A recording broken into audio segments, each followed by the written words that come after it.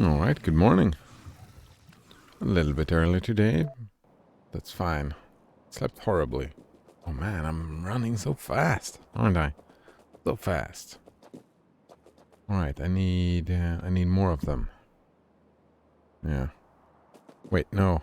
Fuck. I was thinking about this.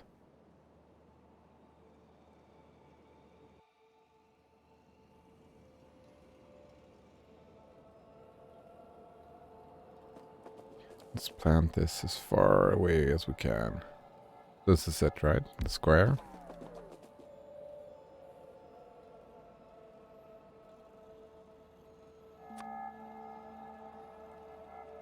Oh no, right, no. It doesn't work. Both of these are too far out.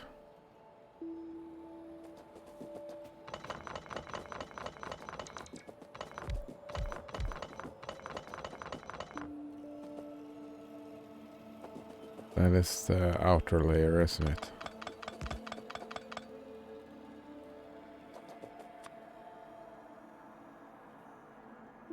Yeah.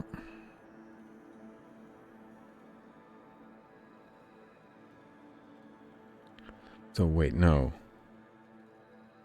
This is probably fine though. If we take just these... Where are they? I'm blind. There you go. If we just grab those. Oh.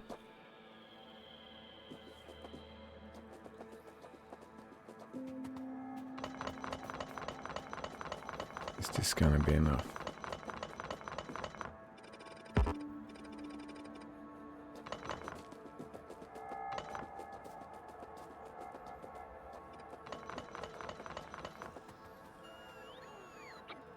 See, how much room do I get from this?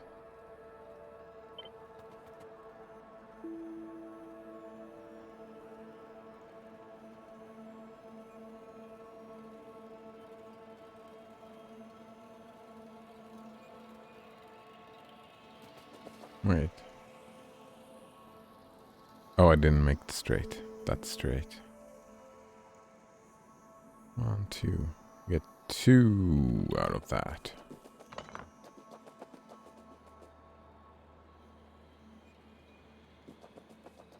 So what about, if we like make a blueprint out of this. How many are there? Like 168, 178. Actually, let's check that out. Factorio accumulator ratio.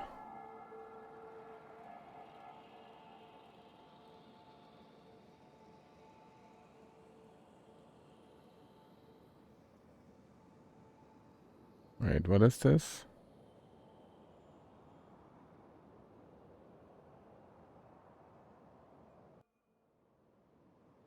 What do they have here? 150. Oh, they need more solar panels than accumulators. That actually checks out.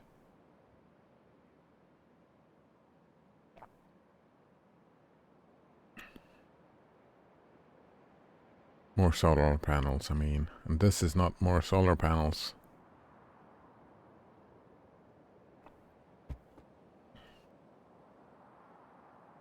What if... Oh, will this work? No, it will be too tight, won't it? Right, if I replace these... Wait.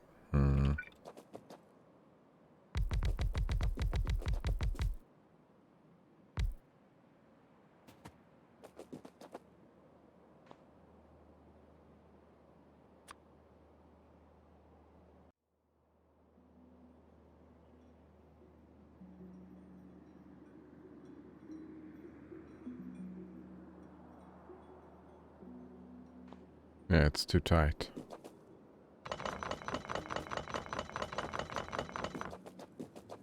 Is there any way I can fix this? I mean... No, not solar panels, but...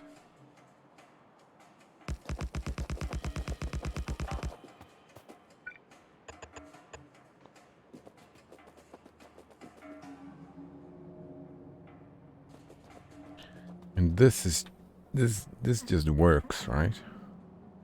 It's too many accumulators.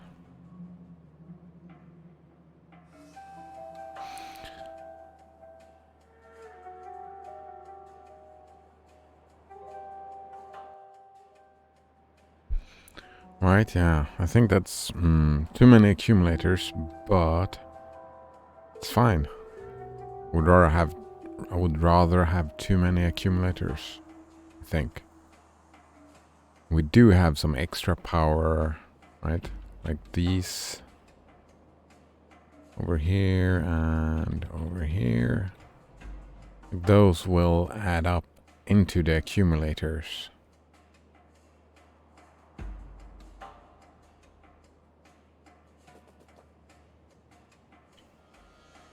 I'm just thinking if there's a way I can change this around.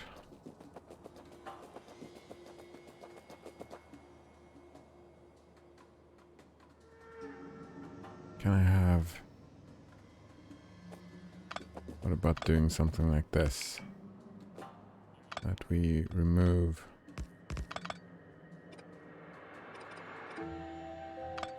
Just opening this door.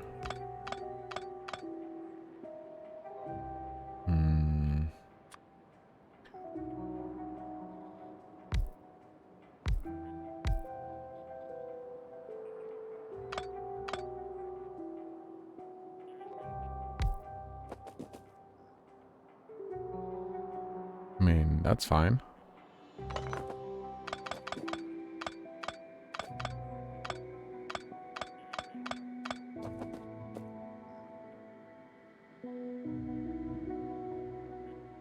Wait, can I... What about this? Ah, no. Wait.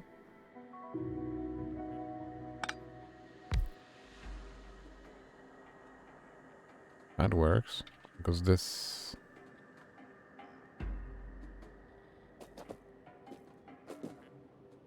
Wait, I don't even need this then, right?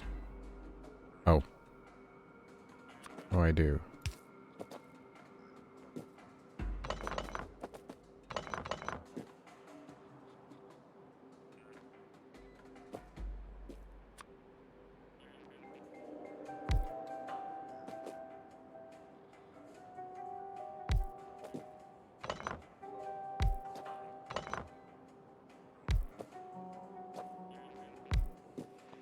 Alright, so what about this? Here we go.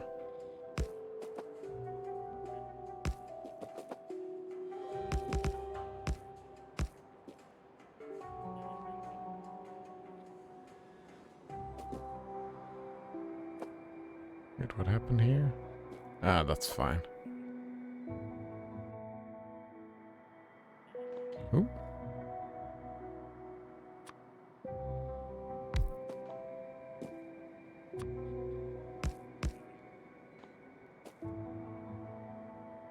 And the substation. Wait, how did I move the substation? Is that a straight line? No. They're moving a little bit outwards, right? One step out. Oops.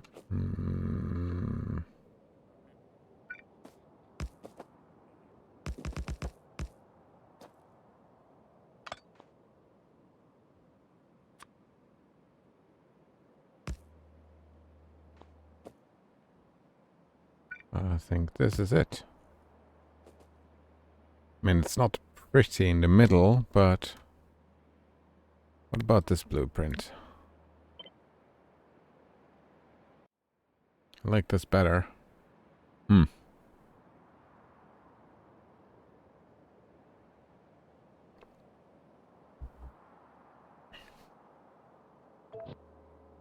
It's not pretty, but it works.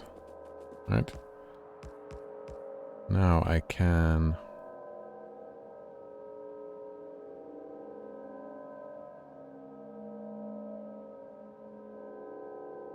That's double stepping.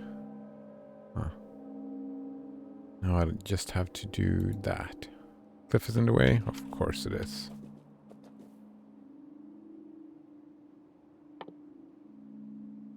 And I ran out of cliff explosives. Of course I did. Alright, so. This one is... Let's trash that one. And let's move this one in here.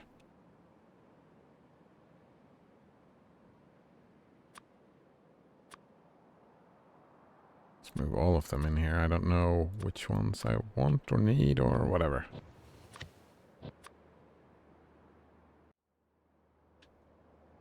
Alright, I can just roll like that. Perfect. And as I said, it's not super pretty, but will do the job. What we need now is to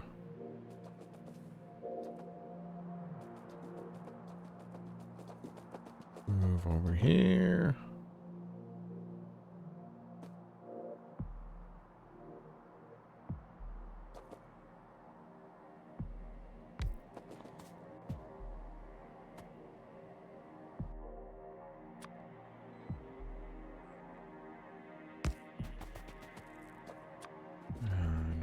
To move this way, I suppose.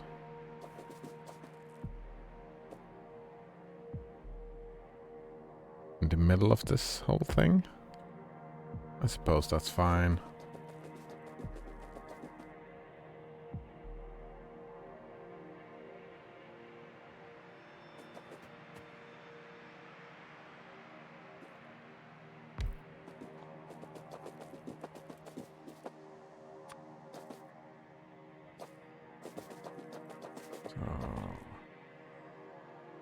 Wait. Is that it? No, that's it, I think.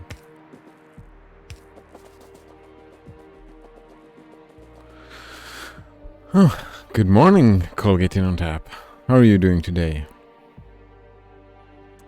He says that nightmares can sometimes be starving.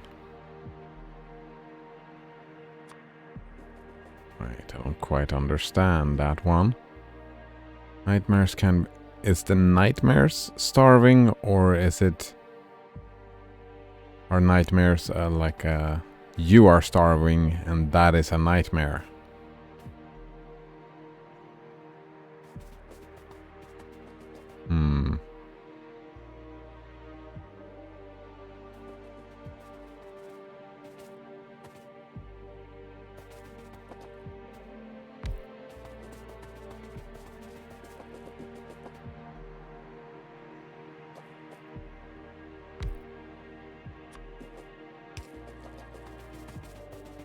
Because a nightmare itself can't be starving, right?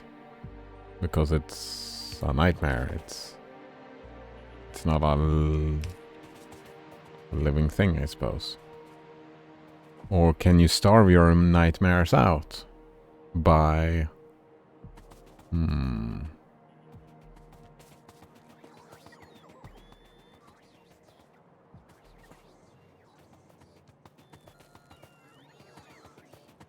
By not feeding the nightmares, I suppose.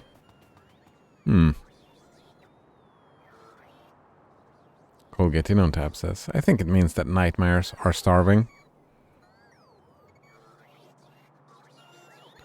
Alright, so one way of looking at it is that if you're having a nightmare, you can starve it out by not feeding it fear or whatever it's feeding off of.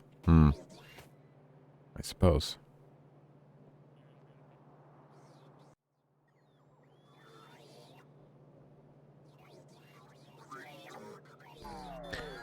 Wait. Oh! Colgate Tab says, as in it causes starvation to someone. It is starving someone. Oh man, I mean... If you're losing sleep over it, it's starving you of your sleep. That's not very inspiring though, is it? Like... Oh, you should stop having nightmares. Why, thanks! Thanks. If I had a nightmare, that was super helpful. Super helpful indeed.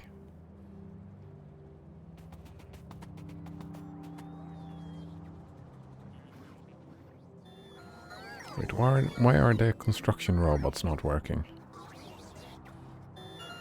Oh, did I not make them into passive provider chests? Probably not. Let's check this out.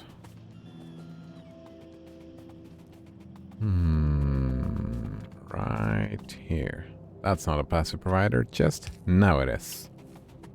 Same with the one over here. We need a passive provider chest over here. Yep. And there it is. Now, by looking here, we have... Wait. Did I not? Oh, no, I did not. It's... I've got some lacking places on the radar. Right here. Do I have some radars? I do. Let's put one...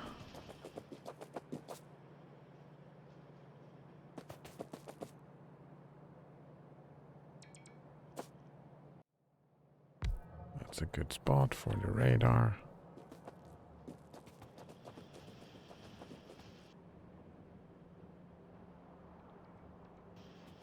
Probably something here. Nice. They're off doing their business. Probably right there.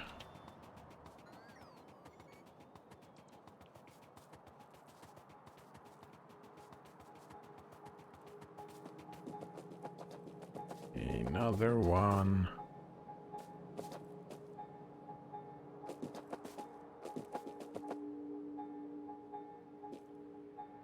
Right here is probably fine.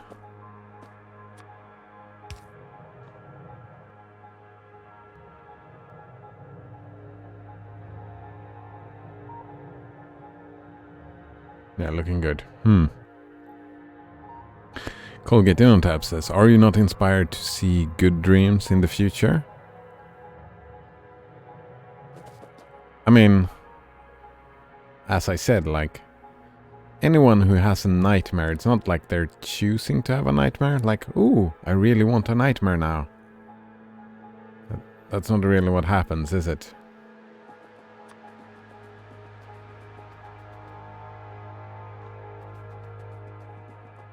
So, are you inspiring me not to have a nightmare? I mean... No, not really. It's not in my control, is it?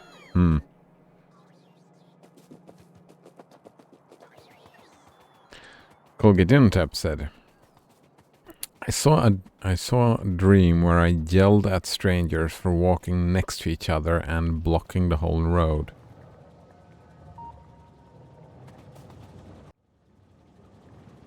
Oh, man. Were they walking next to each other? I mean, that's so annoying, right? If you're in a hurry and like a lot of people are in front of you, and you like, man, I need to get past here, but can't. I can see that being annoying. But like, if we're gonna take that as an inspiring quote before, then, well, that was unnecessary to have that dream and have that anger and have that annoyance, right? It's starving you of a fun dream. So maybe you should have just not had that dream. That doesn't make any sense. Colgate on tab says there was like 6 of them. Yeah. Oof. Super annoying.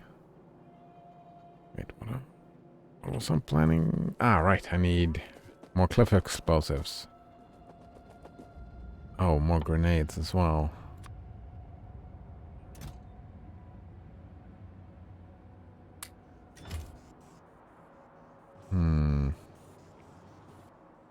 I need to start automating this. Do indeed. Colgate on tab says, I don't know, I find it pretty funny now. Oh. Then I suppose. Yeah, if you find it funny now, then I guess it was a good dream. Good job. That's not how it works, right? It wasn't a good job, not really. Alright, some more cliff explosives. And that's fine.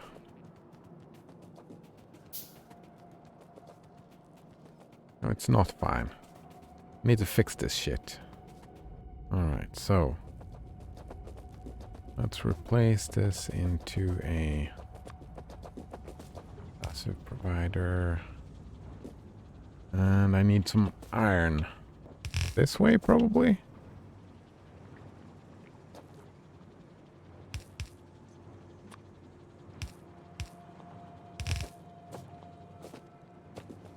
I mean, there's no iron coming up here, I don't think. Nope.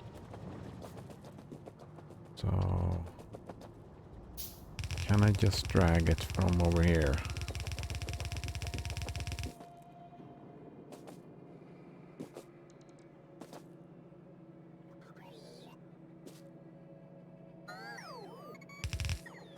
I'm gonna be all terrible about it. I'm just gonna do some cheese, take a filter inserter, and grab some iron.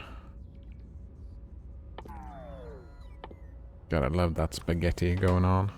Alright. See, Colgate in on tap continues. When I walked past them, I hit one of them. And that's when I yelled at them.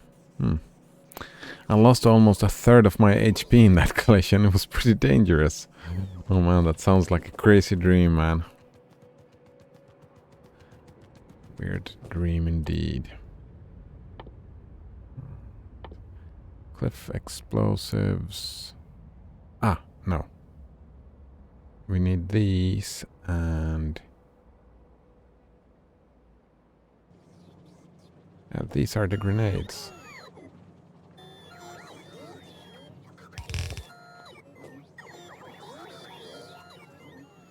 So, wait, where are they? I'm blind. Here we go.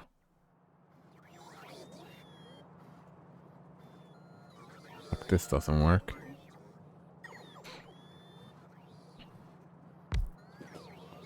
Alright, so what we do is that we move this over here. And we move this over here. Like so.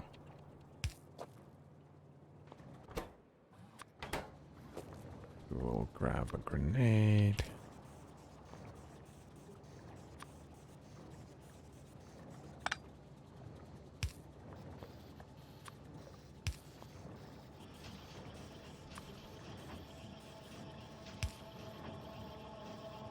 That should be fine, right?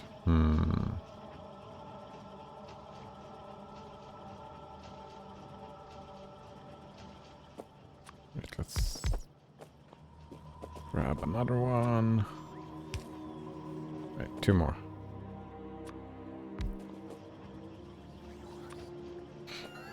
Right. Here we go.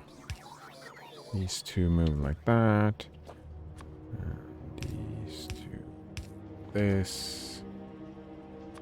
And a...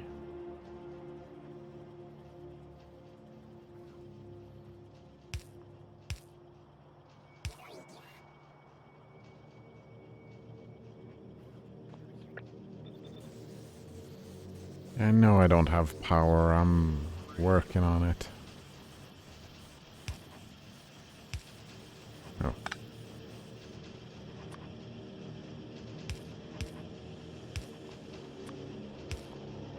See, they're moving so slow because I don't have any power. That is why I needed cliff explosives. Wait, Cognate in on tab says, went from 52 to 35. That is kind of a hit.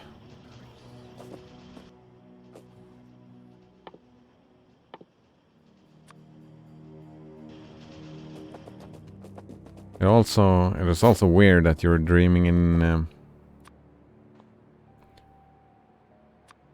health points, right? What kind of game was it that you were dreaming about? I'm curious.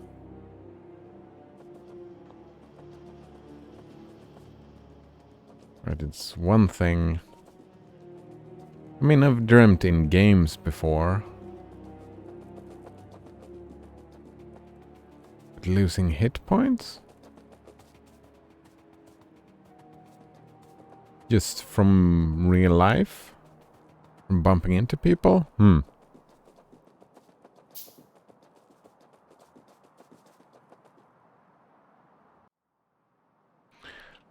Colgate tab continues and says, although I don't know how the mechanics of that world works, and if I died at 0 HP.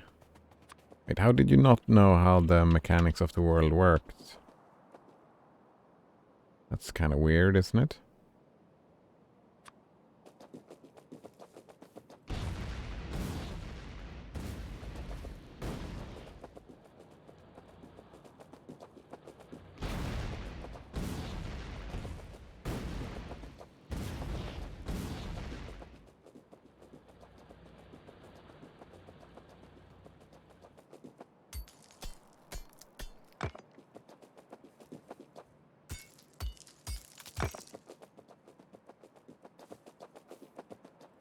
Well, I mean, I suppose dreams are fucking weird. I don't remember them very often, but when I do, they are weird.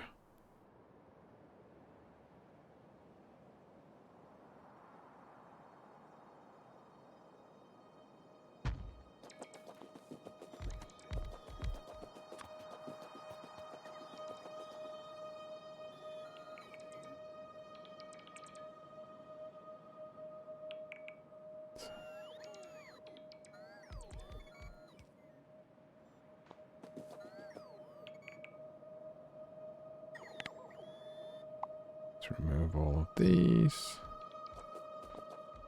And place another one. Do I want two? Oh, just the one is fine.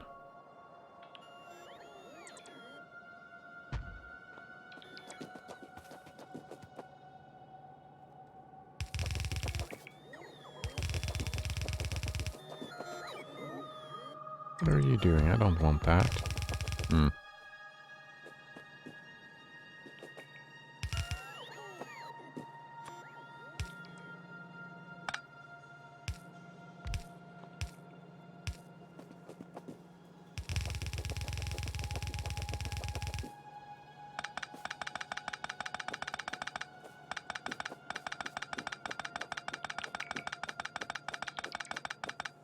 Colgate tab says, I just noticed after the collision that I have a health bar and just lost lots of it. Could be that I had it before, but I just didn't notice because there was no changes to it.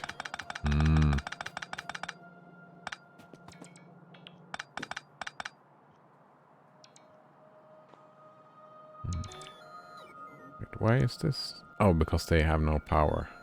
Of course.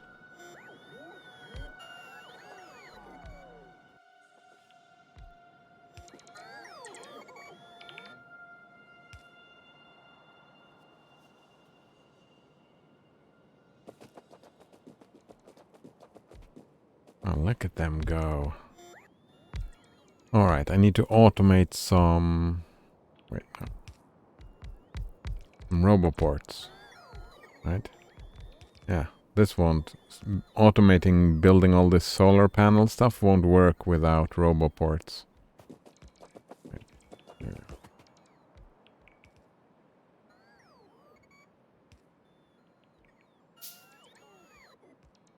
Same with... oh, right, I need... power things as well.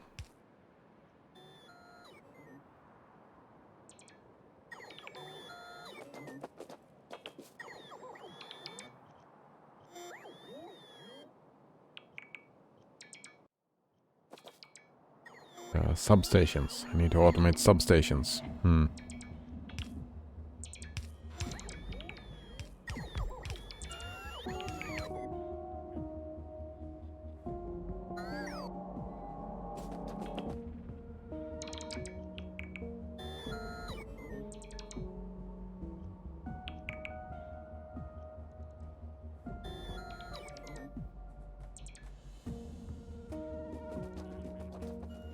Substations and roboports. No power? How? How can you have no power? Oh, of course, since I don't have power for you. All the power is going to something else.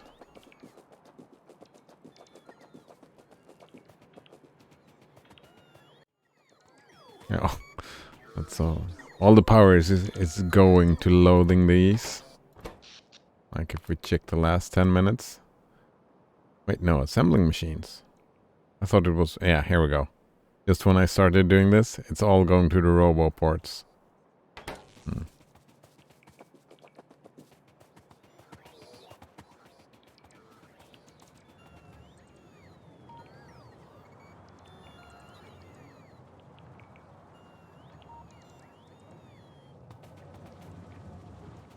Alright, so...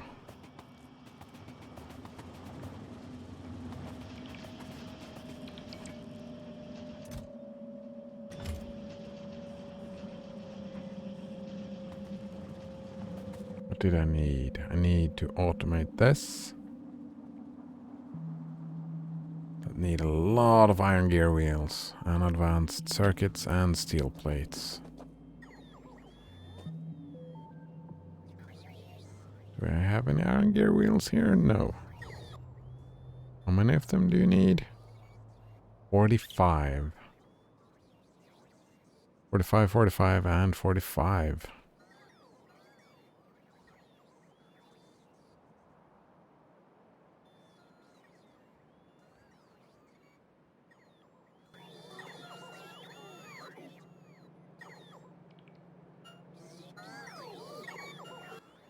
Don't need plenty of them to build this, though. So can I just be sneaky and put it right here? Yeah.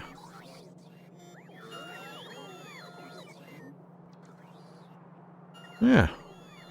I'll be sneaky. Put it right here. And then we'll put...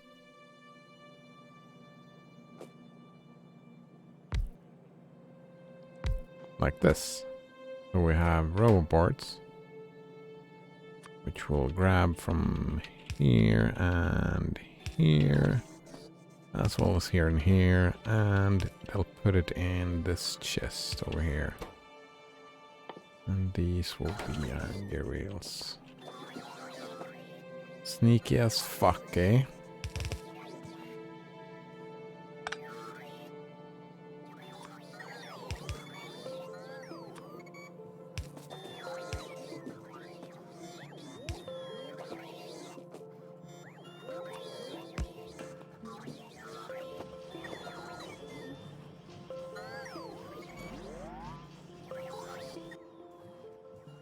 Pretty sure I've set roboports here somewhere. I don't see them. Ah, here we go. Yeah, 10 roboports. Perfect.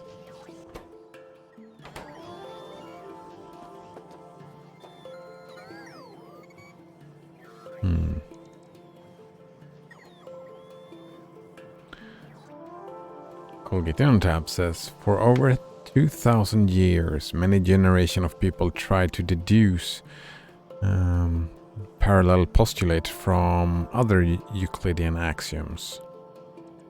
Then, on the 1800s, some fellows thought, what if parallel postulate can't be deduced from other axioms? And showed that it was the case, as they had found hyperbolic geometry.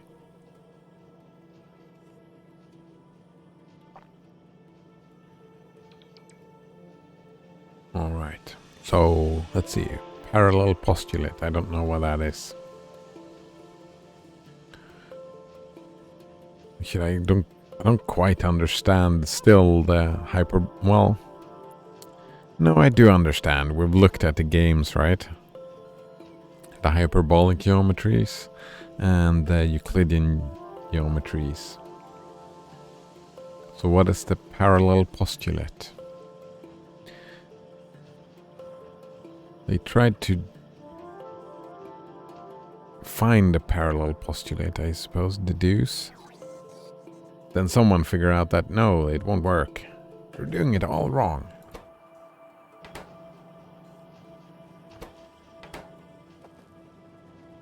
What do I need? I need more power. That's what I need. They're moving. They're trying to give me power. Just slow going. Oh, and I don't have any. Oh, right. The substations. What do you need?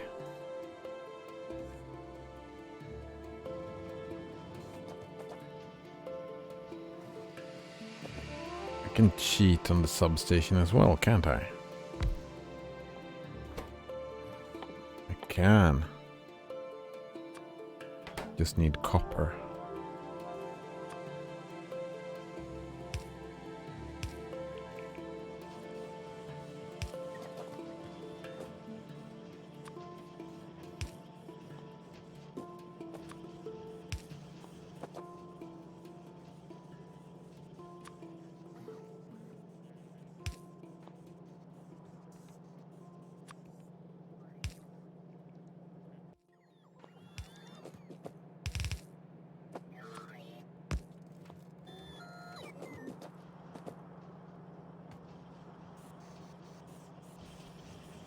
Alright, how many copper do you need? That is what's slowing me down, so...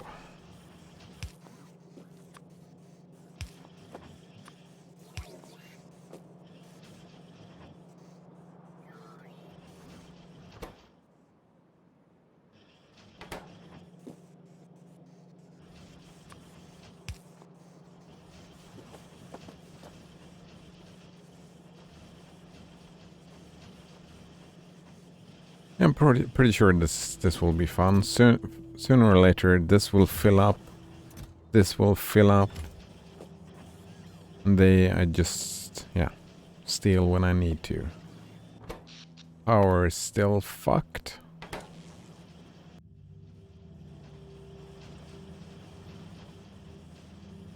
Could start doing some more burning, I suppose.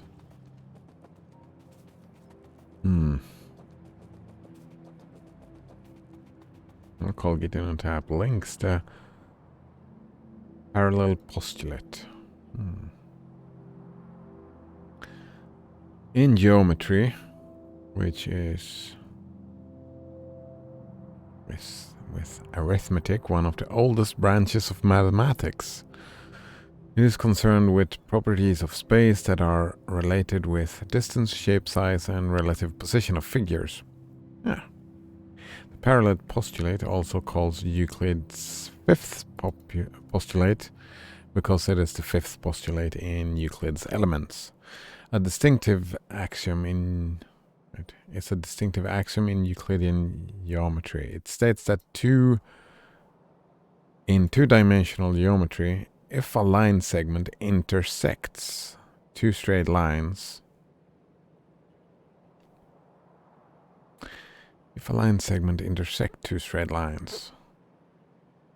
forming two interior angles on the same side. Oh man.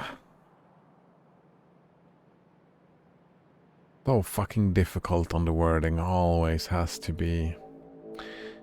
What is a line segment? In geometry, a line segment is a part of a line that is bounded by two... Wow, man. Oh, man. No math today. I'm not in the mood. No parallel postulates. Nothing like that. Yeah. My brain is not in the mood for that today. Indeed.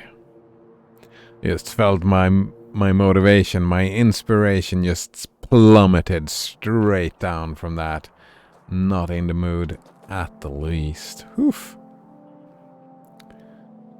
Colgatino tab says check the equivalent properties for easier wording. Yeah.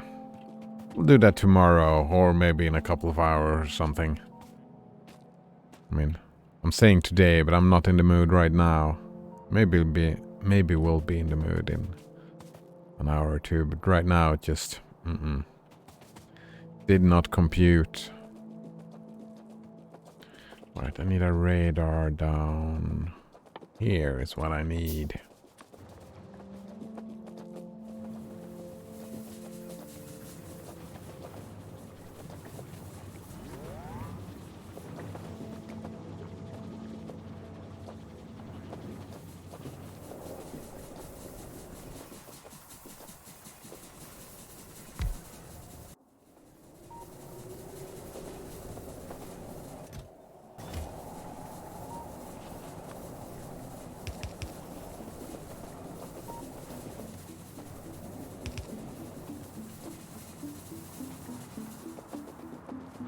Oh, they are... Oh! That's fine, because these are working. I'm guessing it'll be fine.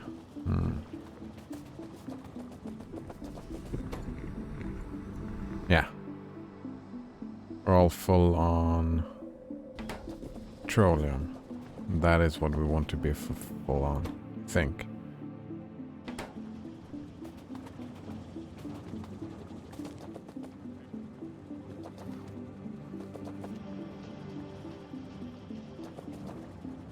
These are all looking beautiful.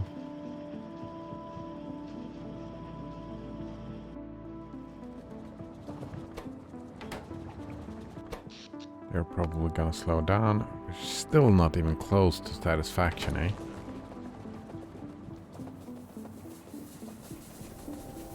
Could play some extra ones here, but no, let's not.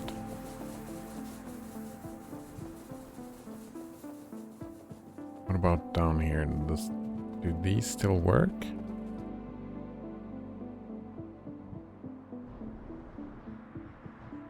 And they're burning just fine. Right.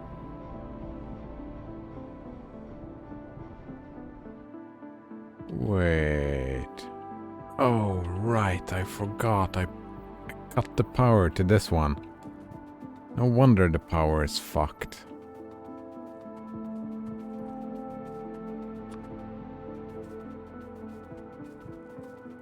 No wonder. Look at this. And now we're fine. Just said boom instantly, right?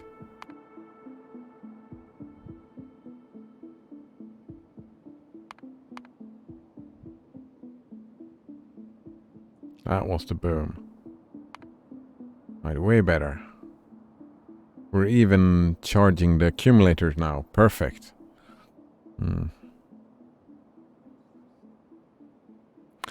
Colgate InnoTab says one simpler way to put it is that there is no upper limit for an area of a triangle.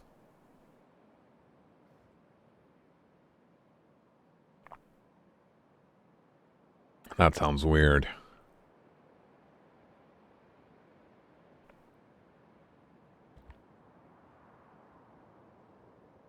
What's this? Oh yeah, the accumulators are taking all the power now.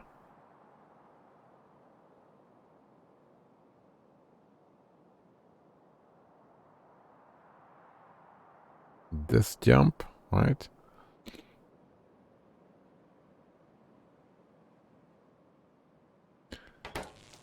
All right. No wonder I screwed that up.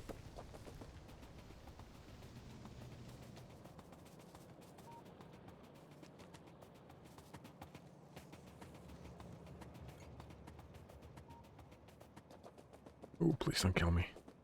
Fine.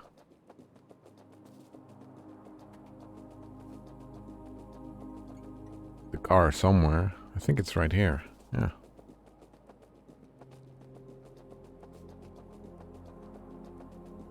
So how does this look? Done, done. Also done. No power here, though.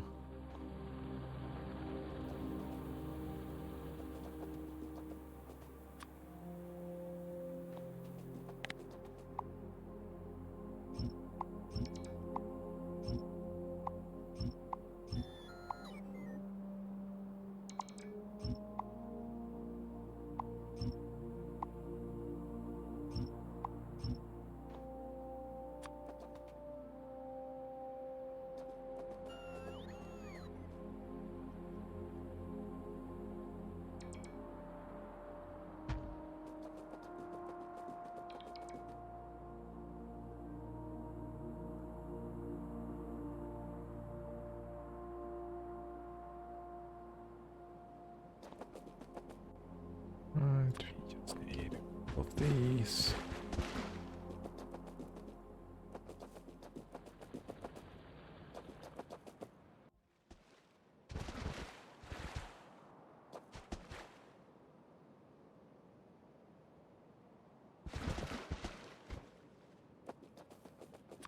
I don't think that's gonna be enough. No. Need some more. Some more, always some more.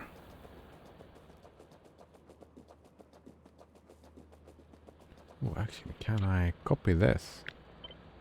I can. Oh, lovely.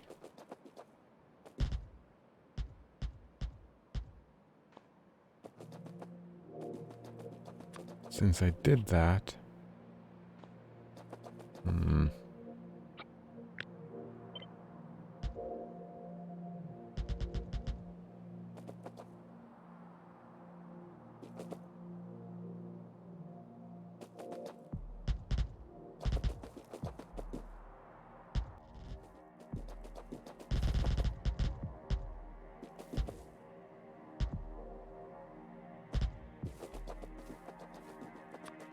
Can I put this here? No.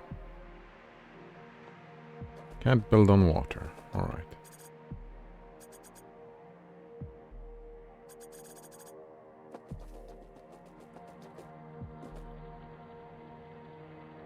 But I can put one of these here for now. And they will build it automatically, I think. As long as I have the... Oh, please don't kill me. Oh, we're fine.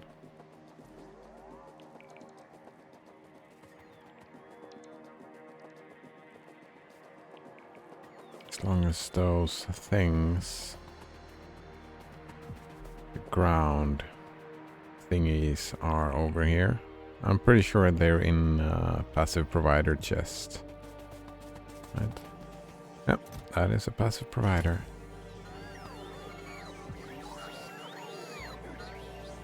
Where did all of you come from? That's weird. Hmm.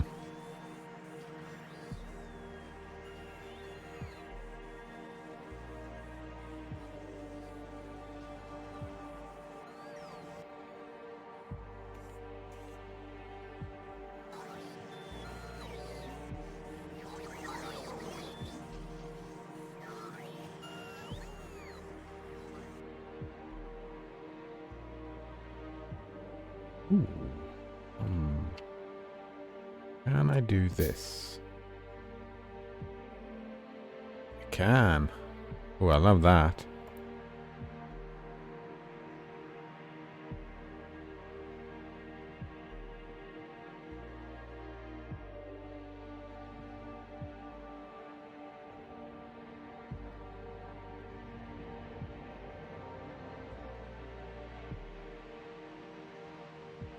Oh, I don't have any radar though, but I can just place a radar down here. Boom.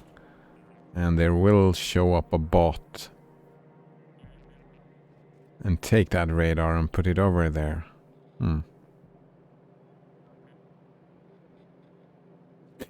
Cogent, tab says, okay, maybe this is even simpler. There exists a rectangle.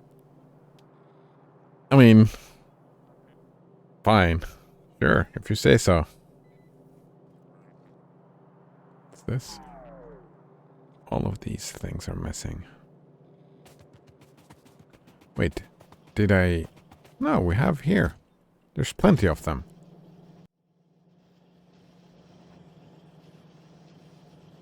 Oh, construction robots.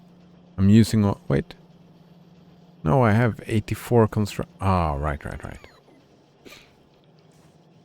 These are all the things that are queued up that does not have construction robots. Which means I need some more construction robots.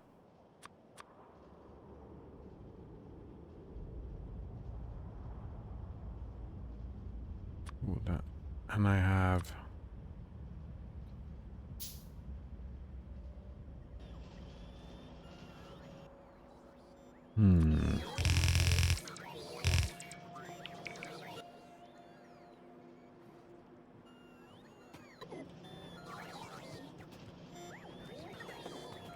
I need the frames. Here we go. Grab some frames.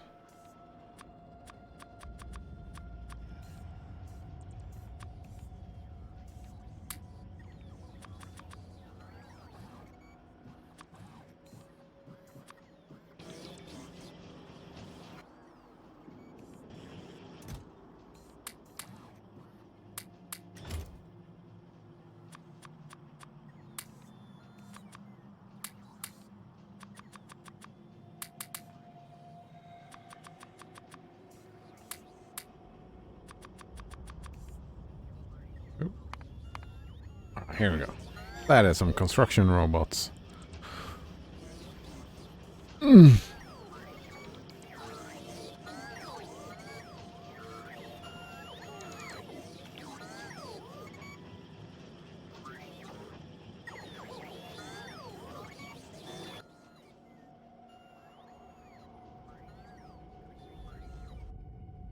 Alright, when we're getting close to only more 50, then we'll put all these out. Look at this. Get them out of here.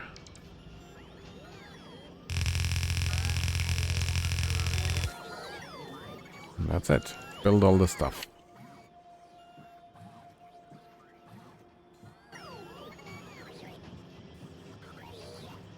There we go. Now I'm not missing bots anymore. Now I'm just missing materials. Which is fine.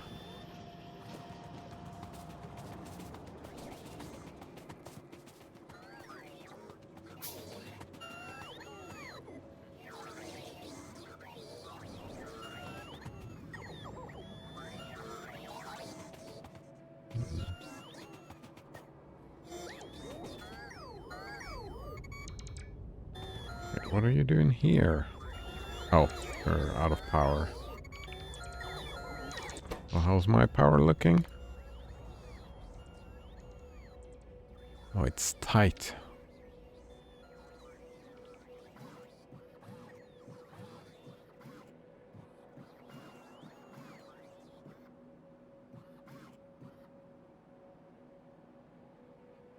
No, it's... No, it's fine.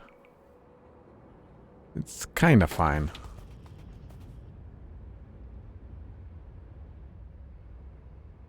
Why is this not? Can I prioritize that? There it is. Perfect.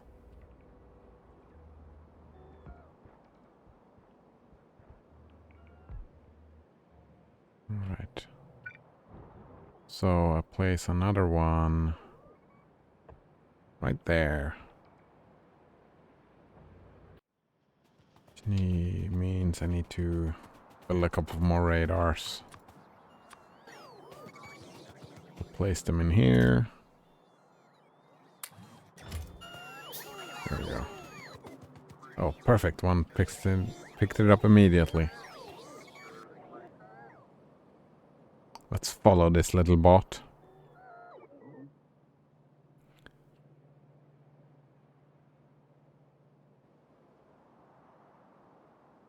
Will this show up on the map? No, it won't.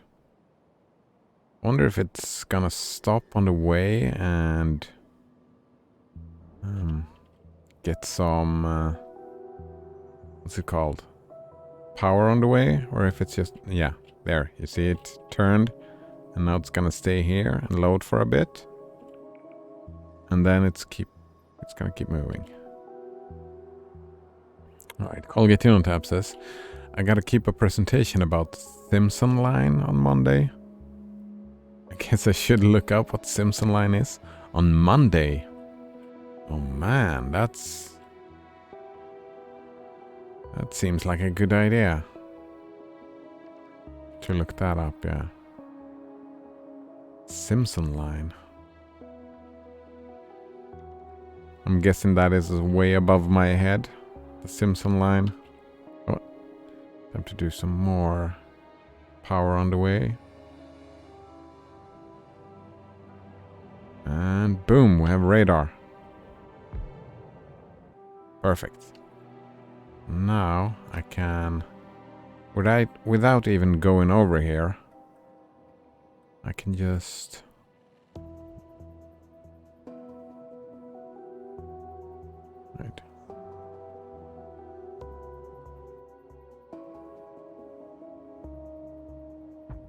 place that down.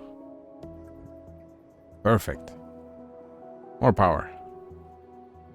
And then without going down here, we can decide that we don't want this stuff. Get rid of it.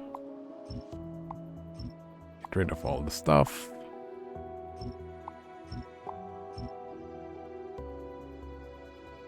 And then we place this down. Wait, missed a bit.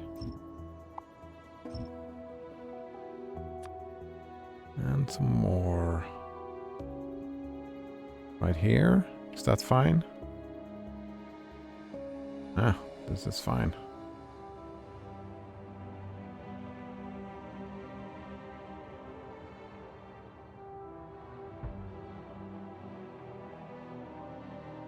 And another one right there. That is the bot's job now. Alright. And also a radar.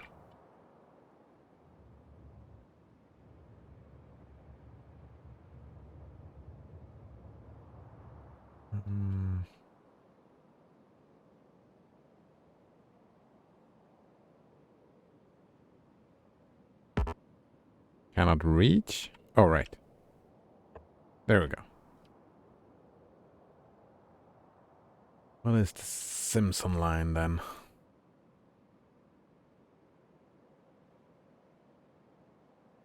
Yep, it's a geometry.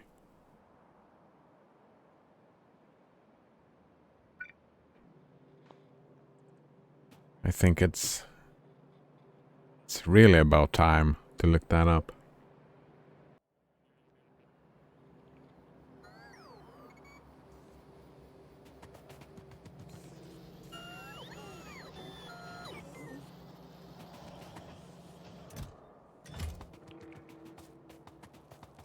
What happens here?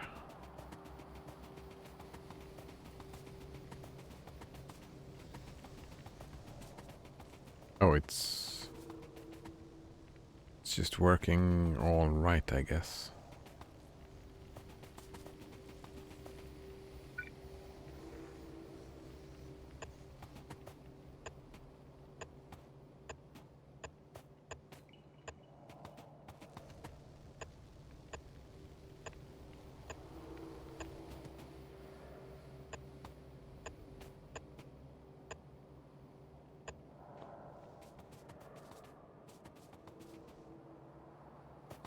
They are full.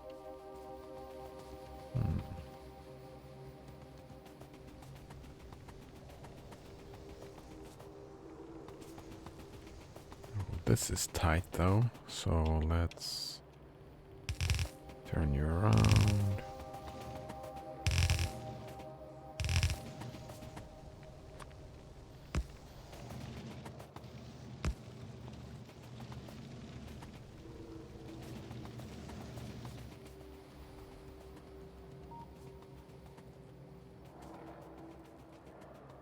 Oh, the copper is fine now. Well, it's not completely fine, but it's working, I suppose.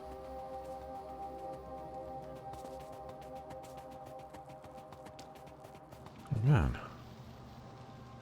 I'm noticing that I think the only thing I'm gonna use the coal for is grenades in the end.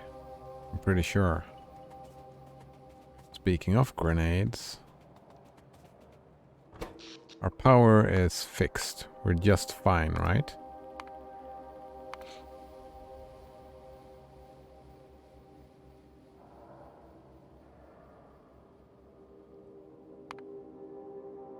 Yeah, we're just fine. So, getting back to grenade and the science stuff.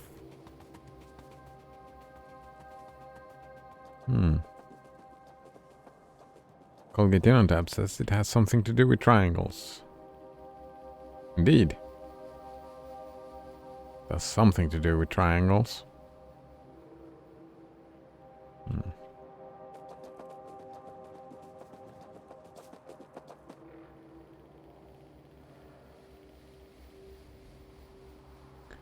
Wait, what did the black signs take again? Grenade, magazines, and walls.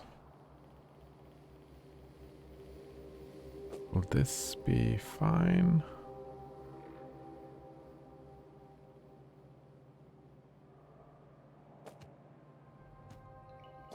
Actually, I think... Thinking of doing...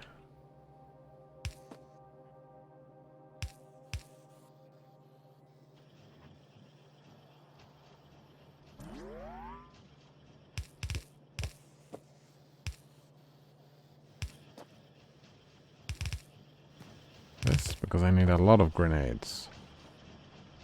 So we copy this.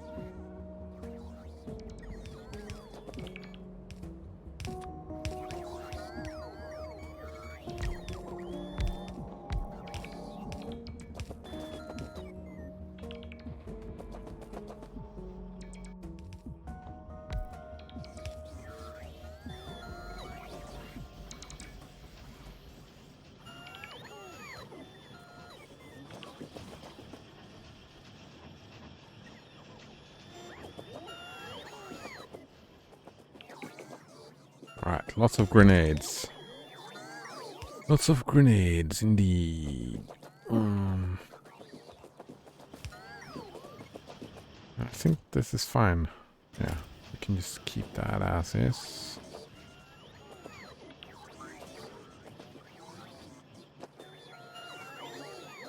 Oh, actually, no. Let's have this go this direction.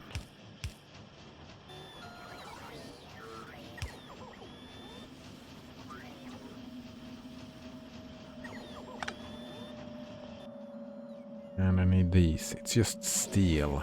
Damn it, I don't have any steel here, but I can just pull steel on this line, can't I? Ah.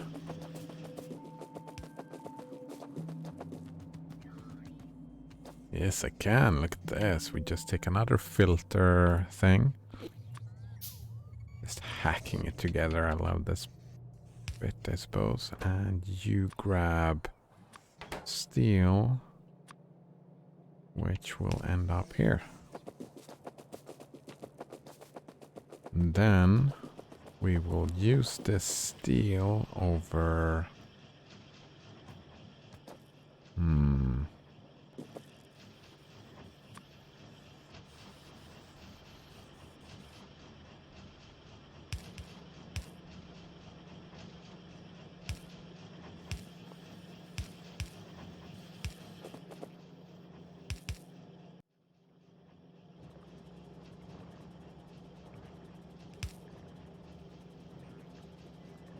over here. Alright, so just take the steel. Wait, where do I take the steel? Here. And we make barrels. Move the barrels into this little box right here. No. We move the barrels into... damn it.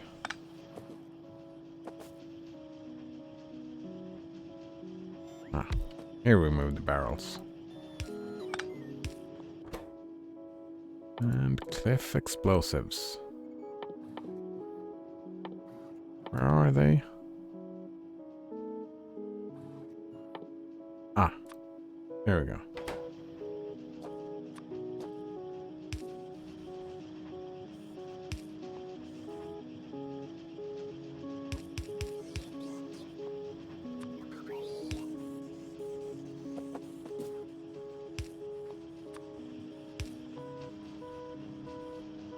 And we have automated cliff explosives. Perfect.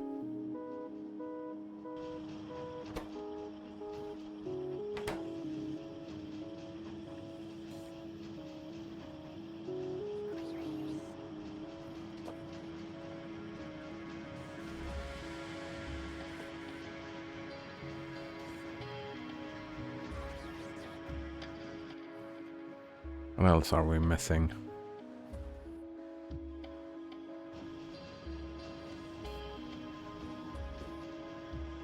Rather, what's next?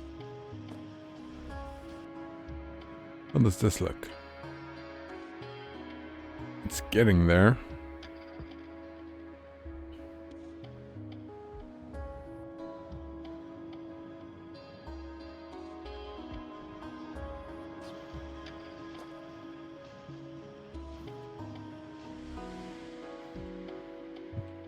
Pretty sure that blue science is next.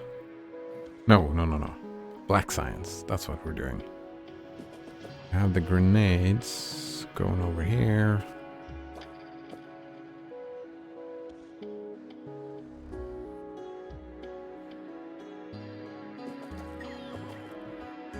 Alright, so ammunition. Iron plates. And steel and copper. Iron plate, steel and copper.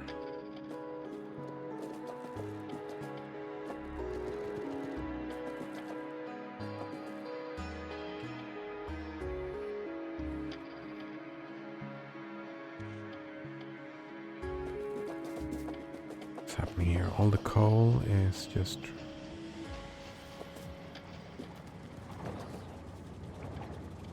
Oh, is there not enough coal coming in? Or it's... Ah. Let's try this out.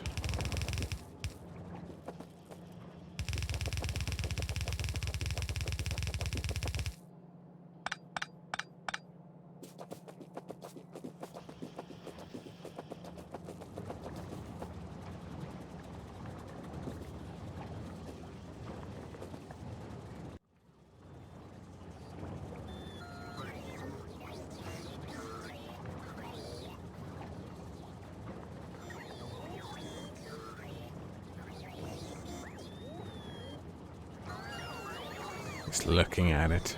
Oh, I love looking at it, just working. Over here, they're just... Yeah, they're too fast.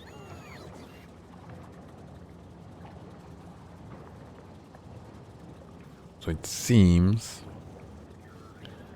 The problem is that I have both of these.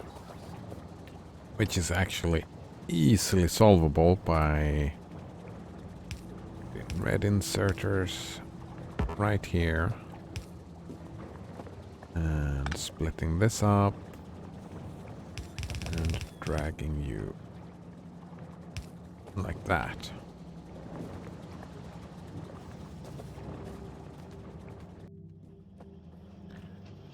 And just grab all of that.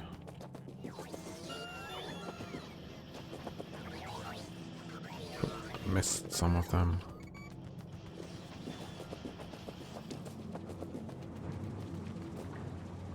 And voila.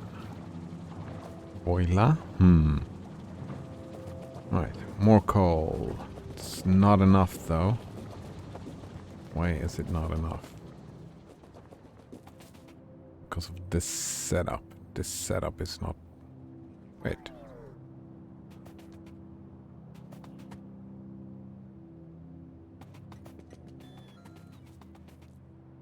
Oh, I'm not gathering coal over here fast enough, am I? Go check it out. Yeah, it's just here waiting. This is not enough coal. I need more coal. Need more coal over here, and I need to make it into 2 lines somehow.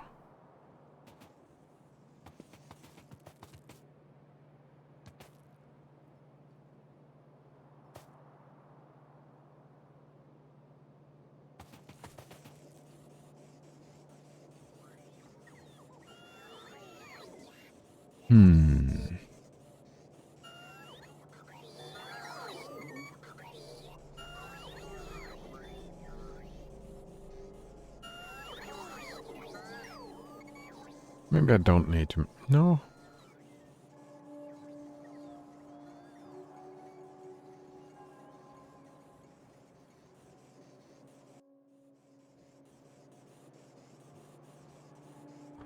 What is this? Oil. Stone brick. Alright, that's coal, and this is... you can just copy this, right? And this will... yeah. Alright. Now I've got the plan.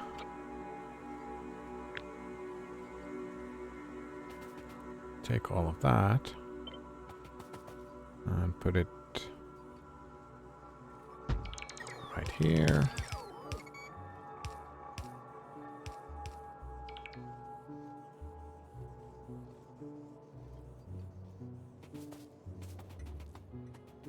Then we need another train.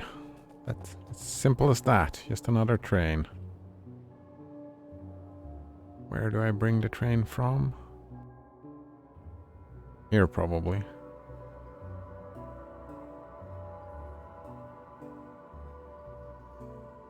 Yeah. That is fine.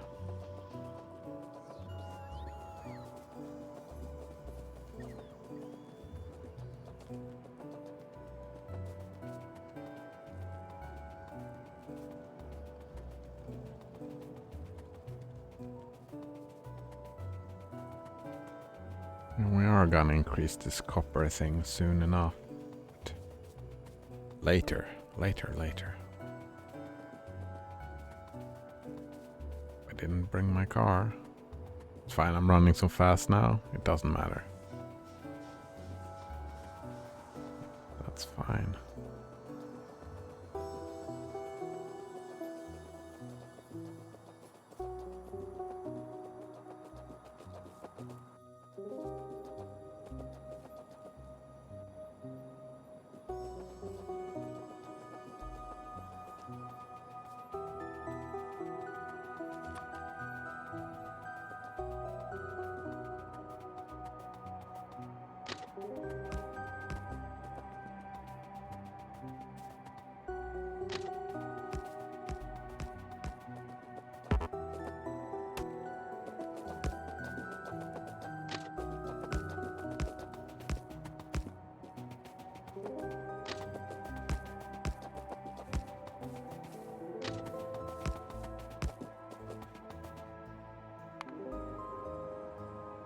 The Ghost Rail Planner is used to plan long stretches of new... Wait. The Ghost Rail Planner. Oh! Oh, so I can just... is red.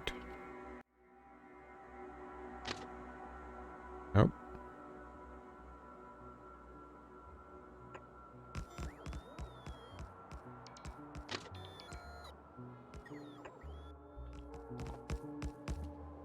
Alright, that becomes a little bit easier.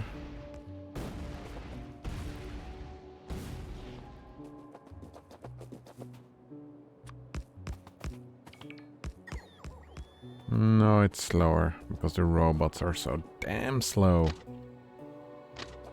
I'm faster than the robots. Robots? I mean, I could... The robots do half, and I do the other half, I suppose.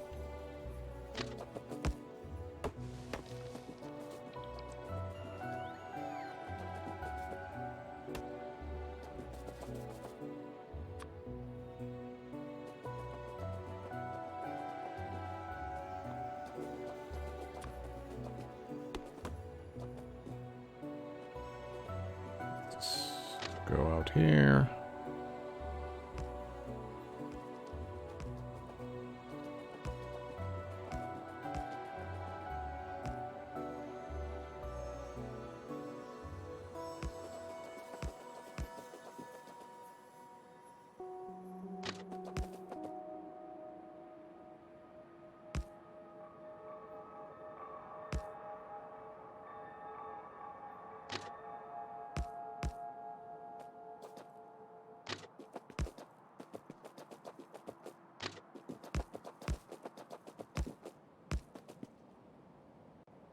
Oh, damn. Cat hair everywhere. Damn it.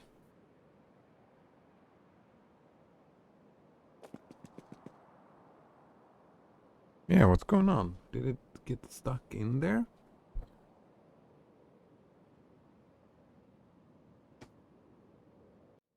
Working now. Ah, here we go.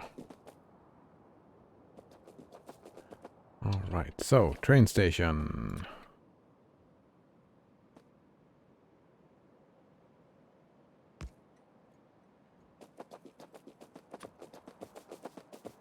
And a block.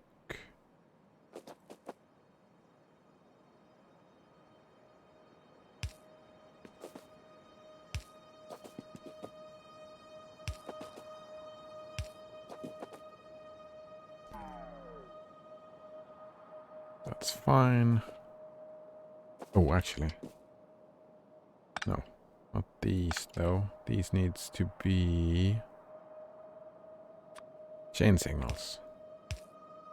Now it's fine.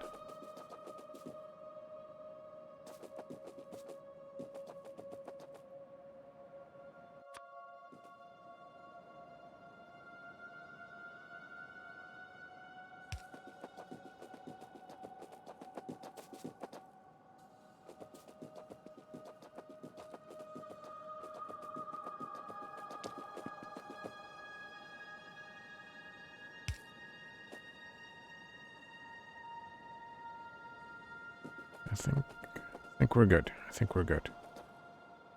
Okay.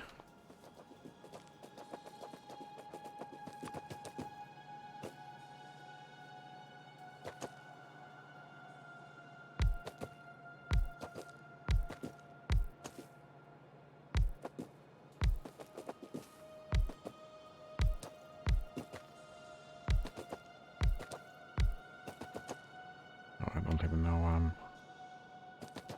Let's do this. And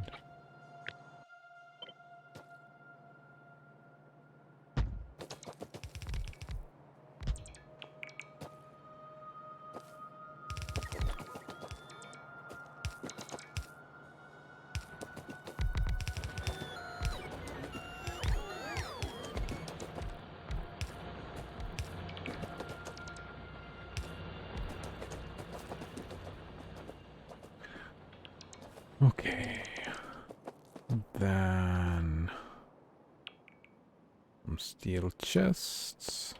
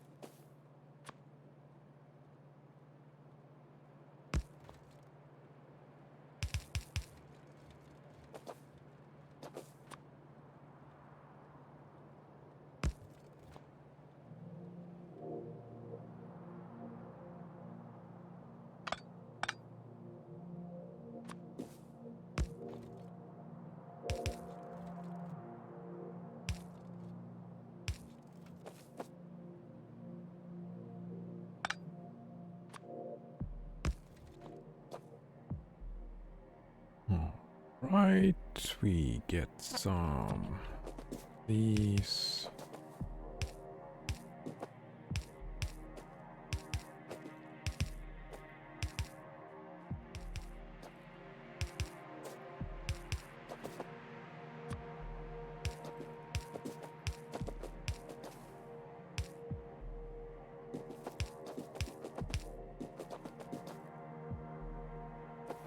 Oops.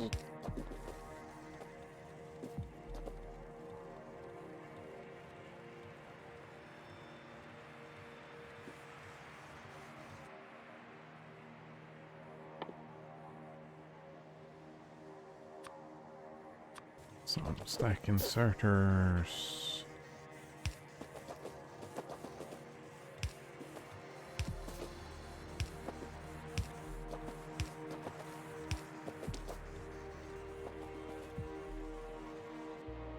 And another train. Alright. A locomotive.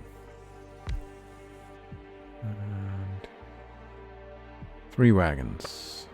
1, 2, 3.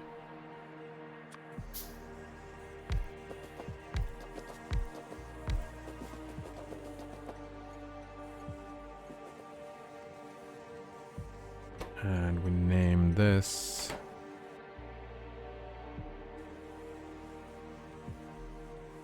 Where is it? Here we go. Name this S1 coal.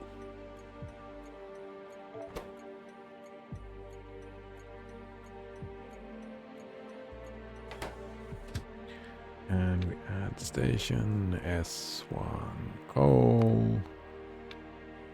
Until full cargo, we add a station which is northeast drop coal.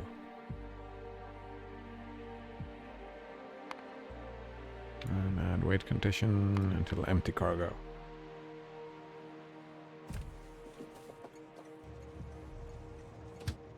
And we go to manual.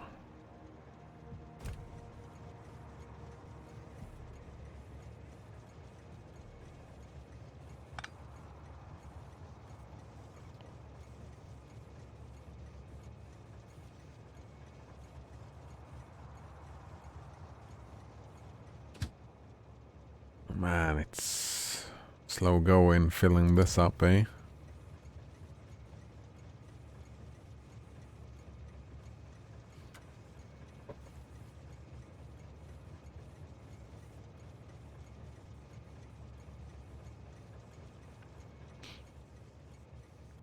Is there any other coal nearby?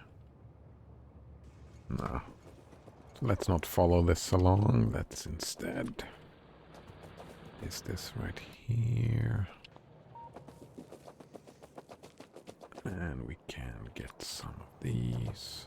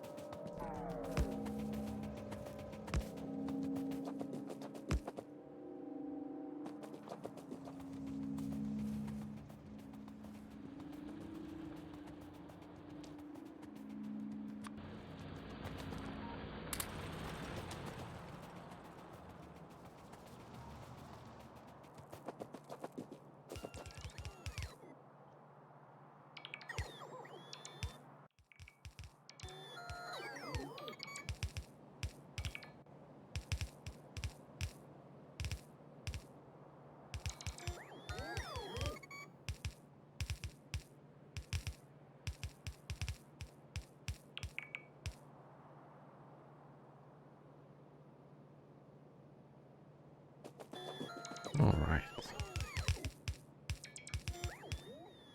This is all set up and pretty ready to go. If I want to... How did I screw this up though?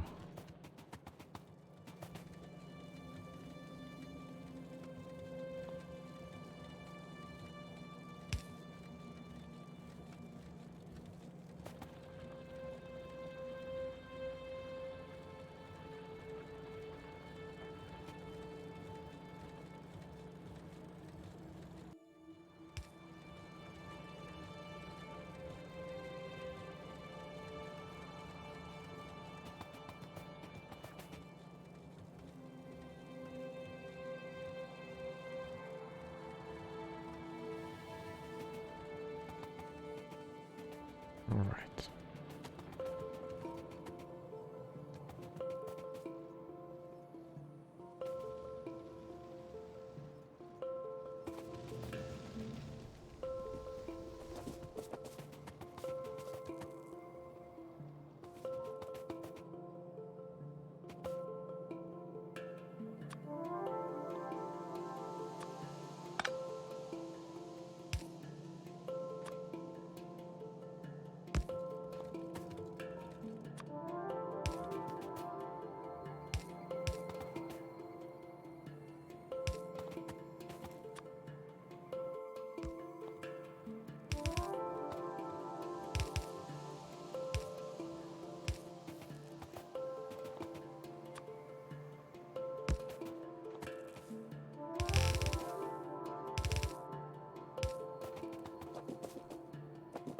All right, up and running.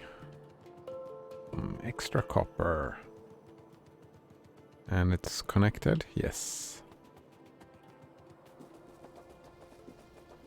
Perfect.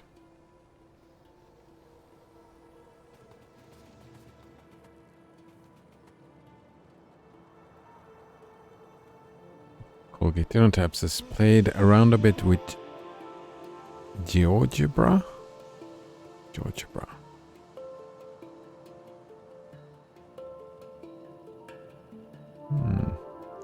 And now I somewhat understand Sims Online.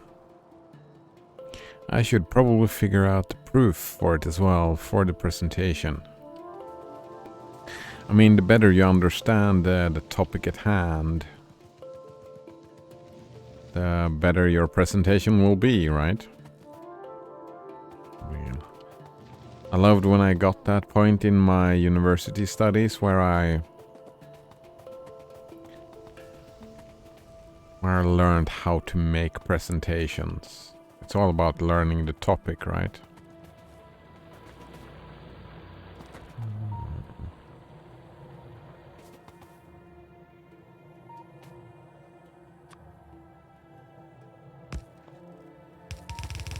And when I got good at it, I didn't have to prepare much at all. It was just, oh, I learned the topic, and then it was just, yeah, I know the topics, and just structure. Like, I want to talk about this, this, and this, and this. Could pretty much structure it in my mind and just make a quick PowerPoint, and then I could just talk about it. That was, yeah, that made me happy when I learned that structure about how to make good presentations.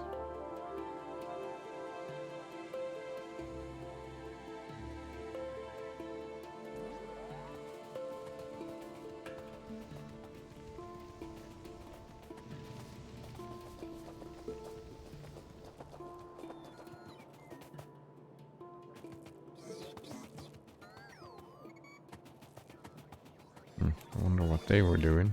Ah. Friends! Oh, I'm using all of the logistics robots. Alright, so time to build some logistic robots.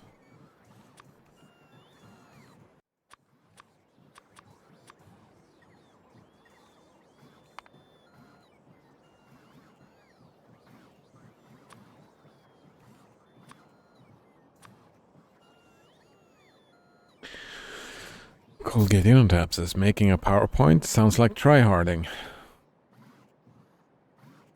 Yeah, I was trying pretty hard. I wanted to make good presentation. I mean, not super hard, but I mean, I liked making good presentations.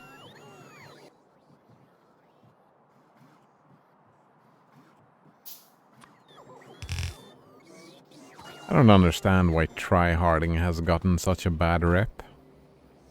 Trying hard to make a good job.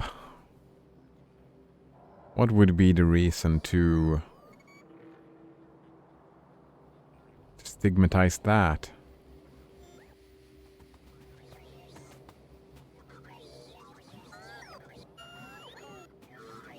I came to, yeah, I just learned. It took time because I had issues speaking in front of people. and stuff like that. But when I had enough, it was first like in the university I learned how to make a pretty alright presentation. I mean, there is an argument for not using PowerPoints, I suppose, especially in math when you write it out on the board. Writing it out on the board is probably preferable. But in like psychology and English and stuff, then a PowerPoint is just fine. It's fine.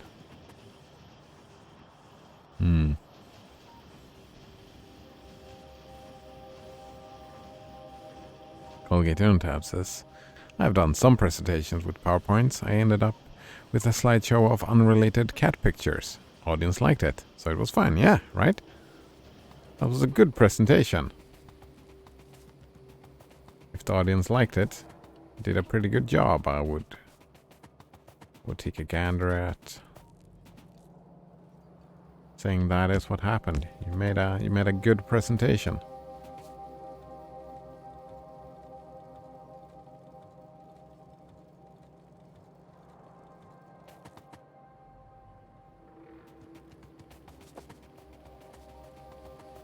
Where is the hold up? Is there a hold up? Oh, right. I can probably, yeah, do this and this.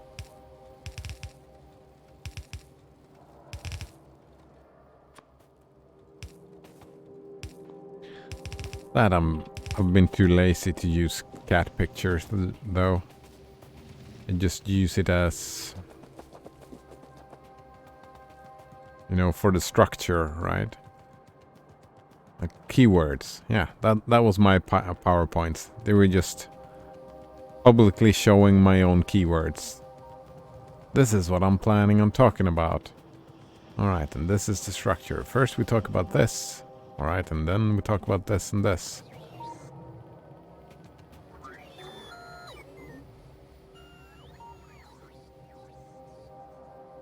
Yeah, it's showing off the keywords. Colgatinotab says it can be soothing to look at cats. When I am spitting out scary maths. Yeah, I get that. Indeed.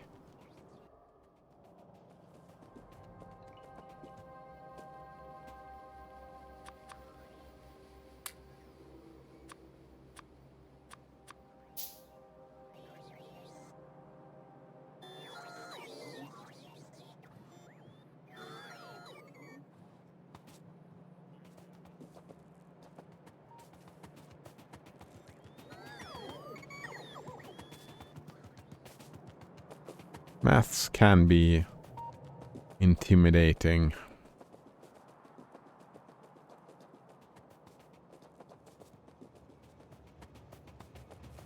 Wait, what is the issue here?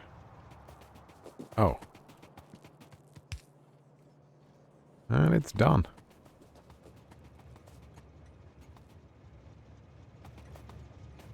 So now this is full, this is full. These are full. Ooh. This is just working fine. One is slow, which is also fine. Filled out these things. Can I get another copy of this? I can, probably. Wait.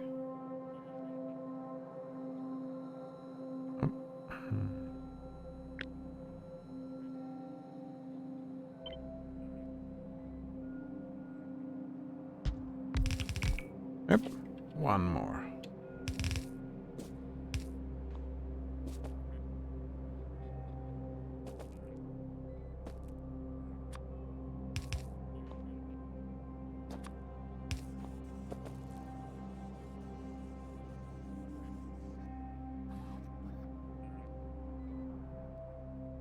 Iron and steel. I need copper and... wait.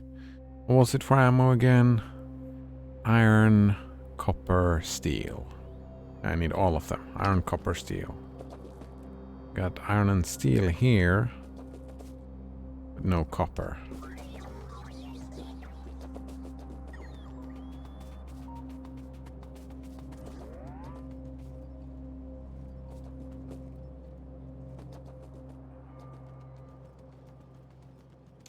probably go down here.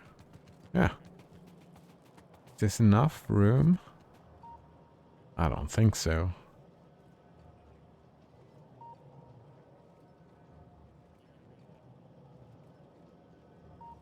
Hmm.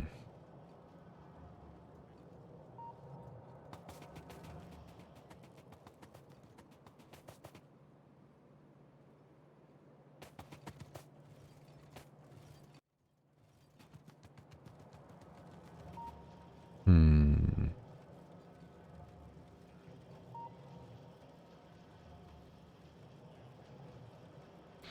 So, the plan is to make all the ammunition. And I'm only using it for science, right? So that's fine. We can probably do some... Oh.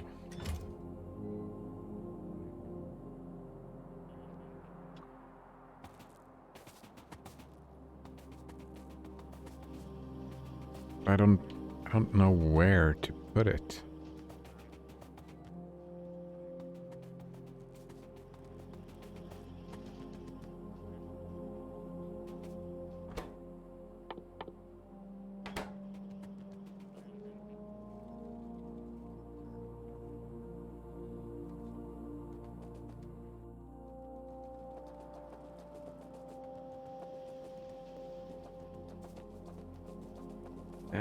I don't know where to... I mean, we have this place right here, if I want to. I was kind of planning on making another line of these, like, look, it's... The issue here, of course, is not...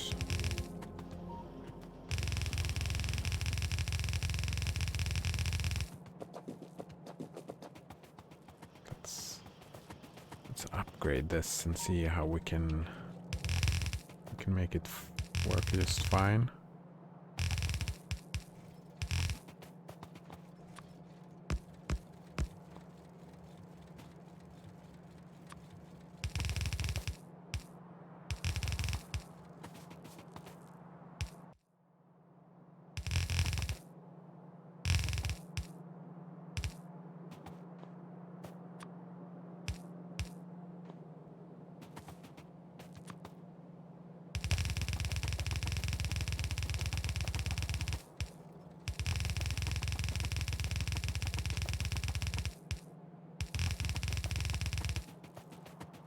Oops.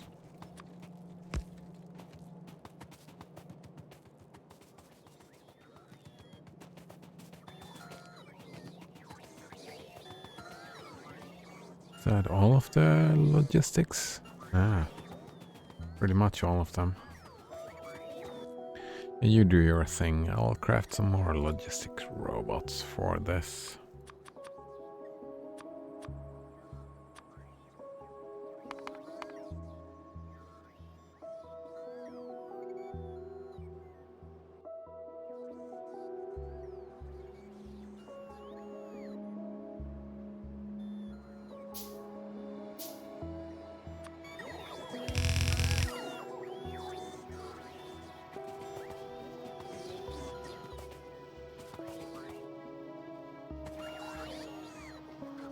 I'm actually curious now, where does that come from? This idea that trying hard should be scoffed at. Like that word itself, try hard.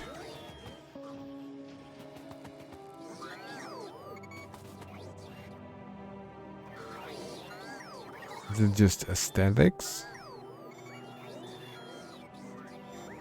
Like that, making it look easy? Someone making something hard look easy is looking kind of cool, right?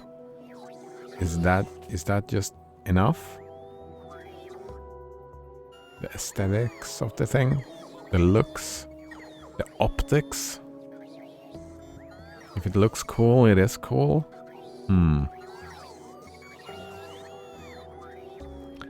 Colgatino tab says kissa is the Finnish word for cat. So I even had some pun there. Nice. One slide's title was Algoritmit vali... No,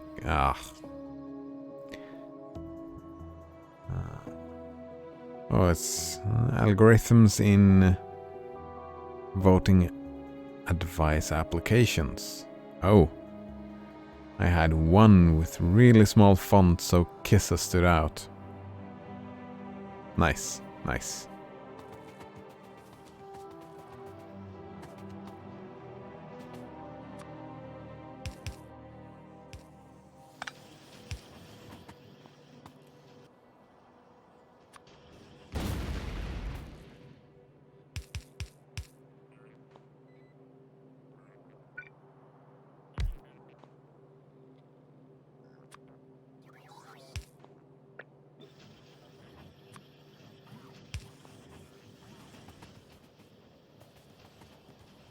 That is the sign of a good presentation, I think, right? Well, it's part of it, right? It's... Good presentation is entertaining. I would get behind that statement for sure. Alright, we need more. Alright. And this one to be all...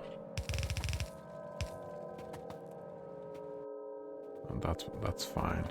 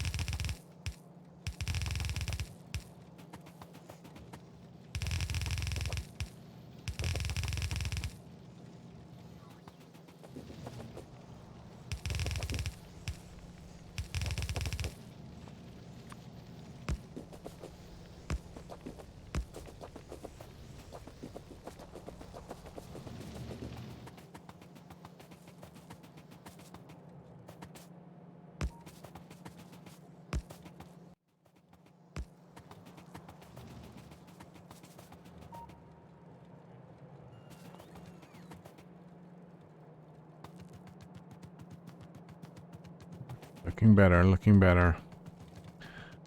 Ah, and it's pretty full. It's not completely... Oh, no. There's one space. But now it's looking kind of full.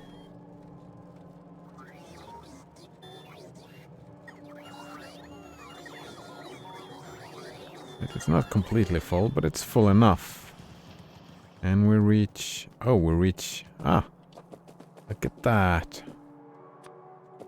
Now it is no longer the copper. Now it's the iron. Perfect.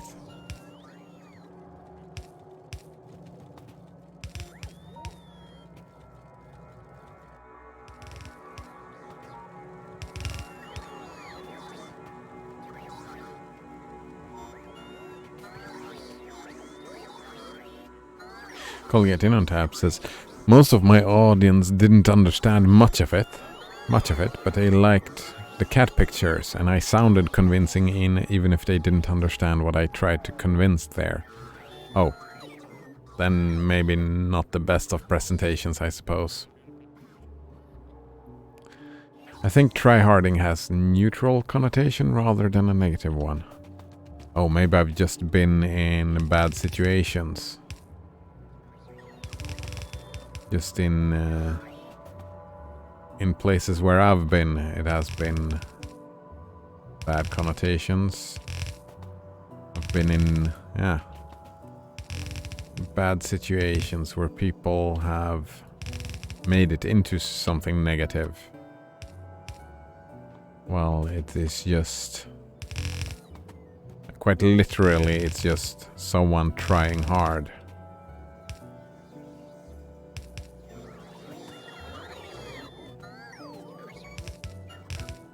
Which can be...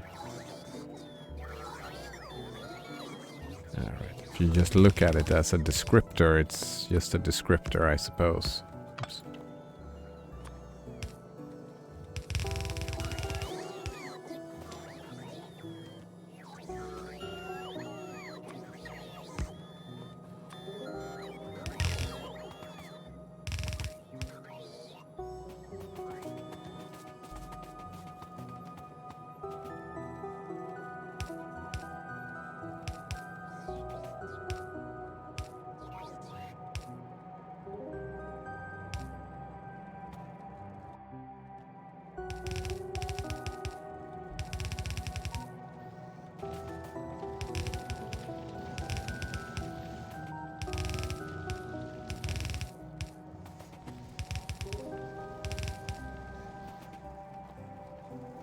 don't even know why I'm doing this by hand. I can just...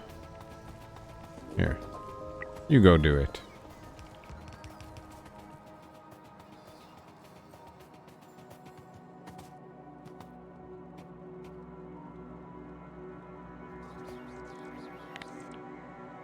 I'm here, right? Just... You go do it. I don't wanna.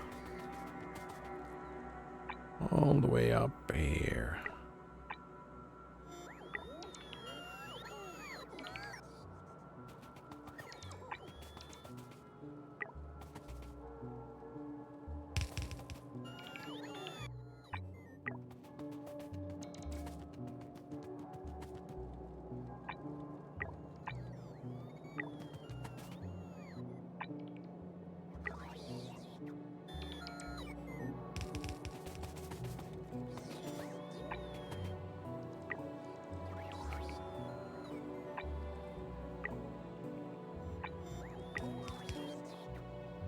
There we go.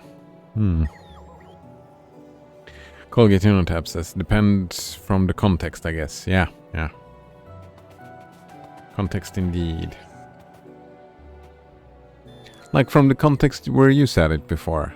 That was negative connotation, right?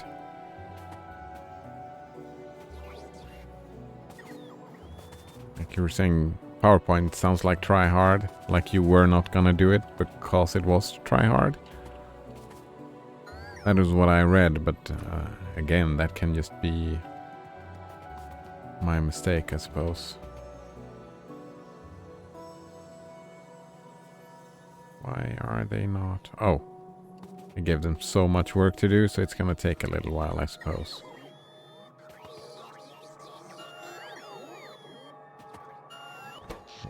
Curious about the power. How does the power look now?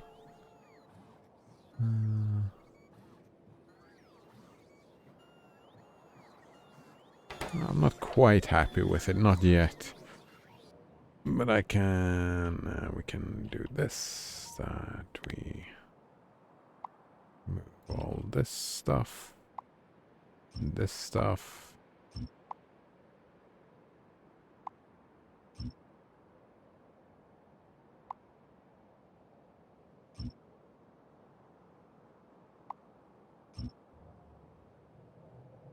Actually, that's a bad placement. That is better.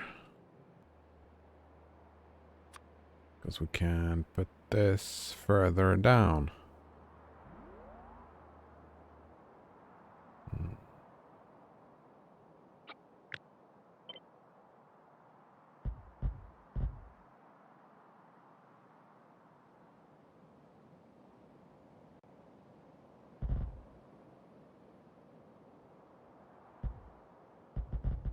Or do I want to do that? Probably not. Now that I think of it. Probably I want the square. Yeah.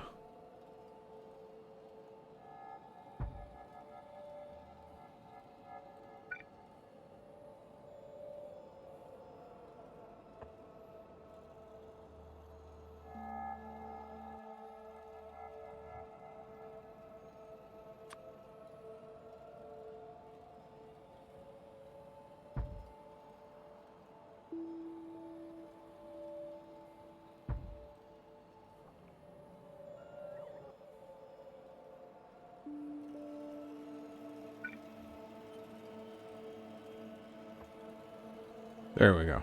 Looking better.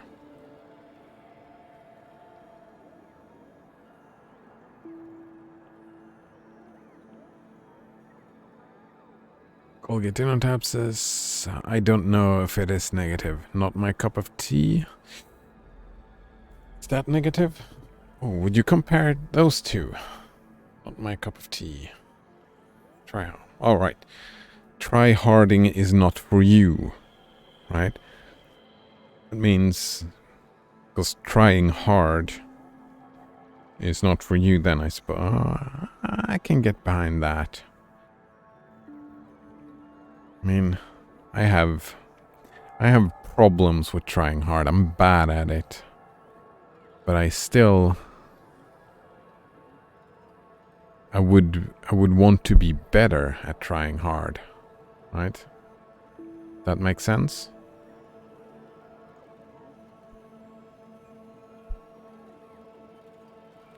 So trying hard, it's not like your taste buds, it's something you do, right? The effort you put in. Some people are bad at putting in effort, I suppose. But that's like not liking licorice, for example. That's not my cup of tea. I don't see any specific reason why I should try to... what am I looking for here? Don't see any motivation to try and start liking licorice. However, I do see reasons to try to be better at try-harding, if that makes sense.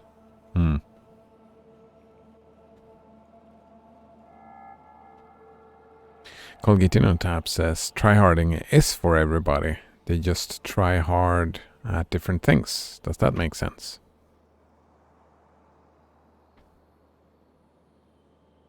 Alright, but not as it was used in the earlier context. But yeah, it does make sense. Trying hard at something. I mean, like, some people are better at working hard than other people, right? But I would say that whatever someone is doing it's probably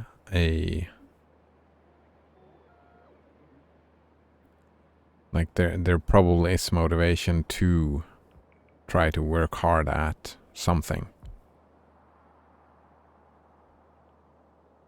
And if it is for everybody, then is it really... do we really end up with... I mean, if it is descriptive, like if someone is try-harding, then they are working hard. Is that really neutral then? Doesn't it become a positive? Working hard? Or hardly working? I don't know.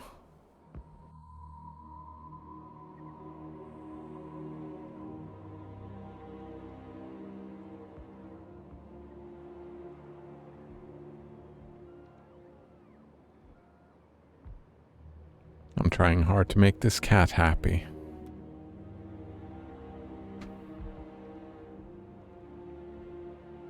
As long as he stays away from the keyboard.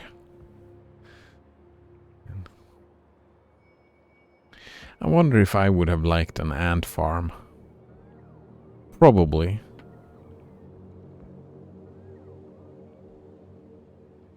I'm just thinking about looking at my little bots flying around working. That's got to be similar to having an ant farm, right? Just looking at them working.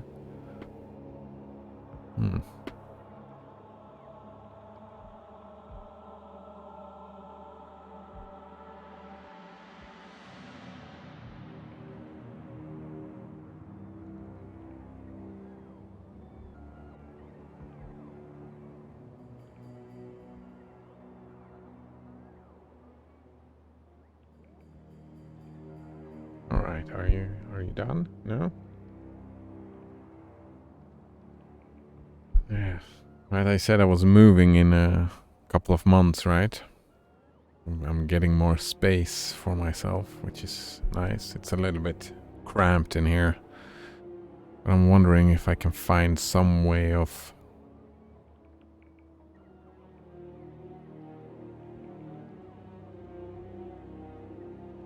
get some extra space for the cat. Right, it's a bit cramped in here. Yeah, but maybe just putting something next to me here.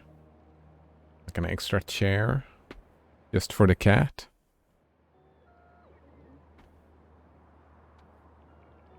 I wonder if that would be enough for him. Probably.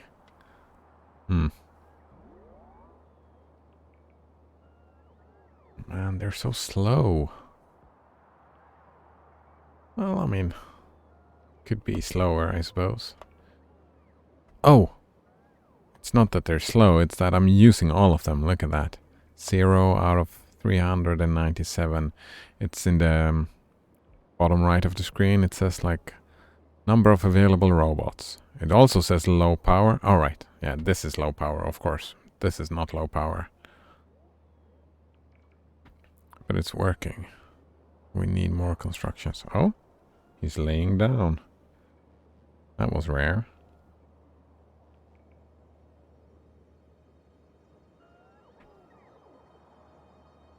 Alright, now I can see the keyboard, so I can play with one hand. Oh, look at this. I'm using all of the steel. That's not okay. I need to increase this production. Oh.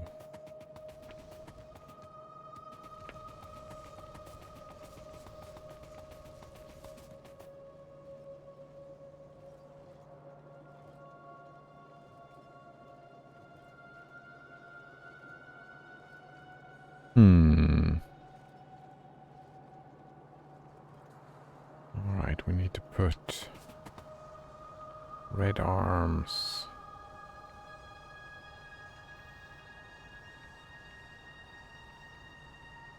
Right, that's the problem. I'm running out of... Yep. Too bad, this is so fucking difficult to do without the... Oh wait, no. I can...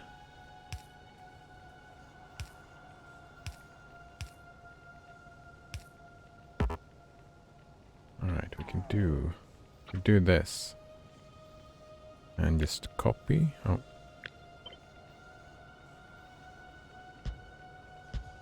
Ah, perfect. Now I don't have to move.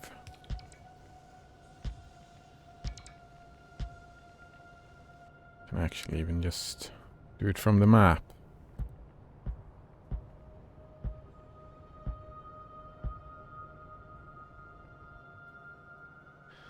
Oh man. I've never actually played a game like this before.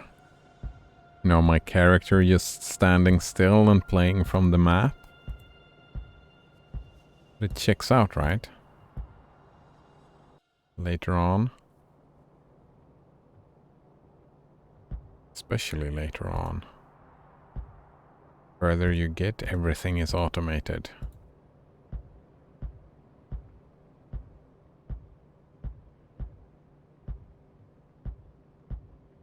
I'm really looking forward to the Spider-Tron as well in the game.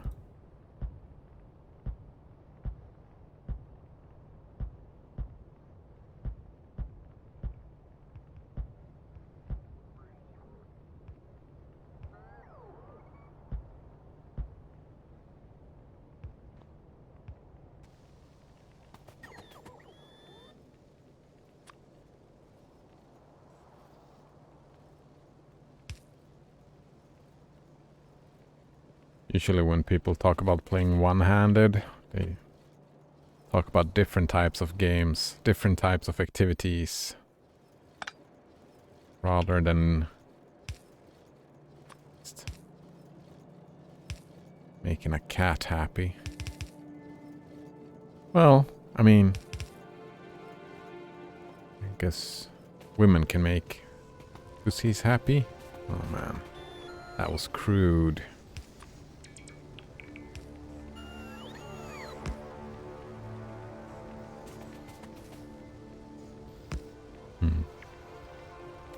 Colgatino Tab says, I think tryharding is about preference. You can try hard at something you don't like doing. If I find value in something, find enough value in something to try hard it, I could see it as a positive. But is it positive for other people? I try harder to win one invitational magic event and found value in tryharding. People who don't play magic probably don't care about it. Yeah, they don't care about the event. I'm just saying that the act of tryharding was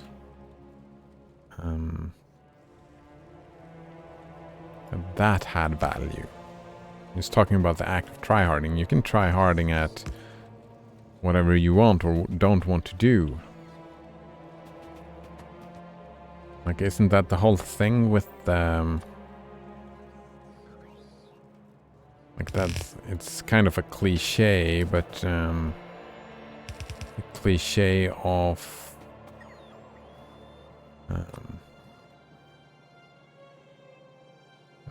harsh fathers learning their kids the value of a hard day's work. But just the act of trying hard in itself, no matter what you're doing.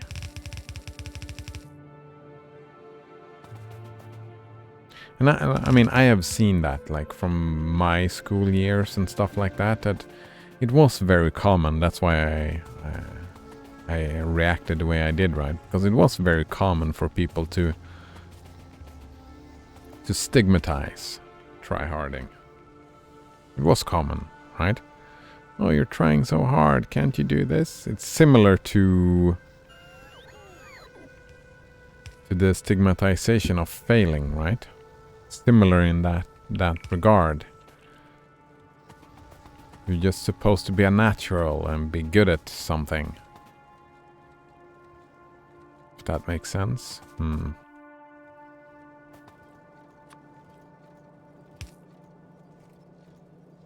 Because I've noticed that in my life. That is why I'm reacting the way I am. Because the way I see it, that tryharding, that was good, right? Good for you for trying hard. That doesn't... The thing itself doesn't really matter, I don't think. I suppose some people can react differently, yeah. Based on context. Some people could say, oh, you're just trying hard playing a game? What's the matter with you? Get a haircut. I don't know. I've heard that before.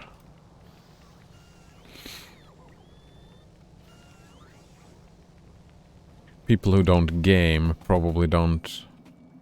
Yeah, like a lot of kids, you know, wanting to become playing the pro scene of some games. A lot of parents, a lot of kids my age, when they maybe wanted to go pro, they probably did not get a lot of word I'm looking for, understanding from their parents. I'm just guessing here. That's a cliche, right? I've seen it on TV. I've read it on the internet. I don't know if it's true or not. But not super supportive parents for doing this or that thing. Depending on what one is doing.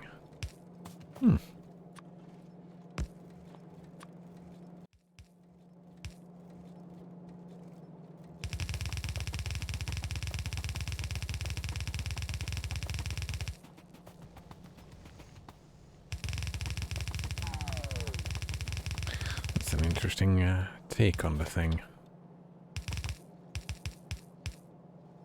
Tryharding. Maybe it is just about...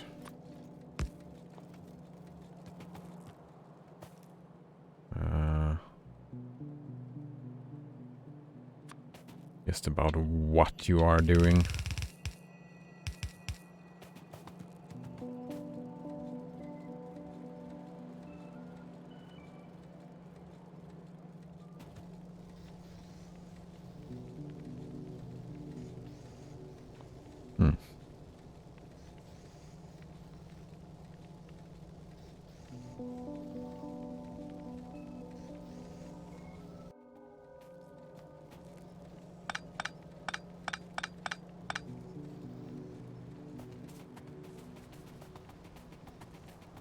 Alright, this is looking way better.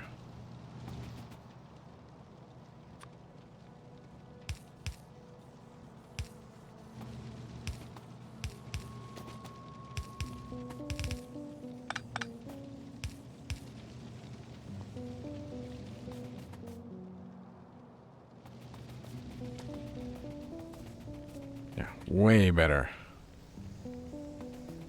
Still not enough though, so what we do is that we copy this. Oh, actually we can just probably just do something like this.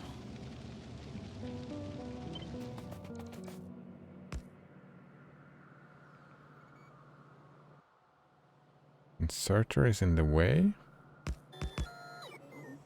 Oh, right, because they're blue.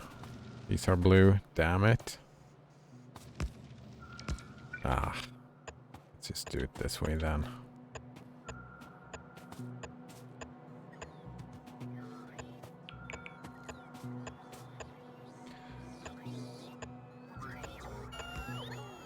So one way of looking at, like if we're looking from parents' perspective,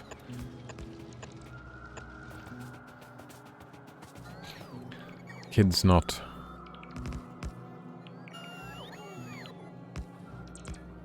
Oh, and that would explain both the positive and the negative aspects, right? The different, why people have different attitudes towards the word. Because if your parents push you to try hard or whatever,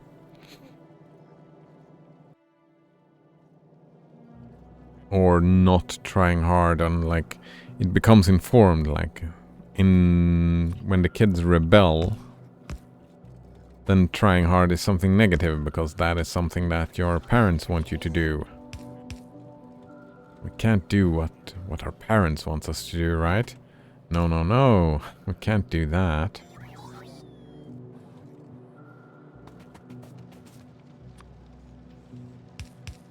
And that would explain any negative connections to tryharding.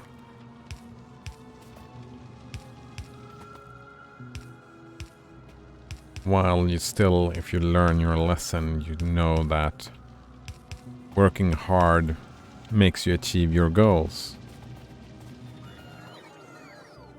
So that is actually some of the negative annotations as well. It doesn't have to be, I mean, there's, as so many other things, it's a multifaceted question.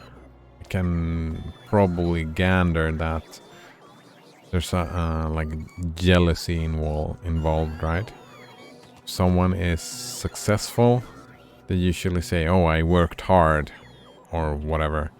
And then if you're unsuccessful, but you worked hard, there can be some bitterness in that. Right? Because it's not only about working hard. It's about getting lucky as well, right? And I can see that people being bitter about working hard and like not achieving their goals even though they did work hard, and become bitter because of it.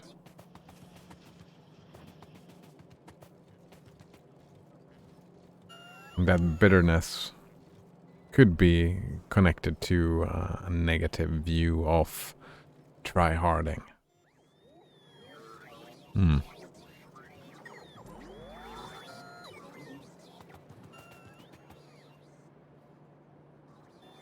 Bulgarian tab says depends from goals.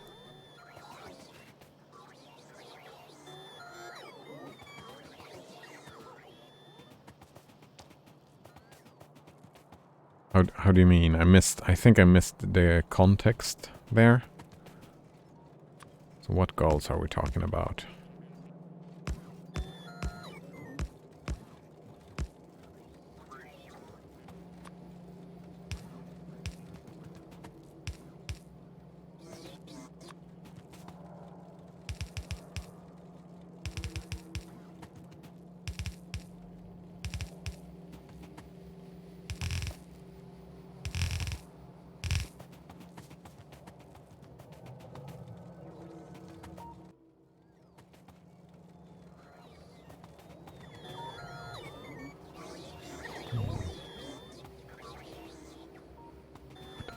Still not getting enough steel. Oh, now it's the input that's the problem.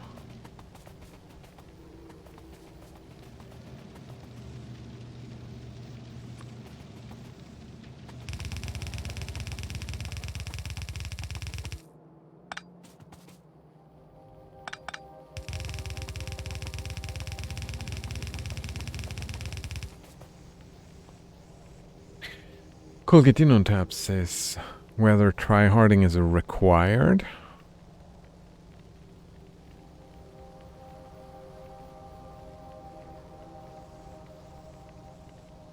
For example, you can get enjoyment out of Factorio without using any speedrun strats.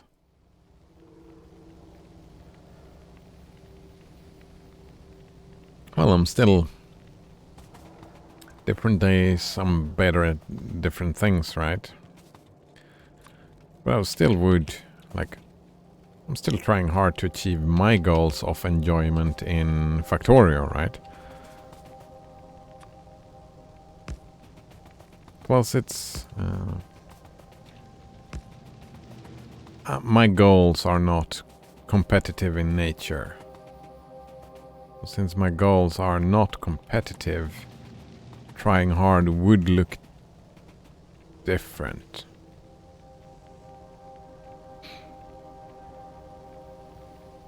Alright. But that you make an interesting point, right? Because this... I'm not really trying to achieve anything in the game. I mean, my goal is to enjoy myself, and sooner or later we will get to the rocket and send that away. I will get a Spider-Tron and I will walk around with that and have some good times. I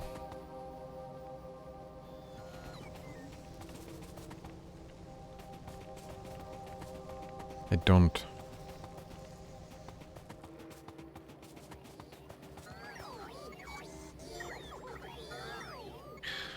So the argument would rather be like, if I should try harding, that would be, should I try hard streaming? And I'm not doing that.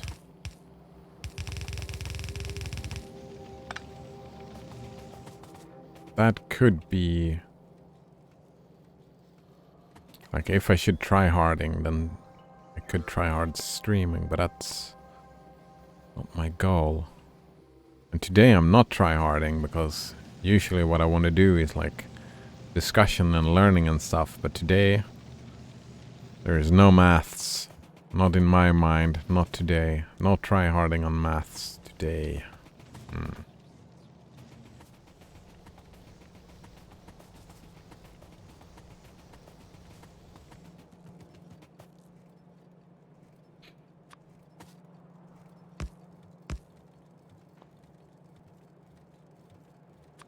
That is actually an idea, not to be too into the try-hard attitude as well, right?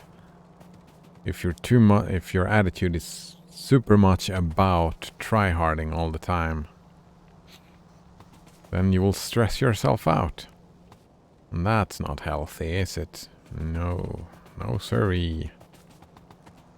Well, I do like... Well, I mean, you could try hard on having your mental health, and I am doing that, mental health work, and maybe not physical work, like, is that physical when you're talking about making your body healthy?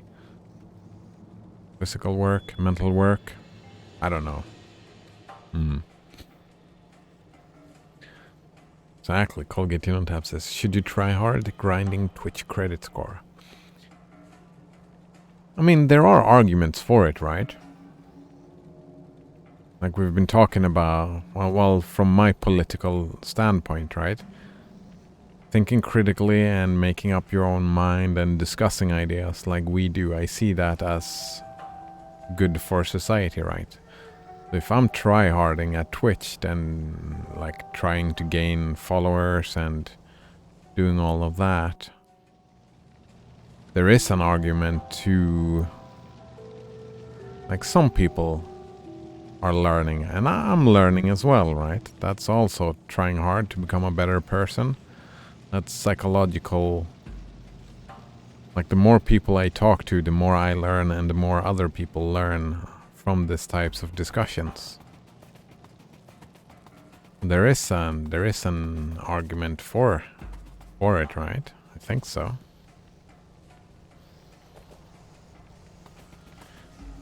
But then again, different personality. I have had for a long time difficulties with tryharding. Right, I'm not very good at it. Working hard. Not very good at it indeed.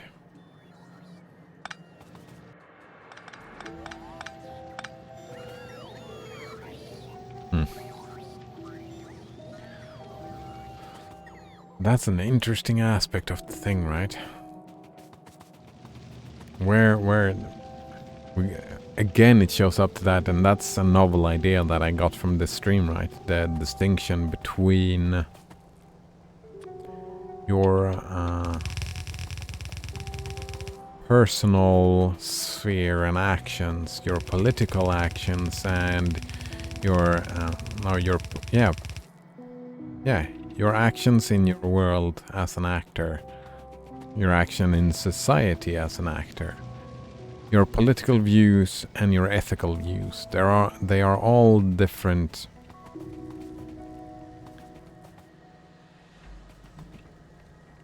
They're different things, right?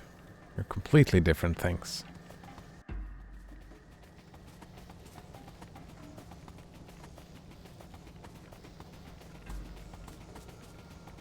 Which is super interesting. Because in some senses, like from as a political actor, trying hard to make your own voice heard,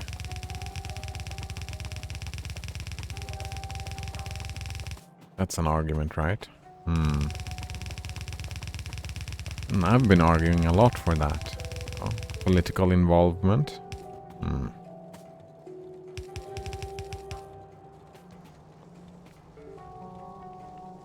But then on the other hand, we have the mental health aspect, that trying too hard and stressing oneself out might not always be the best idea either. Feels like a lot of balancing work. Work to achieve balance. There we go. And how often should you spend? What is primary? I mean, primary has to be mental and physical health, right? For any individual. That has to be the primary objective, right? And then secondary is the political thing. Maybe not. Actually, that makes me think about power again. And will to power. The Nietzschean idea of will to power. How real is it?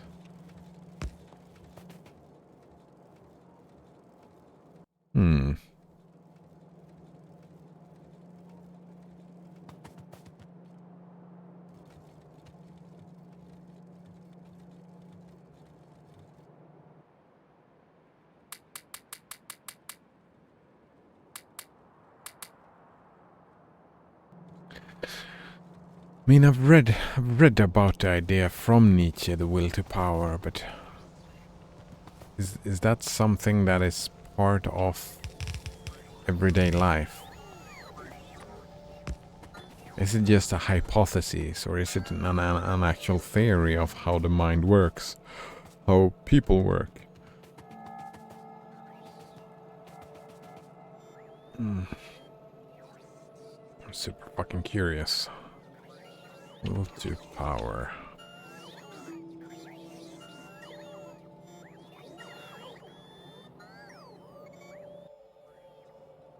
For Nietzsche's posthumous manuscript of the same name, see that. For other uses, see, no, here we go. Will to power, der Wille zur Macht, is a prominent concept in the philosophy of Friedrich Nietzsche. The will to power described what Nietzsche may have believed to be the main driving force in humans. May have believed, right? And we know from evolutionary and Darwin, right, that we have a will to live. That's not enough, right? There's so many things that are not based on will to live. Are those really based on will to power, though? However, the concept was never systematically defined in Nietzsche's work, leaving its interpretation open to debate. Of course. Here we go. Alfred Adler incorporated the will to power into his individual psychology. Ooh. This can be contrasted to other Viennese schools of psychotherapy. Freud's pleasure principle, will to pleasure. I mean, that seems like a no-brainer that we have will to pleasure, right? And Viktor Frankl's logotherapy, will to meaning. That also seems like a no-brainer that we have those. Each of these schools advocates and teaches a very different essential driving force in human beings. I mean, it's silly to say that it's only one, that we only have one driving force. Obviously, we have many different driving forces. Like I can see, like having children, having sex, right, is will to pleasure. Having children is will to meaning, and right?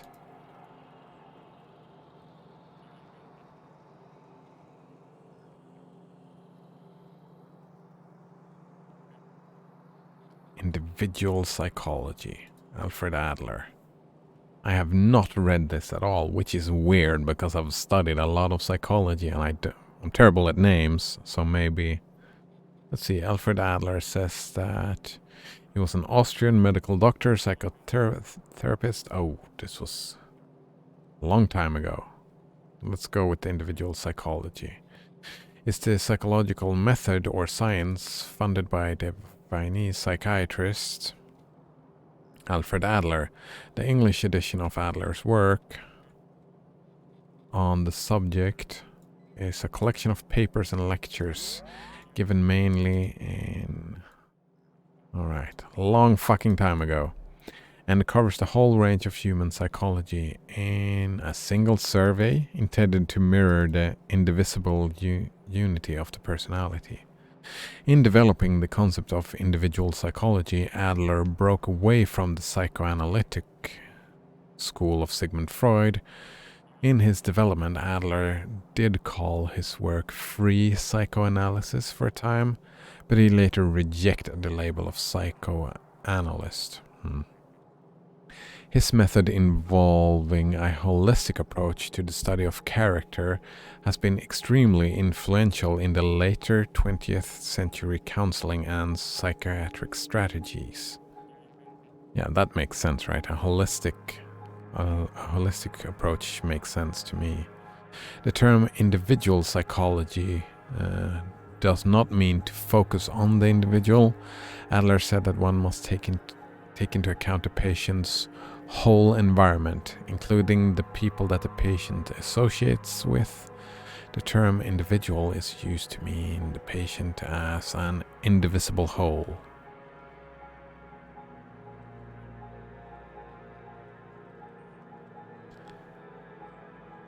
I mean, you're looking at aspects, right? And those aspects are divided into different categories.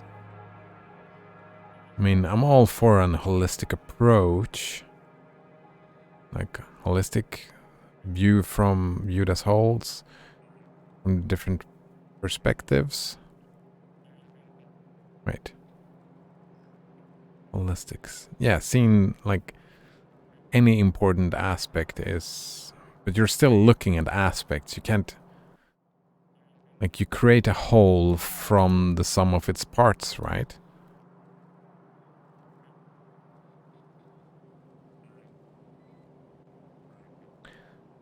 Adler, let's see, shifted the grounds of psychological determinants from sex and libido, the Freudian standpoint, to one based on the individual evaluation of world. Adler shifted the grounds of psychological determinants from sex and libido, the Freudian standpoint, to one based on the individual evaluation of the world. Oh, that's a lot of what I'm talking about, right? The world view. He gave a special prominence to societal factors. According to him, a person has to combat or confront three forces. Combat or confront, whereas cooperate and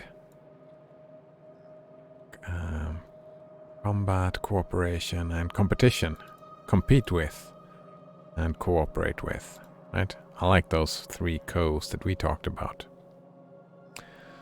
Societal, love-related, and vocational forces. These confrontations determine the final nature of a personality. This is kind of weird. Adler based his theories on a pre-adulthood development of a person. He laid stress on such areas as hated children, physical deformities as birth order, etc. Adler's theory has similarities with the humanistic psychology of Maslow, who acknowledged Adler's influence in his own theories.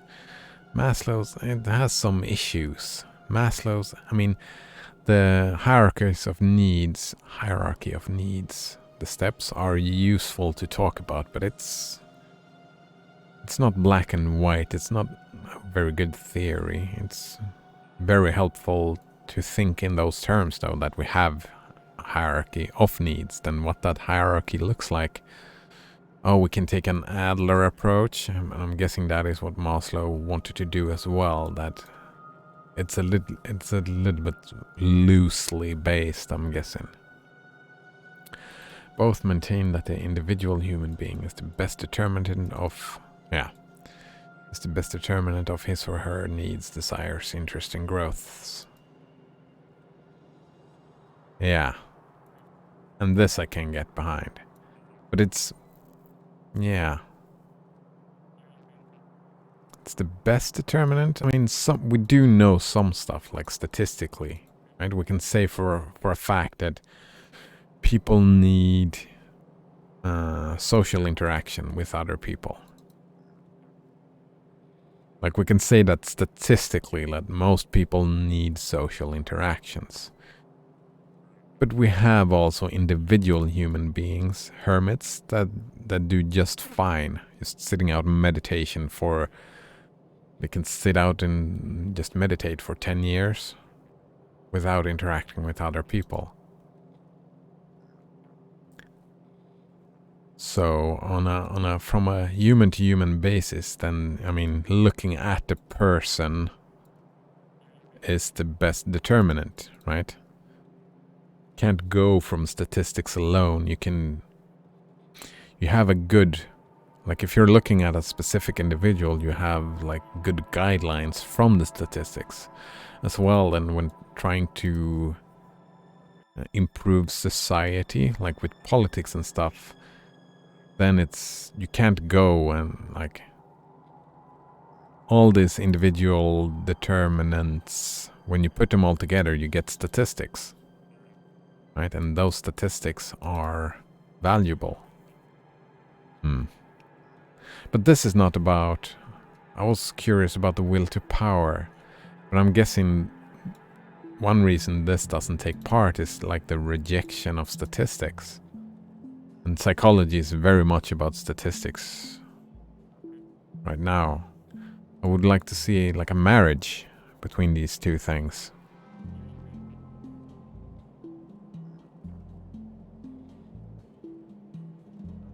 I mean, all of this is not what I'm looking for. I'm looking for... What about will to will to power doesn't even show up.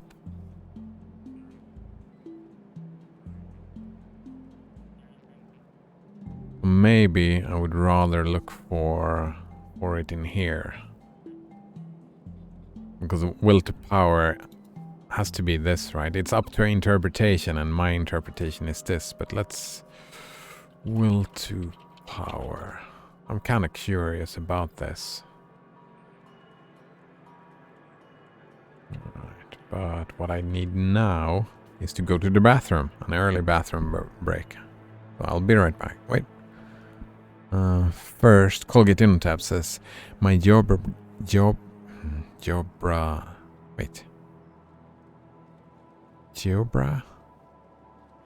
model breaks if I put the triangle's vertices on the same line. Wait.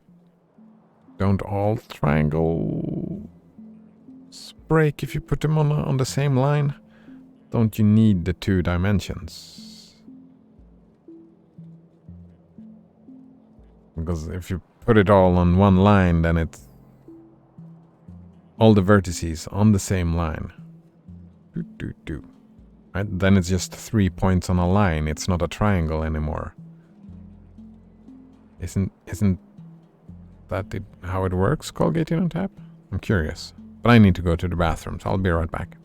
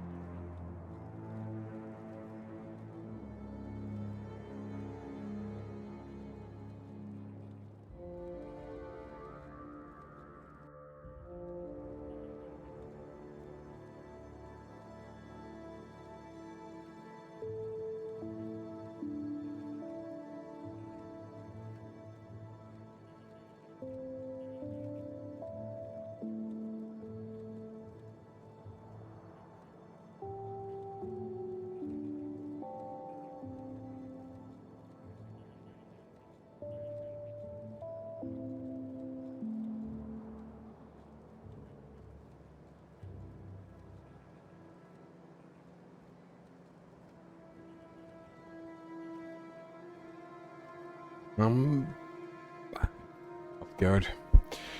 Colgatino tab says, yes, of course, but if I move them after that to make a proper triangle, it stays broken. Oh. That doesn't sound too good, I suppose. Does not sound as the wanted outcomes.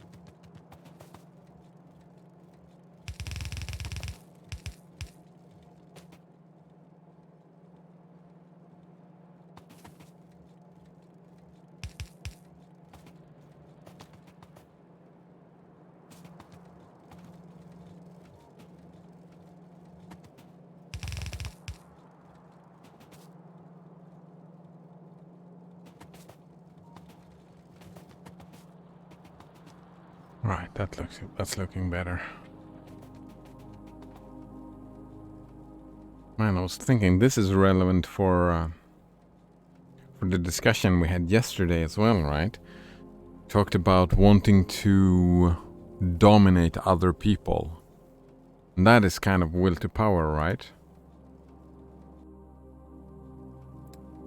The capacity of an individual to influence actions and the conduct or behavior of others. That's about dominating others. We were saying that we have this. That becomes super interesting.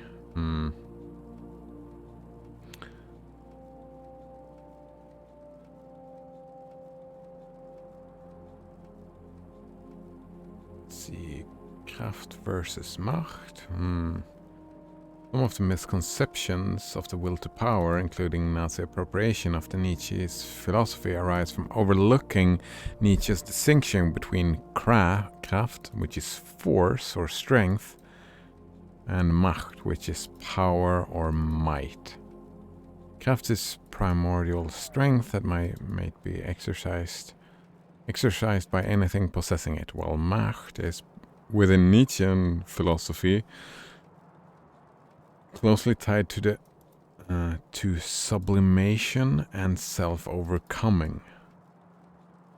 Oh, so it's not social and political. It's about. Wait, Macht is power or might. So if we go back, it's about self-overcoming. Too bad it's. I mean, we have physics, we have computing, we have mathematics, we have physics. Here we go. We got social, international relations. That's politics. This is the closest to social, right? That's the closest to what we have from him. What else do we have?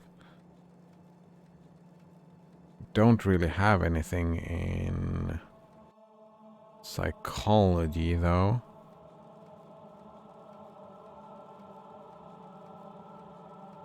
I've been thinking about it in these terms. Maybe that's not.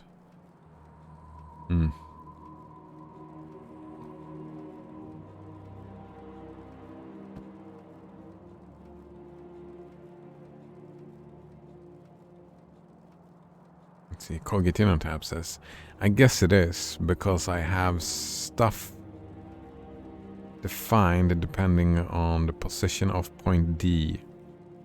And D is just point on a circumcircle of that triangle. When there is line, there is no circumcircle. Yeah.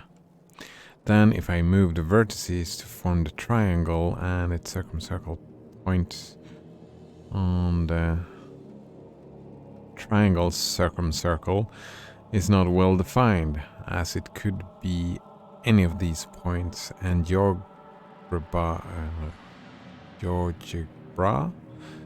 doesn't want to guess. Yeah, that went over my too many words.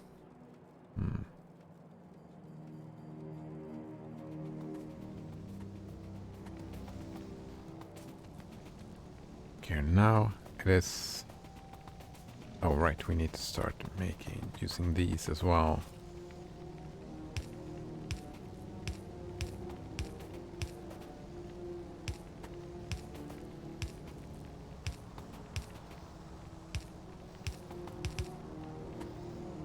Oh, can I just do this?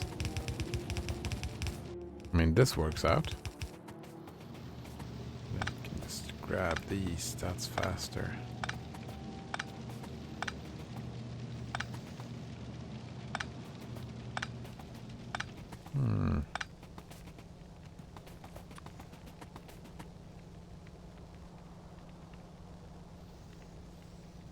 And we can put some out here.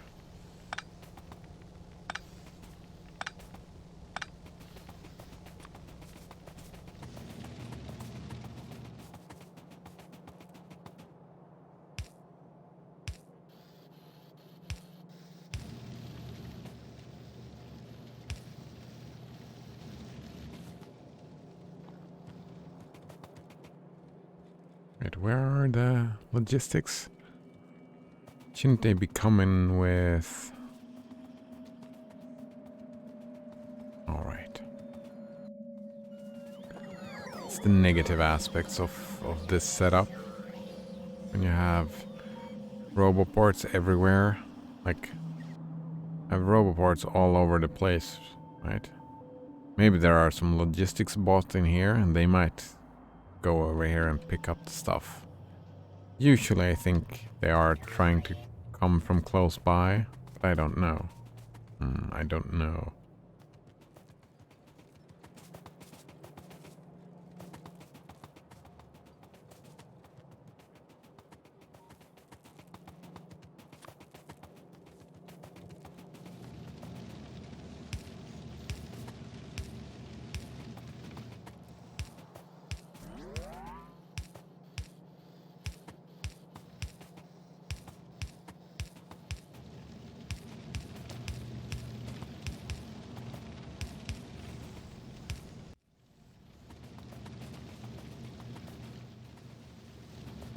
They're all burning now. And it's still not enough. Still not enough, eh?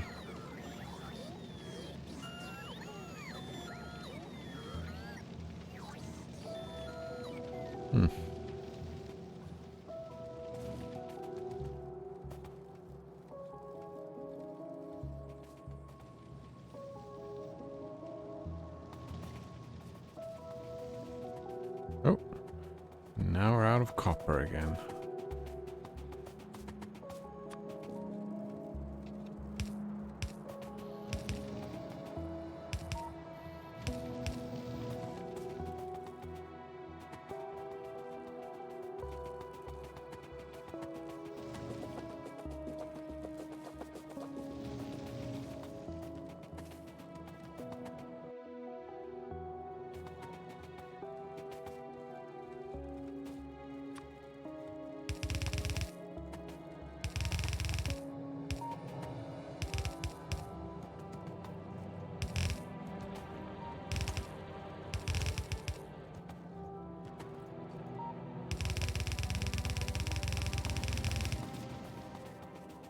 Wow, that doesn't go anywhere else. That's interesting.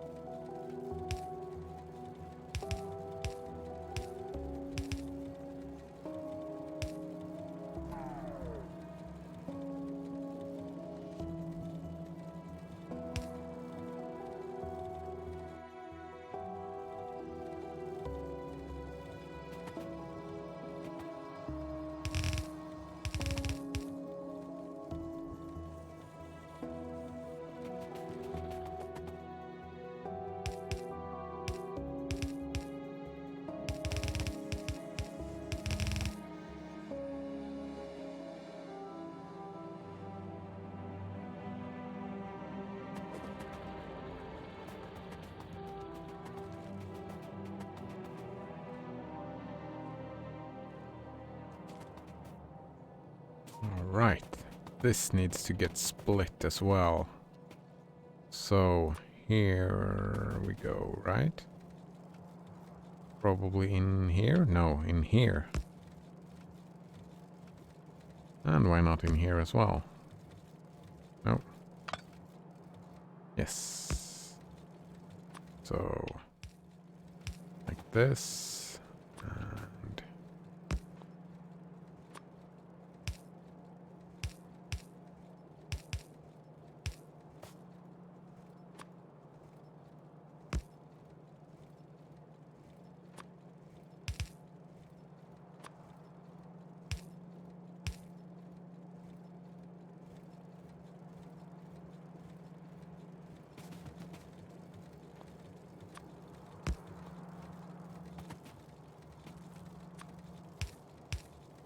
alright. I think that is probably working way better.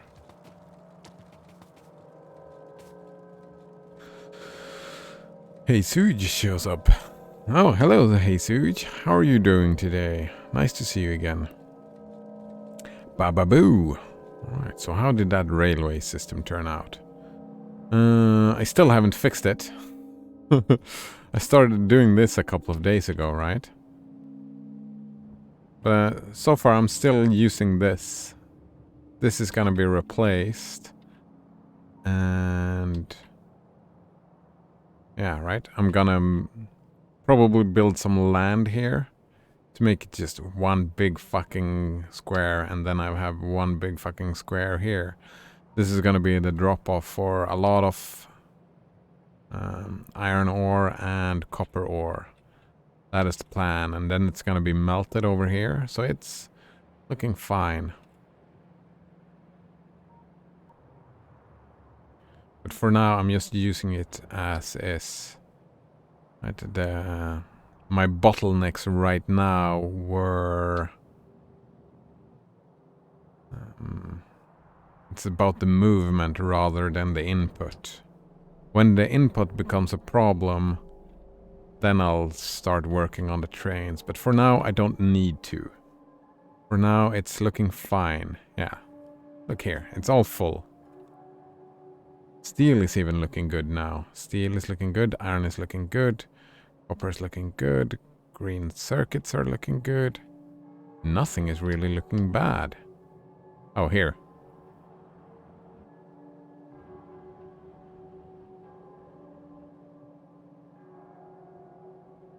But oh, these are full anyway, so nothing is happening. Alright. I'm not using any resources. That is the issue. I'm using some of this here, but this is gonna be full sooner or later. Same with this. This is gonna be full sooner or later. Oh, so here we go. Hey Suj also asks, what's the end goal? Like officially, it is to send a rocket into space. Like, do all the science. Like, I've done all of this science.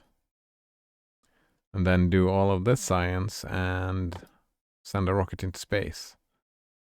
But from that we get another, like you can continue to just expand your farm, your factory, and make it bigger and better. Start doing space science, yeah, doing these stuff, and what else? Oh yeah, doing nukes.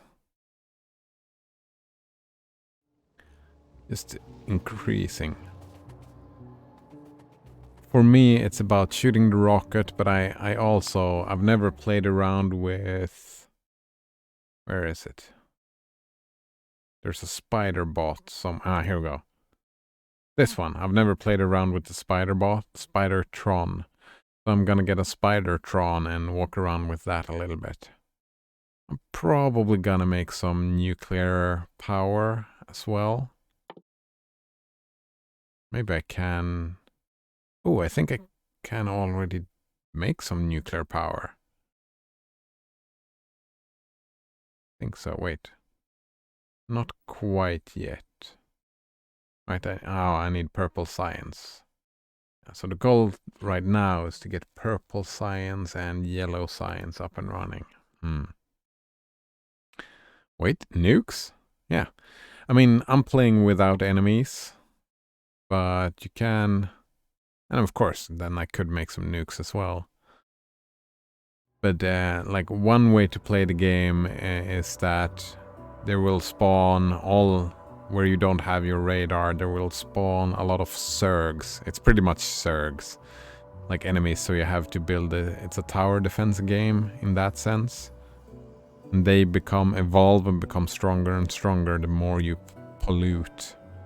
And with that all of pollution, you need better defenses.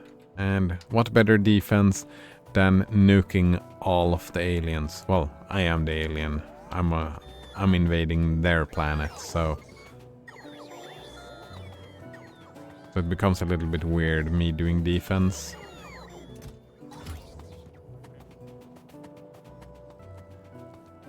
But I think it's... yeah, I think it's time to start doing science again. Oh, right, I was doing... these. This was the plan, right? I got sidetracked over and over again. Because I have this science, I have this science automated, I have this science automated. But I need to make these all automated. These are actually more important, since I'm not... This is military science packs, right? Since I don't have any enemies, this is not super important, but it's still necessary for sending the rocket to space.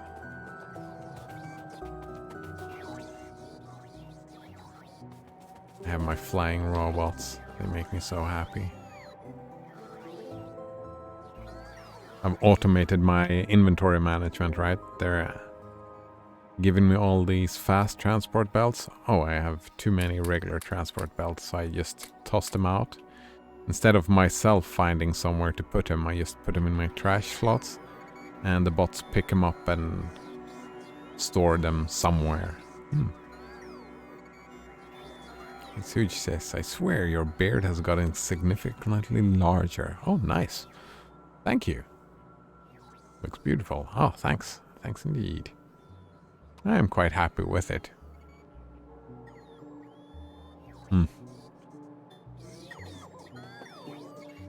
Yeah, take all the stuff. There we go. Getting rid of that. So I have my grenades here. That was the big issue that I had. I don't know where I should craft all this ammunition. And we need iron, copper, steel. That is what I need to do that. Iron, copper, steel. Was considering over here, but that's not enough room. Maybe it is enough room.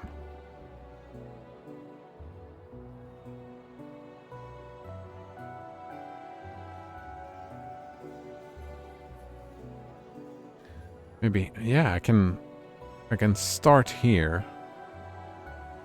And then I can continue here, because I'm not gonna extend this anymore. This is bigger than I need it to be, I'm pretty sure. I can build here and build here, and that'll be fine, I think.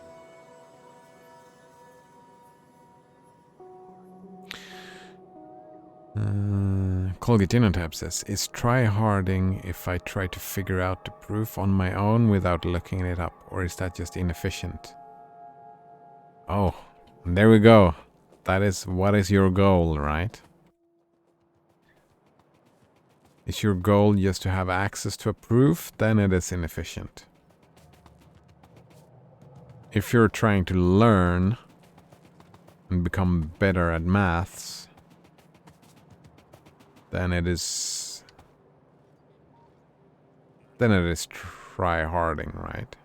I mean, it's try-harding either way. If you're trying hard to figure out the proof, I guess.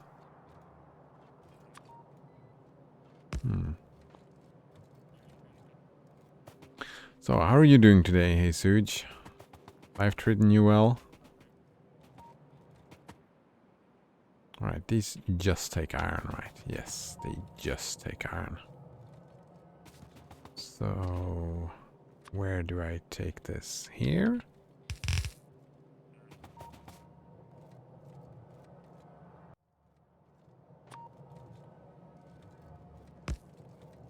that's probably fine.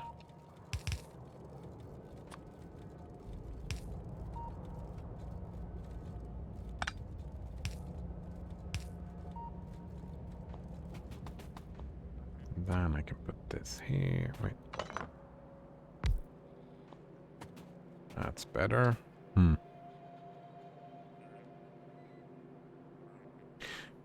Colgate InnoTab says the goal is just to have the proof. But I find enjoyment in pondering stuff like this. Alright, then it's similar to my Factorio play, right? Your goals are not necessarily to find the proof. I mean, when you have pondered enough and are happy with your pondering, then is the time to look the proof up. Before that, I don't see any point in looking the proof up. If that makes sense, right?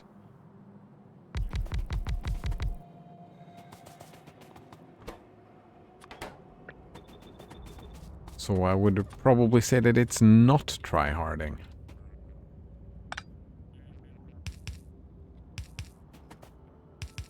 By doing it yourself, since you're doing it for pure enjoyment, right?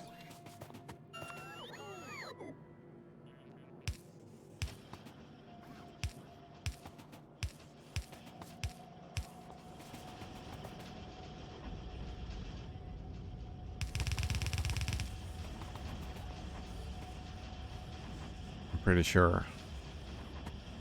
Oh, they're quite fast. But I'm thinking... Yeah, let's copy this and make another setup right here.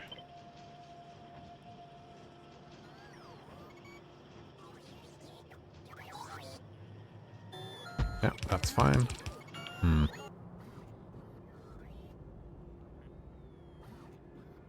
Let's see. Hesuj says, I'm doing great, thanks.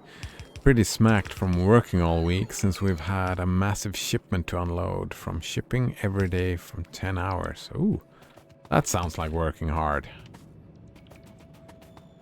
Well, working hard rather than trying hard, perhaps.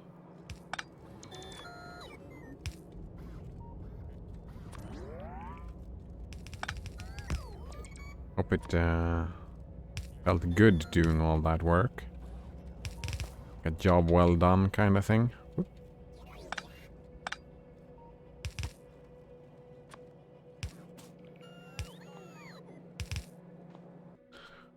Let's see. Colgate InnoTab says it's about the journey, not the destination. Right.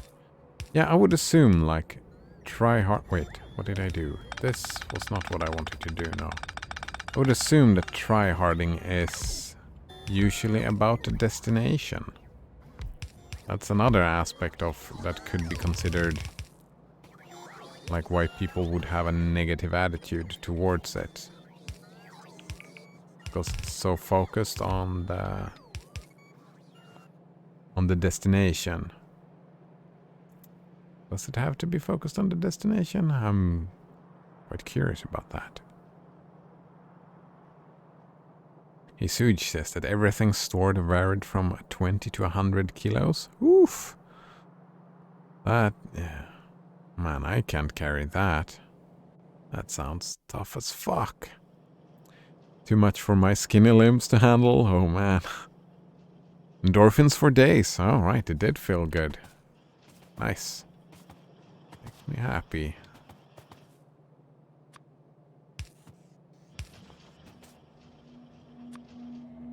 Glad to hear it, I mean.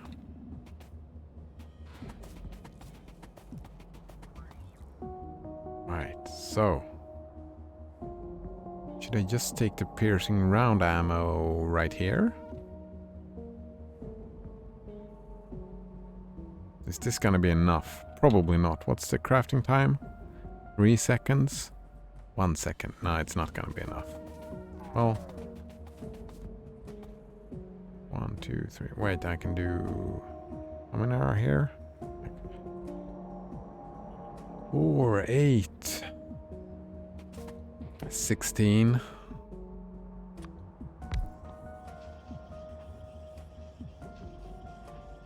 16 divided by 3. Oh man.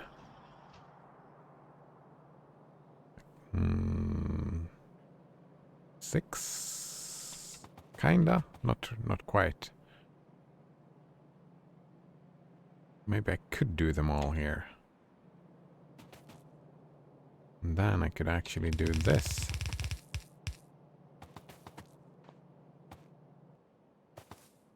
What do you need? You need firearm, copper and steel.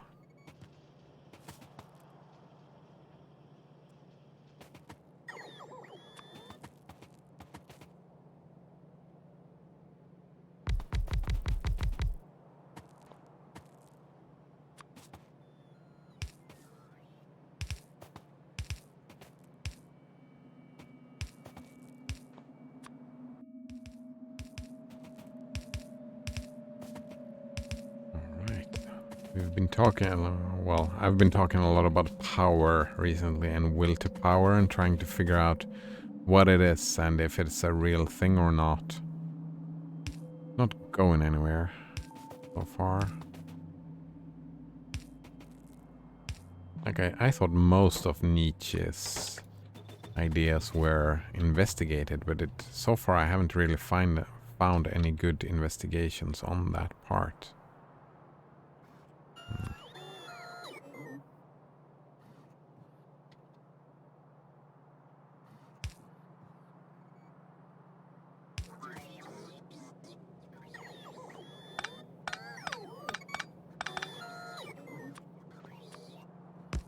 I don't even know. Sure what to look for. No, wait, not there.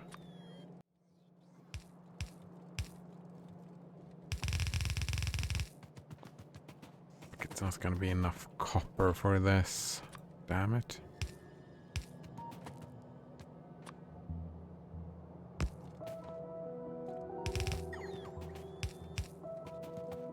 Yeah, the bottleneck is gonna be copper here. Oh, and what am I doing? This doesn't work out. I can't do it like this. No, no, no. It has to be this.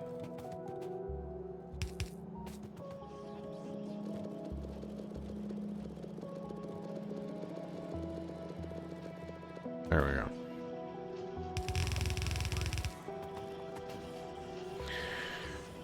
There we go. Hey, Suj says, I like the wee little skitter smarter noise the character makes when he walks. Yeah. Oh, can you hear that even? Yeah.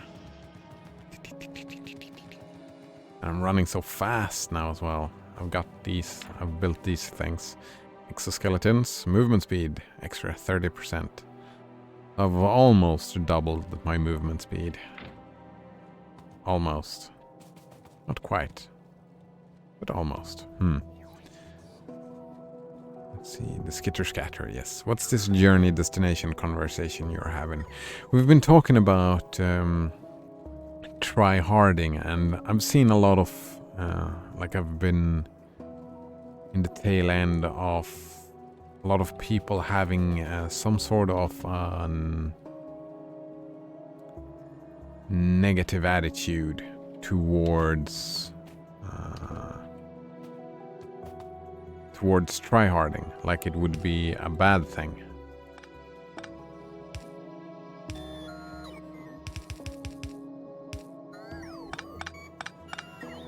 So we've been talking about what does tryharding even mean a lot today. Does it mean, what is it? What is tryharding? And a little bit stuff like that. And so the idea now is that tryharding, when you're trying hard, it's probably about the destination, where you're going, that is important to you. Tryharding would probably not be just playing Factorio for fun. Oh wait, no. What am I doing? This won't work.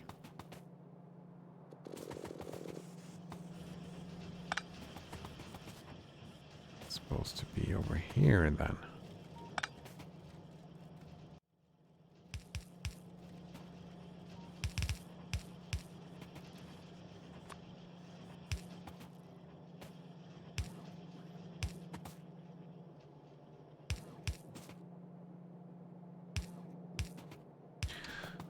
So that would make, yeah, like pure enjoyment of stuff would be... Oh, fucking, this is not even what I need. I need copper. What am I doing?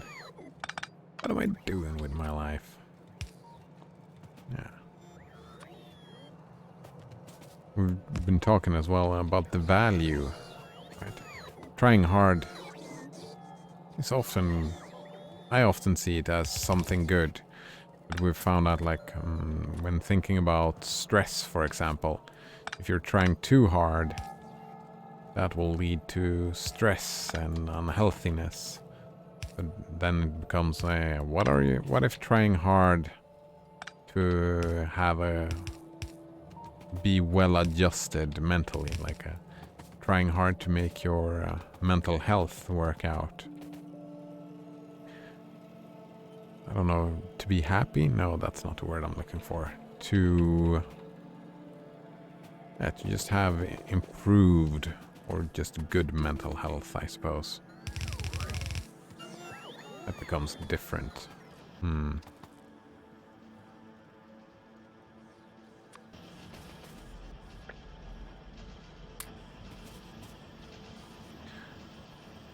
Hey, Suj says, I think trying hard is trying too hard for something that has little importance. Oh, right. That would be like the negative aspect. Like if someone saying, oh, you're tryharding.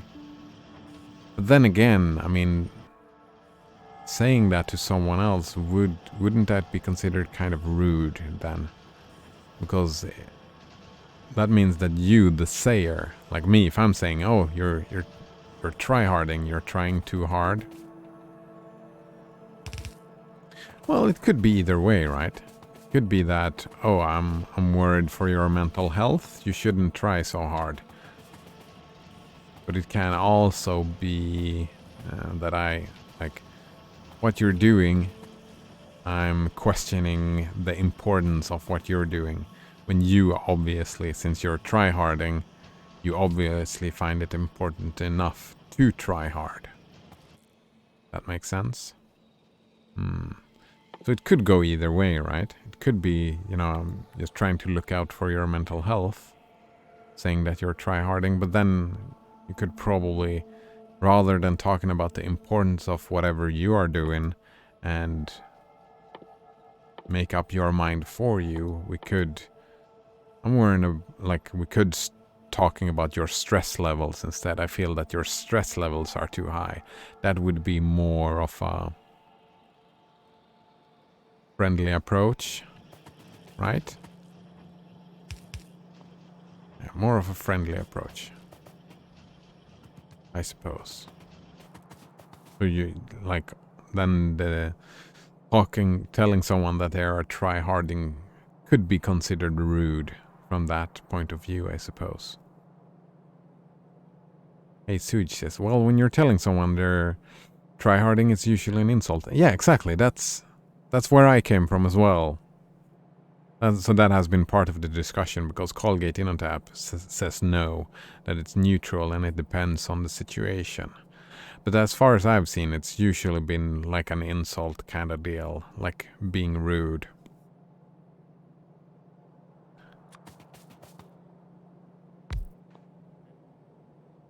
That is the experience that I've seen about it anyways.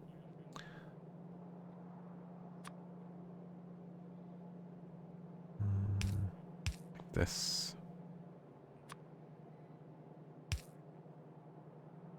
And like this.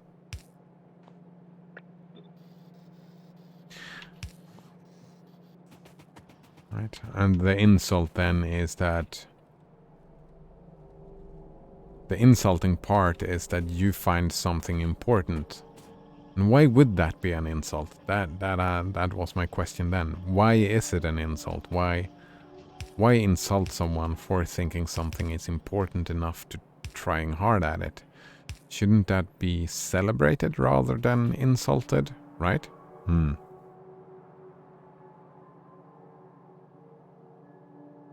Hey, Suchis, there's try-harding and there's trying hard. It's all about where the ing is. What's the difference? What is the difference between try-harding and trying hard?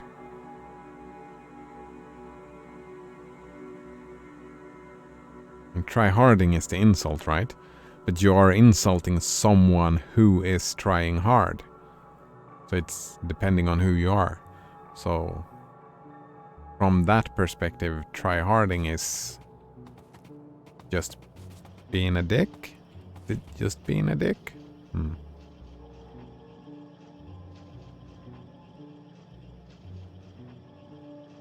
Hey, Suj says that trying hard is when it is neutral. Is it neutral though? Trying hard. The person who is trying hard is valuing what they're doing, right? So also, isn't trying hard often considered positive rather than neutral? Because the harder you try, the more likely you are to achieving your goals. And I'm thinking that shouldn't that be encouraged? Yeah, there we go. Encouraged. I like that word for it.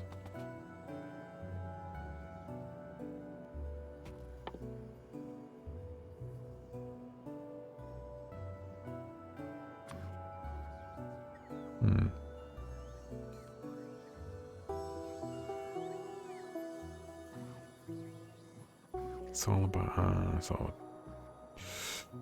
try hard is when it is neutral or positive. All right, trying hard is that, while try harding is it always negative? Hey Suj.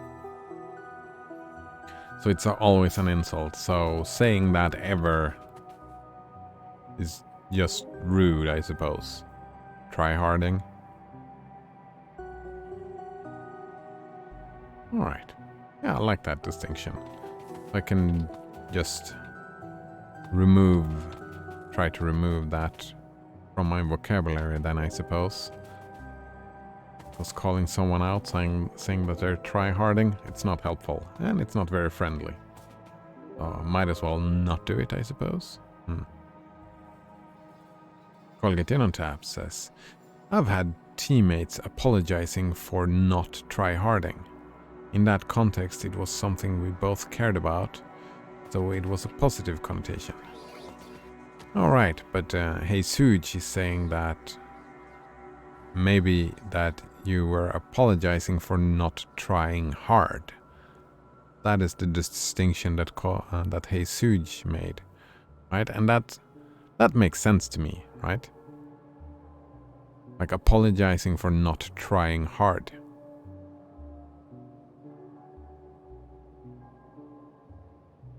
Rather than try-harding. And I like that distinction.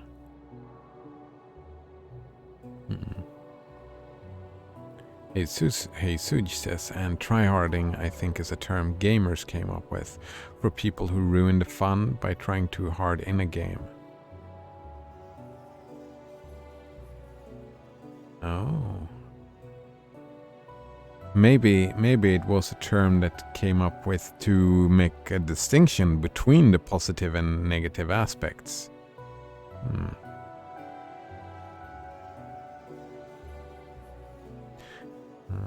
Colgate In on Tap says they used the word try-harding though. Maybe they used bad semantics. Well, I mean, the semantics themselves aren't bad in that sense. I'm just saying that since we have two different terms, and usually, like,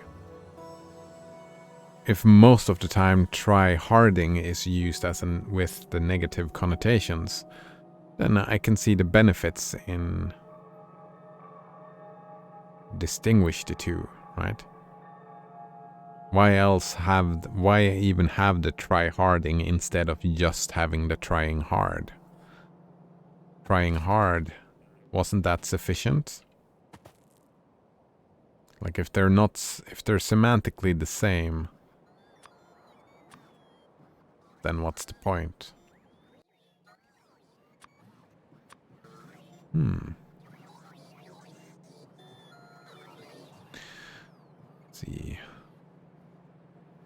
And that's an interesting point of the That is why in PvP games, like, yeah, most PvP games, PvP focused games, you have casual play and you have ranked play. Ranked play is for trying hard, right? Ruining the game, it only gets ruined when there's a mismatch between what the players are wanting to do. Like if players want to play at their best and they want everybody else to play at their best, then someone just trolling around is screwing up for everybody else. The same is when everybody else wants to just screw around, then someone trying, well, I don't see how someone trying hard or try-harding then would ruin the fun for anyone else. Right?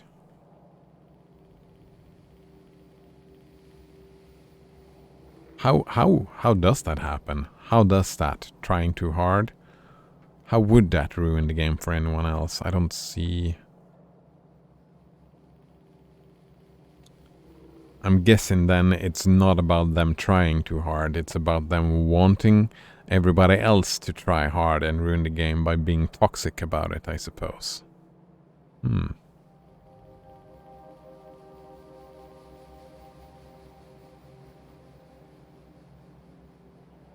Oh, hello, Skywalker. How are you doing today? Hey, Suj says, I'm gonna call lazy people as I try soft now. Nice. I've gone even further than that. I'm gonna start calling lazy people efficient people. What is laziness but efficiency? Trying to be efficient? It's the path of, like, usually when people are called lazy, it's about people taking the path of least resistance, right? The easiest path. I mean, isn't humanity, like, isn't everybody doing that all the time? So people that are lazy and successful at it, aren't they just more efficient than other people at achieving their goals? So that's another insult that doesn't really making sense. Alright. So wait, what was the last thing that I needed for the science? I need walls, right. That's why I built these things over here? Yeah, this is gonna be fine. I'm gonna grab... Oh man, you're in the way, Skywalker. Cat is in the way. Let's grab these electric furnaces. Ooh, can I start building right here? No, let's take some extra room. Is that enough? That's probably enough.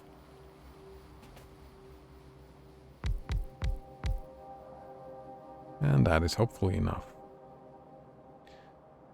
Hey, Suj says, in Call of Duty, for example, me and my friends would try knife and hide. Try that, have fun. But a tryhard would use the most meta kits and builds during the casual match and ruin the fun. Oh, right, because then when you want to play something specific like that, I'm guessing that was a pug, right? That you had pugs in. You were kind of breaking from the norm, right? What you wanted to do was a break from the norm. So that person who just played the way he enjoyed to play, he could not really be faulted for playing the way he wanted to, like in a random group up match, right?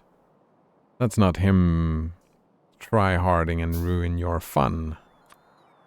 That doesn't check out. However, if it was not in a random group, if you had set a group up together to do this, and they just blatantly ignored what the group had decided, then I could see it as ruining the fun. Then, still again, then it's not try-harding. Then it's just breaking the social rules.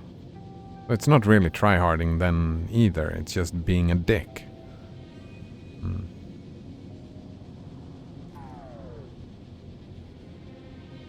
In like a casual match, wanting anyone to do anything is like, that's like saying your fun is wrong, right?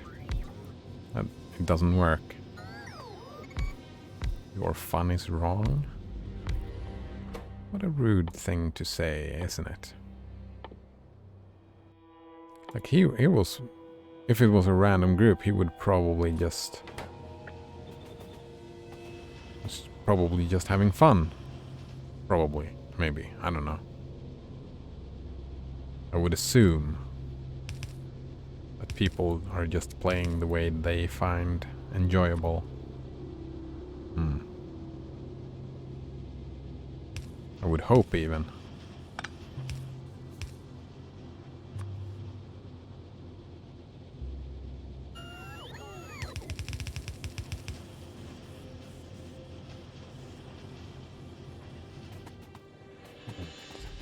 Being one-handed all over again.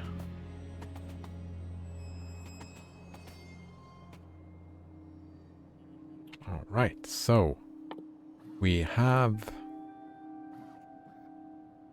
all the things. I'm crafting all the things right now. Oh, so now we just need to drag it all up north. So this is actually, let's go this way. Since we're going north. And probably the same over here. We probably want to go this way.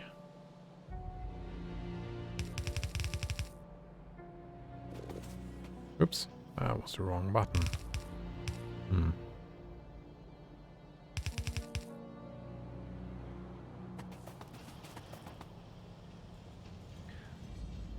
Hey, Suj says they had fun by dominating the match.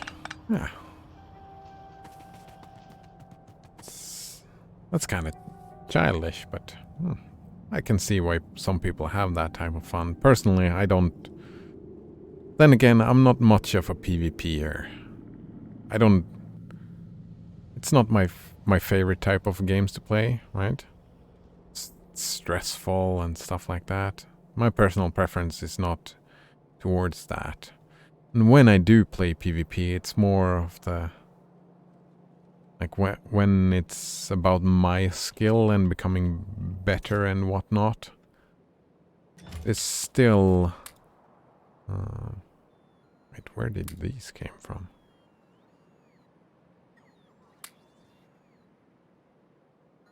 It is still not about dominating, right? If it was about the skill thing, then it would be improvement. The most fun PvP games that I've had was the most even ones, you know, when it's down to the wire and you're pushed to your limit and you push the opponents to their limit, and it's that type of PvP I can find enjoyable. Just stomping on noobs or people running around with knives. I mean, well, I suppose I do find that enjoyable, but why would I do that in a PvP game? I mean, that is what games like Path of Exile is for. And I enjoy Path of Exile or Warframe. Games like that. Right? If that is the enjoyment I want, I would play a PvE game. It seems like there's like a misalignment. Or maybe the people who likes dominating like that is just missing out. They've never tried those games. Actually, maybe then recommend them, those games? If they really enjoy that, that would be a good recommendation, right? I think.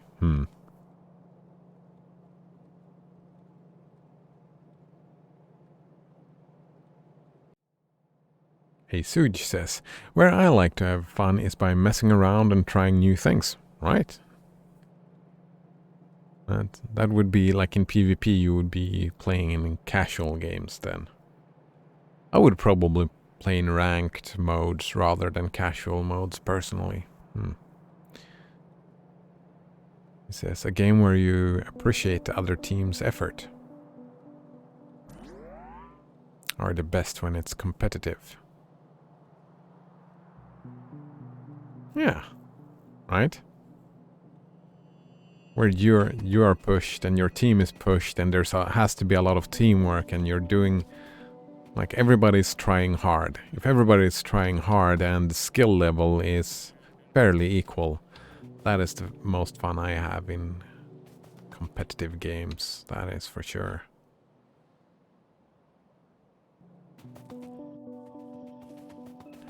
Ooh, I'm actually gonna do this.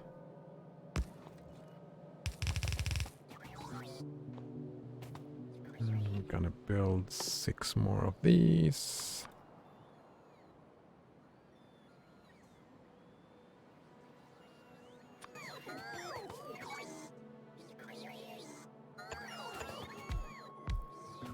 Oh, what happened? I wanted to ghost them. Oh, whatever, this is fine.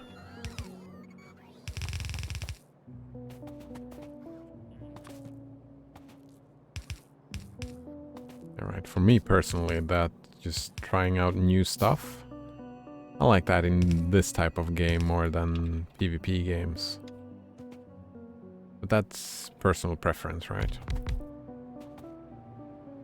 I'm not... Oh. Also, I'm not playing a lot with other people. I'm more of a solo player. No, what am I doing? This is not what I want to do. I forgot the most, like, one of the steps. Right, we need to copy this. Yeah, copy this. Put it right here. Actually, could copy the whole thing. Let's copy this. Put it right here. So, wait, no. Damn it. Can I... Oh, I can do that. Perfect. Move you out of the way. And put them right here. Oh. Fast inserter is in the way. Ah, right. Rotate. This is the way I want it.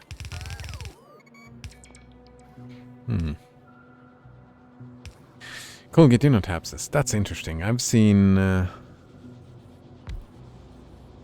tryharding in a positive context many times.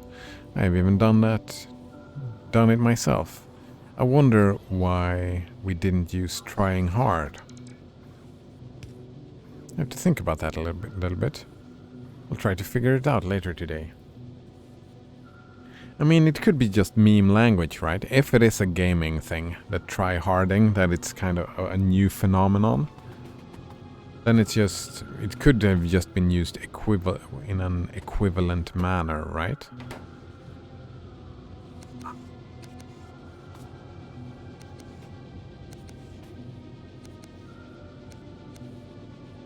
Wait, no, this is the way we wanted to do it.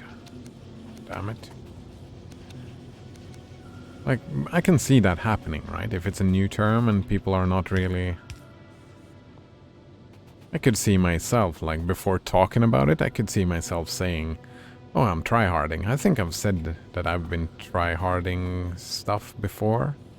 Without even, like, without thinking about what it means. Like the semantics of the thing. Just using it as an equivalent of trying hard. Isuj says what words mean at the end of the day are just mutually agreed upon meanings. Yeah, pretty much, right? I'm usually arguing for semantics, right? Because mutually agreed upon, most of the time, the agreed upon are not written down, right?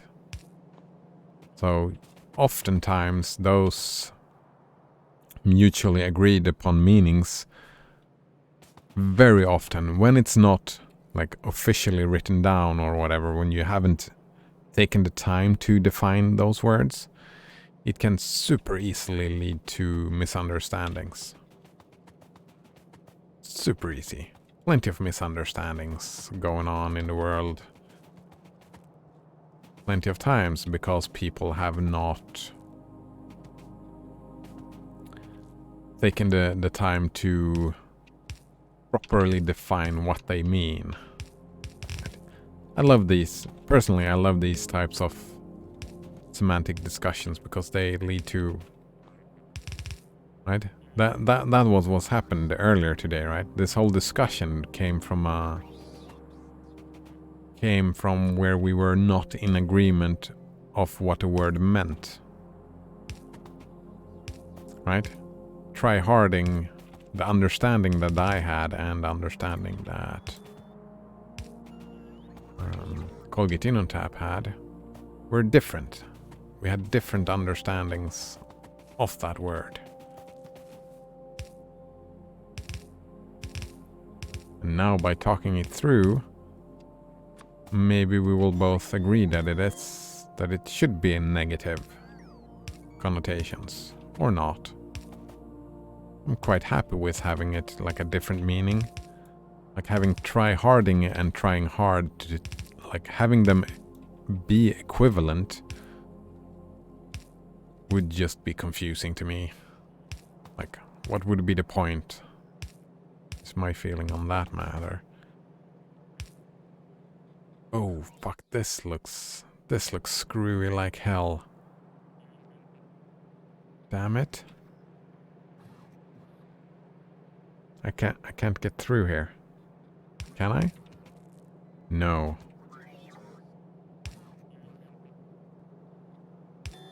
I mean, here it's fine. Here it's a problem. Oh, but it's an easy fix though. Easy fix. Oof. Could have been an annoying fix.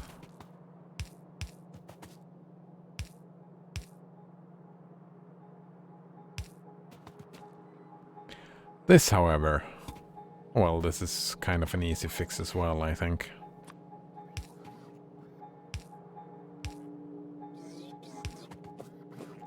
I think it's just putting this here.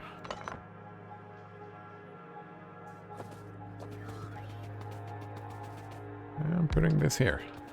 And it's fixed. I'm pretty sure.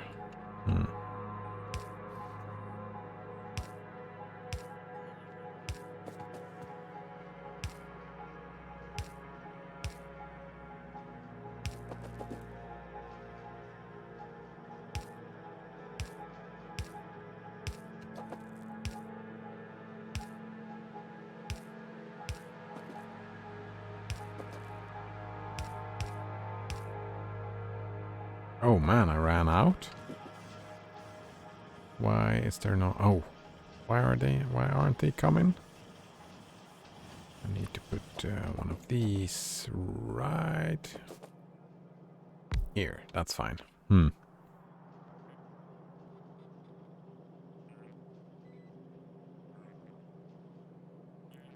Hey, Suj says, I've actually started to say it occurs to be instead of is more recently. I have had a lot of issues. Oh, that's funny. Issues with the word ish recently myself as well. Yeah, appears to be. I like that. It occurs to be. Oh, I like that as well.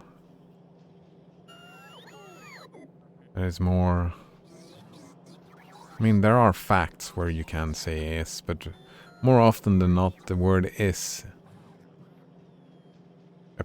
The word is occurs to be overused.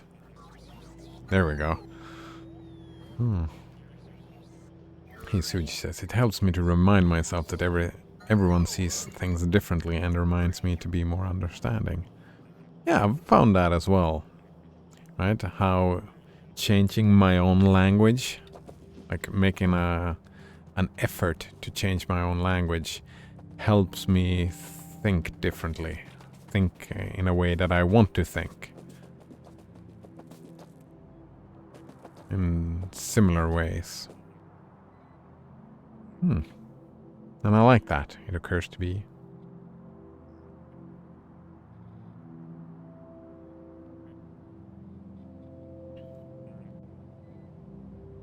Yeah, many stuff can be done with language, and you manipulate yourself to thinking. Like is such it is such a definite word. It is a very black and white word, isn't it? It occurs to be a black and white word. I like that approach.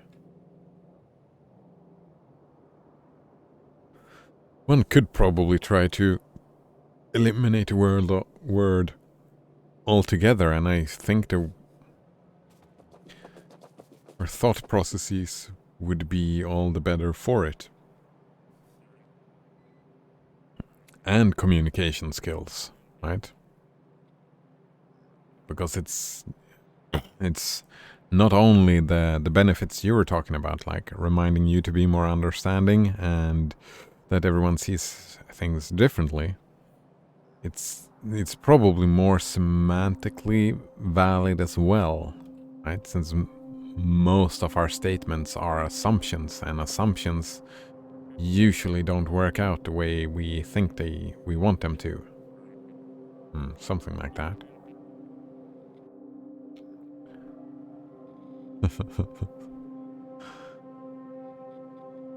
Suj says, there occurs to be poo on the floor. Wait, there seems to be. Doesn't that... There seems to be poo on the floor. I now understand that other people may see that poo differently, right? They might indeed. It might not even be poo. You might be mistaken.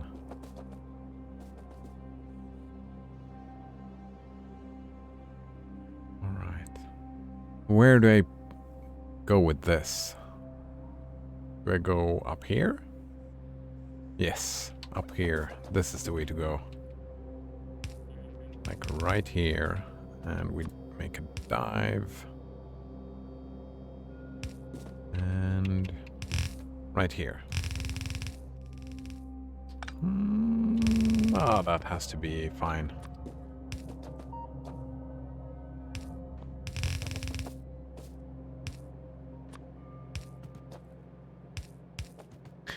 Oh, it's so fun because, like, early game I always spend...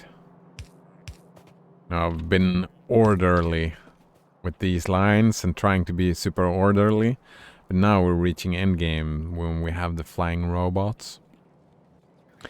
I just drag everything and just try to get it through. As good as I possibly can. Just get it through. Just get it where it needs to go. It doesn't have to be proper or anything. Just get it where it needs to go. As fast with as little work as possible, I suppose. And I'm pretty sure that's everything we need for the black science. So what we do then is that we grab this. We take these.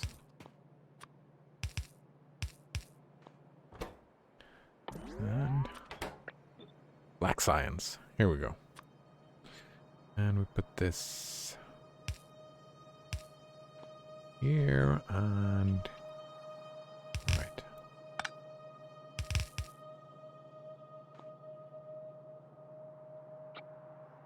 And we just copy paste this.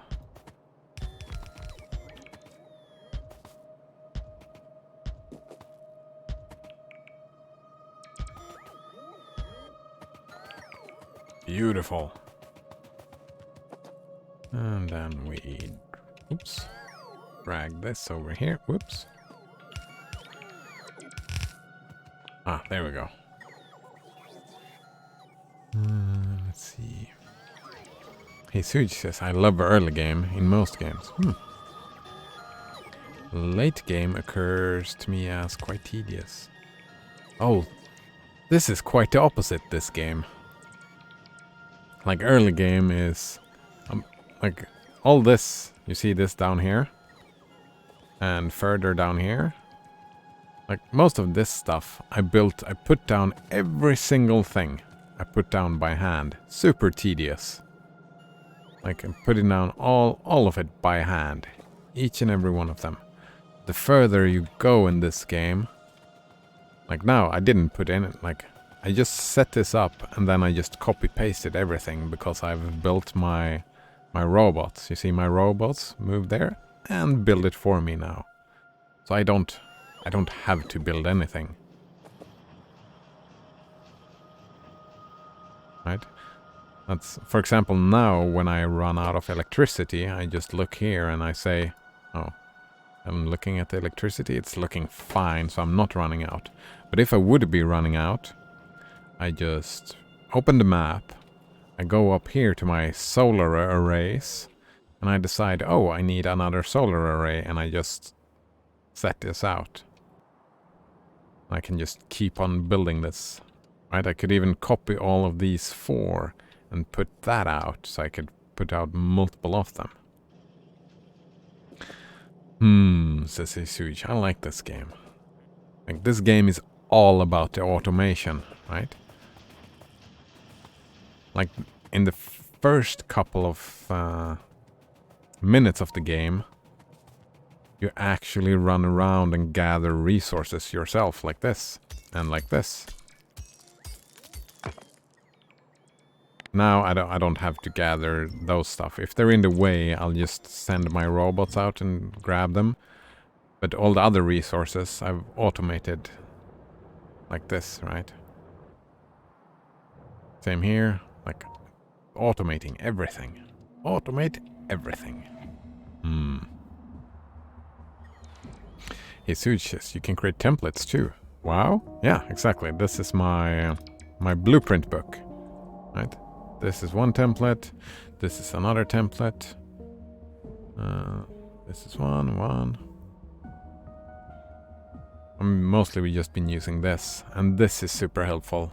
I'm gonna be reusing this template as well, because see all those pipes at the left and right ends? Those are super annoying to make sure, and it's super important that they don't mix and match. Right? There's 6 different pipelines there, and they are not allowed to mix. No, 5? No, 3, 4, 5. Yes, 5 different pipelines. And none of them are allowed to mix with any other.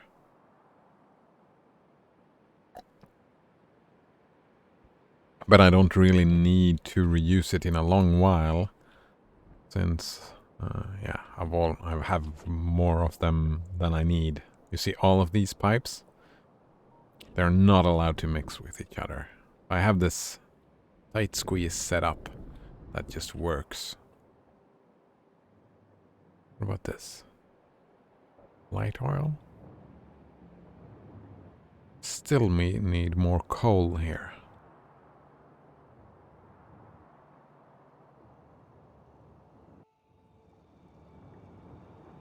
Yeah, the coal. Oh yeah, look at this. I've built this whole array here, trying to just do grenades, but the coal runs out like... It's not even a third of the... Well, maybe a fourth of the way in.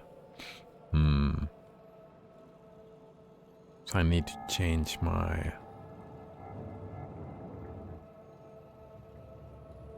Oh! Right. I fixed this, but I didn't fix it well enough. This... Right, I fixed it. I doubled my input. I just... I didn't finish the work I did over there. Let's go finish that. There's so many things to get this factory up and running the way you want it to. Just... I really like the balance of the game because you always find something that has to be done. How do I do this? Probably the easiest way is to take this right here.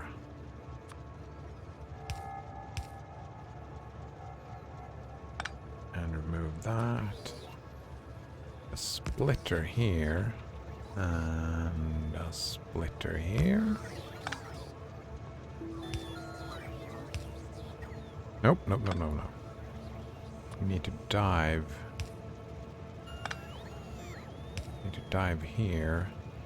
Therefore, the splitters needs to be. Fuck! It's too tight. I did a bad job here. Colgate Tab says, buddy of mine works on automation.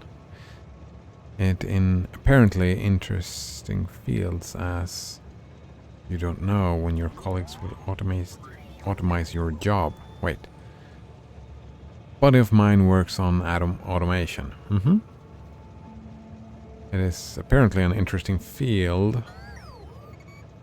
As you don't know when your colleagues will automate your job. I don't quite understand what you mean, Colgate Tap. From one perspective, I see.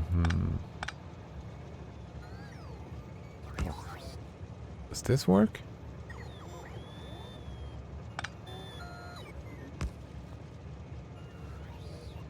No. And it's so tight. So tight. Oh, I can replace this though.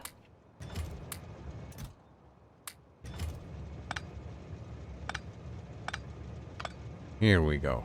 Now I can fit this in. Wait, do I need to split this up?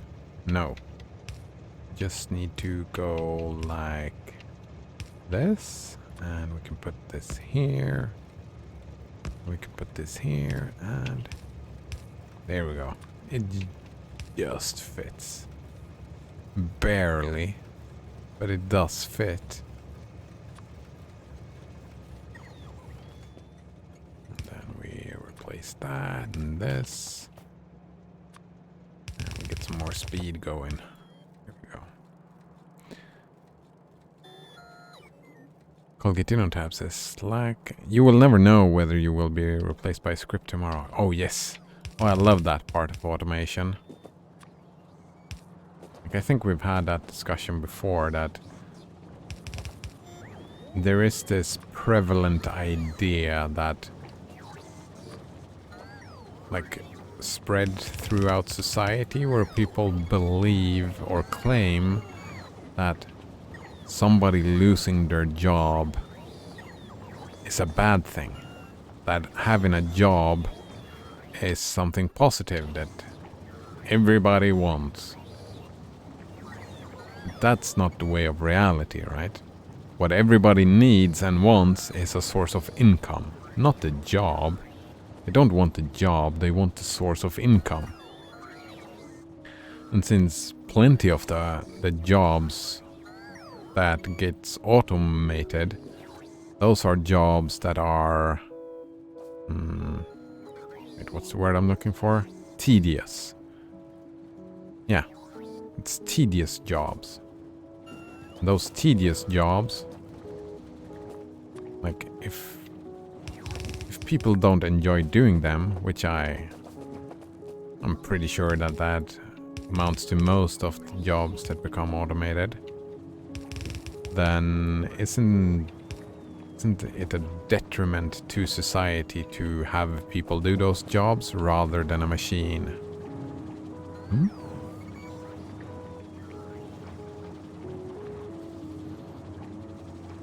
Hey, Suj says, that reminds me that my granddad thinks migrants are taking all the jobs when it's actually robots. Exactly, right? That is the displacement that is happening is because of because of robots, but like either way, like the thing that I don't get, like people are saying that like it's a bad thing, right? What is so bad about it? Oh, the migrants are taking the jobs, or oh, the robots are taking the jobs. I mean, the migrants is a different issue, right? Because they are people too, and that's a little bit racist, I suppose. I don't know. Like taking the job, like you're stealing someone's job. That's like someone else is doing it, so you don't have to. And it's even better when it's robots, because then no one has to. No one has to. Alright, an existential comic. Right. Right, we were gonna read this. But Blasphemous, really. I mean, Blasphemous wanted to see this, so since he's not here, maybe. Hey Suji says, it is quite racist. I suppose.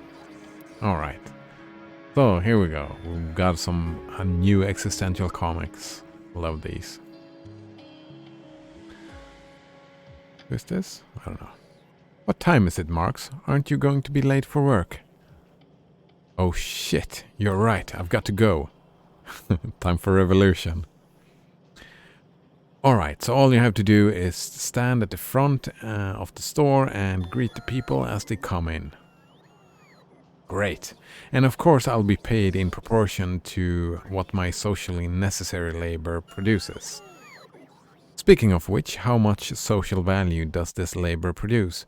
Because I don't really get why this is valuable or necessary. I don't know, whatever works out to minimum wage. Now just stand here and say hi to everyone. Okay. Hi. Hi. In place of the old bourgeoisie society with its classes and class antagonisms, we shall have an association in which the free development of each is the condition for the free development of all. Oh man.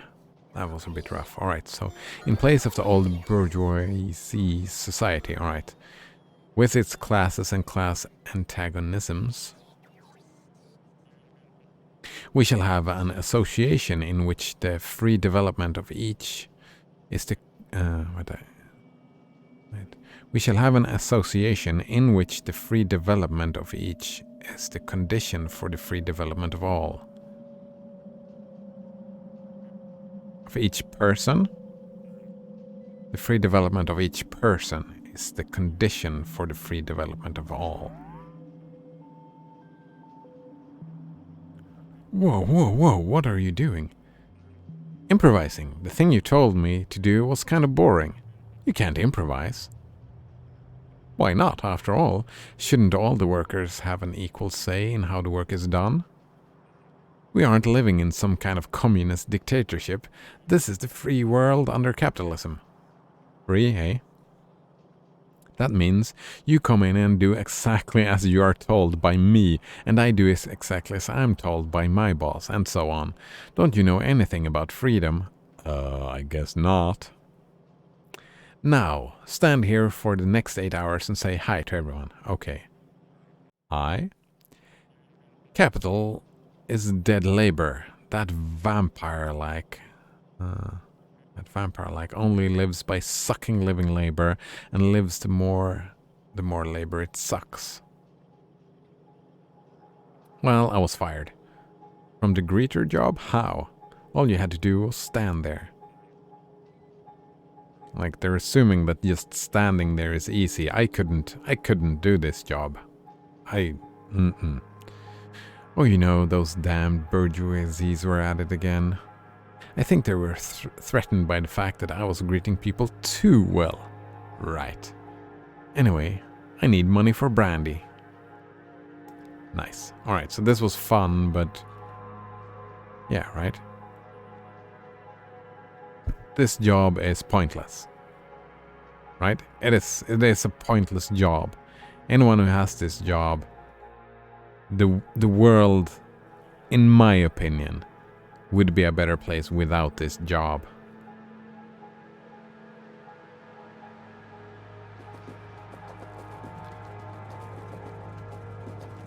I'm pretty sure most people would agree. It's an assumption on my part, but I think it's a fair assumption to make that people would agree on that point. Oh, and this is full. Perfect. Hey, Suj says it's a job the security could do. Well, why even have the security do it? Why does anyone have to do it? Greet people? I mean, greetings are like I greet people like you, hello, when you show up. Because it's the polite thing to do, I suppose. And, I mean, you could have people greet you.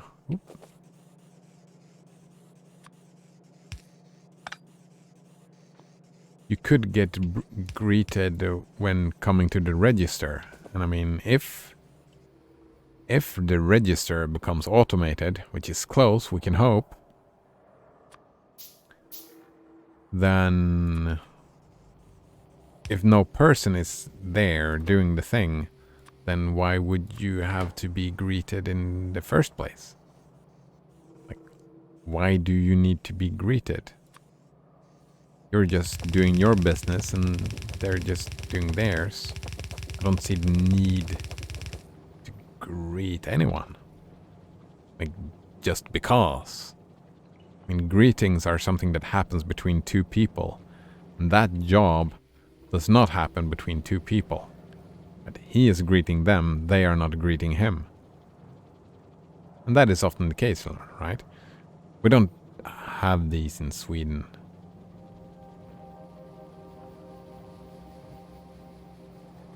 And I don't see the point of them. Maybe some places. I mean, we do have that where some of the, like, what's it called? Emotional labor. We have that. Whoa, wait. Is this working? Yes, this is fine. We have emotional labor that people are required to have a friendly disposition. And I find that fucked up as well. Like, if you're having a bad day, then you can't do your job? What the fuck is that about? Are you not allowed to have a bad day? Do you have to have a sunny disposition? I find that, I mean, most of the time I don't have a sunny disposition. And I would prefer if someone was not feeling at their best today, I would prefer not to have them do the pretense of a sunny disposition. I would rather them like any communication, I would rather them expressing their, like, honestly how they were feeling, so I could adapt my behavior towards what they were feeling, right? Most of the time I feel like I'm imposing on like clerks. How do you pronounce it? Clark? I don't know. Like, if I ever had that job, I would want people to just leave me the fuck alone and not talk to me and just let me do my job.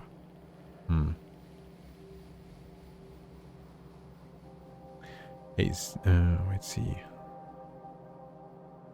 Hey, Suj says, I like it when people say hi to me. Wait, oh, I missed a lot of chat here, I'm sorry. Colgatinotab said, someone could argue that getting greeted makes people happier. I mean, sure. And Hey Suj says, I like it when people say hi to me. Yeah, but, I mean, then I feel that, would you pay people to say hi to you? Doesn't it feel like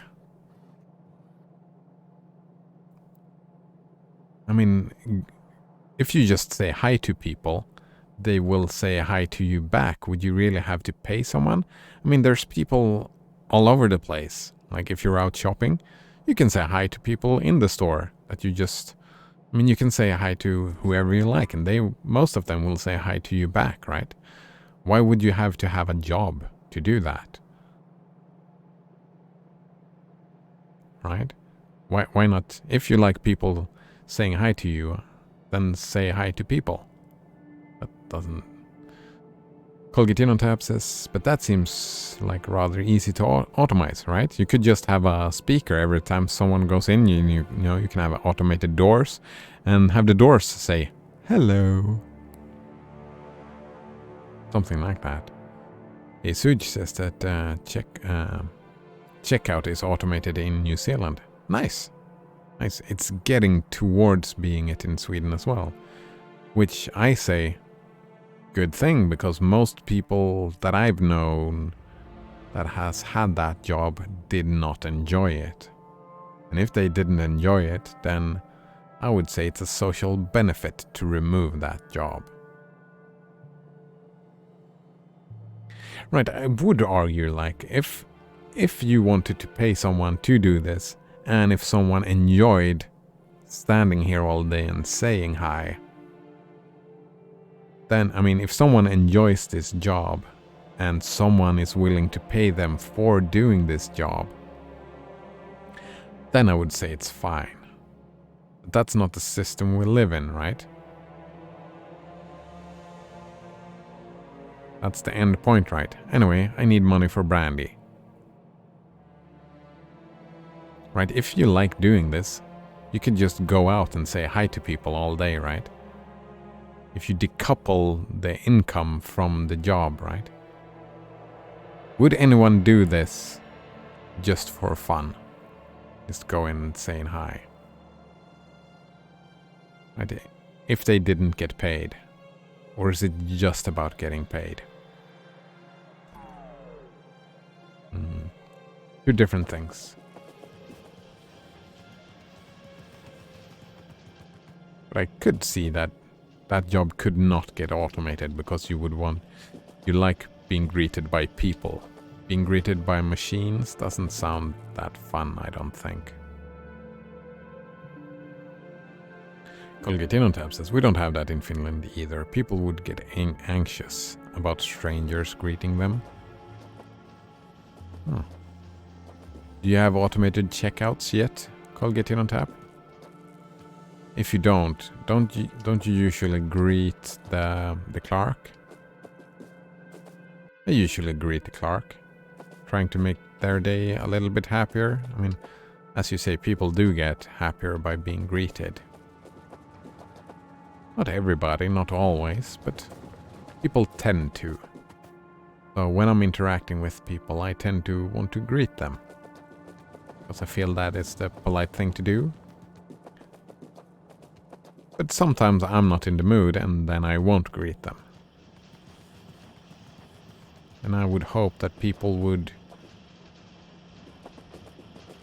find their own way around that, I suppose. Wait, why are you not working? Oh, right, because you're working in that direction. But yeah. So many pointless jobs. That, in my mind, is one.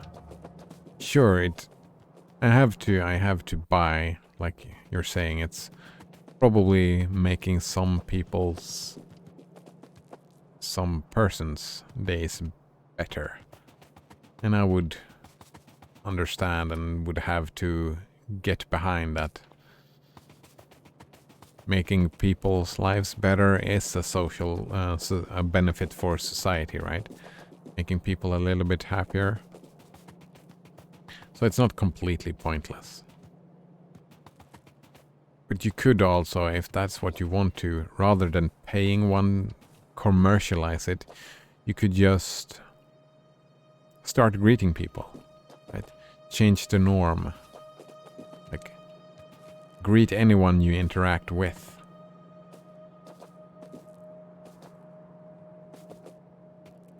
having it as a job, like emotional labor in itself, seems like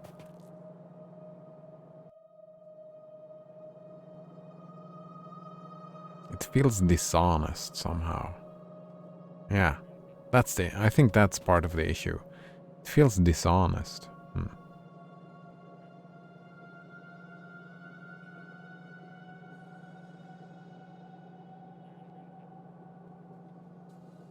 Colgate on tab says, we have some automated checkouts. I don't greet them first. Nice. I respond if they greet me. And then he puts the asterisk. I mean, I greet the clerks, not the automats. Yeah. That seems like a plenty good idea. Indeed. Alright, so Black Science up and running. So, time for the next piece of science. So we go 1, 2, 3, 4, 5, 6. You're in the way.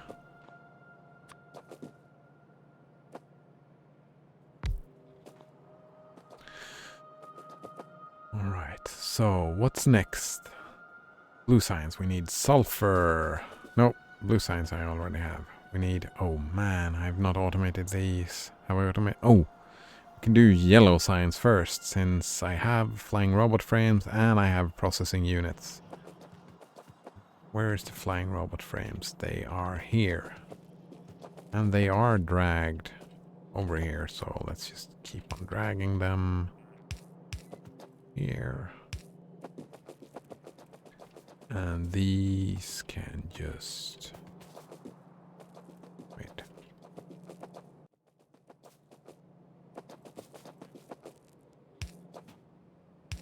Oops.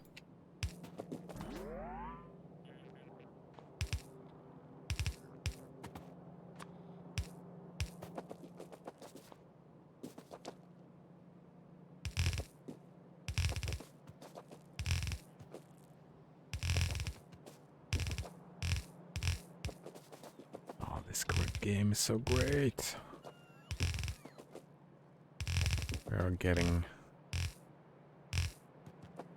We're getting quite close to the rocket, actually, like maybe 2 or 3 days left. And then it's probably rocket time. Well, I feel like I've been diligent. Is that the word? My planning structure has been working quite well, so it feels like something that's gonna happen soon is just building out the trains and increasing my throughput. Getting all the stuff over here. Like we're gonna get low on iron and on copper and on iron. I'm probably fine on stone, I think, but copper and iron will become a problem soon. Then we'll spend a lot of time on just building out the train network to move that stuff around. I think that's the plan anyway.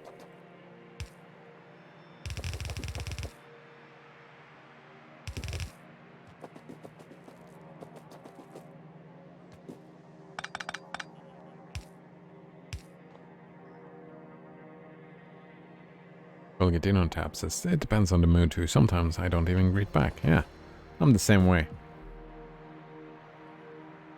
Sometimes I'm in the mood, sometimes not. I'm guessing I can see it's being like that for a lot of people. Then having someone work for 8 hours a day greeting people. What if they're not in the mood? What do we do then? What do they do then? Put on that fake smile. And then, yeah, right? So if someone had that job, it would make me feel like an asshole.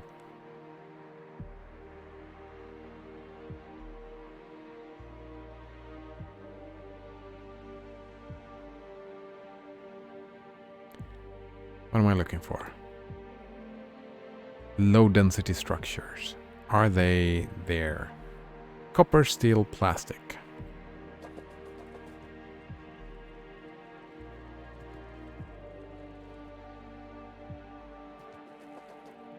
Actually, we are far enough to make these preparations. Right, we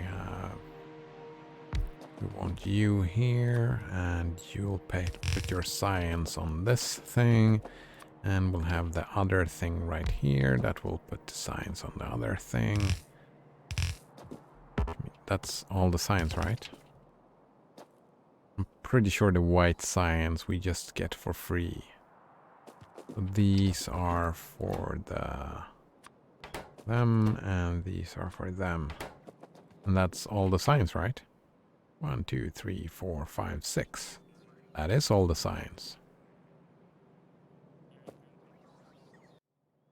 Which means I have extra room. I have extra room indeed.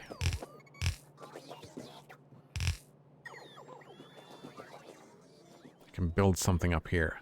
Yes, I can build the low density structures up here. I can drag them down. That is what I want to see, yes. Copper, steel, plastic. Where's all the plastic? It's over here.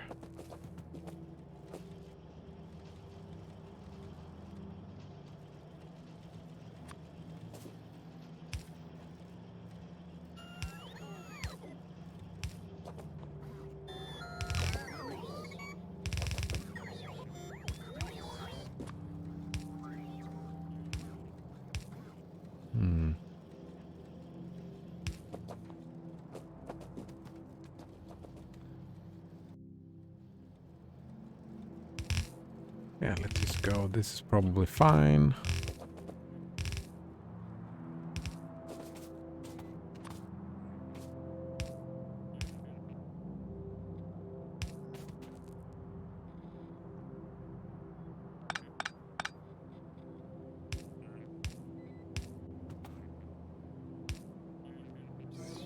Oh, it just worked out. Alright, plastic.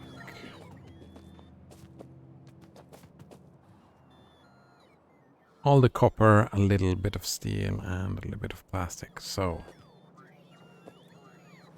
let's go with 1, 2, 3, 4, 5, 6. And we want the iron to be on this line. Which will put it here, right? I think. Yes, looking good. Colgate Tabs asks, do you have small talk in Sweden? We do, yes. About the weather. I don't do it, though. I'm terrible at it, so usually I just don't. But, yeah. Like, not at the bus station and stuff like that, but, you know, between colleagues and whatnot. But I get by well enough without doing it. Not having to do it, yeah. Indeed, I can just not do it and it works out for me. What about in Finland? None at all, or in some situations you gotta have it, right? In some situations.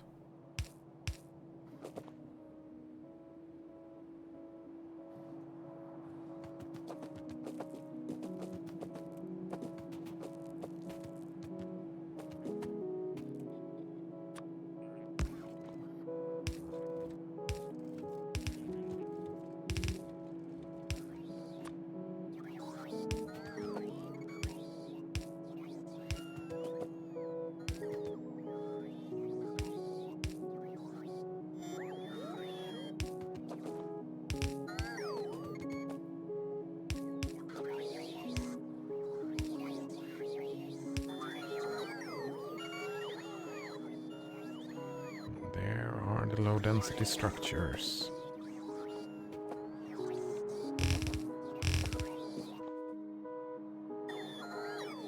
Colgatinotab says, you would like Finland. Well, some people in the sauna communicate with short grunts. Does that count? I like communicating with grunts. I do that quite a bit. I, however, would not go to the sauna. So, I mean, that's... I feel like I can enjoy stuff anywhere. Because, like, in my life, I don't really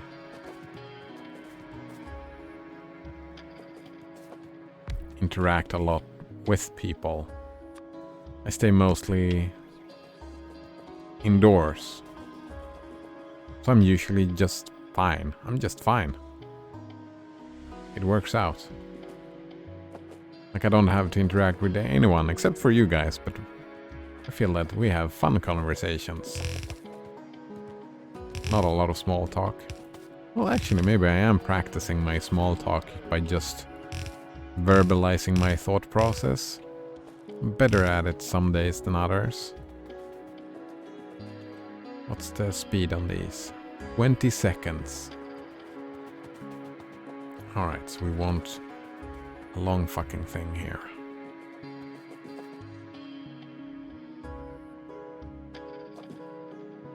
Actually, we probably want to do it this way.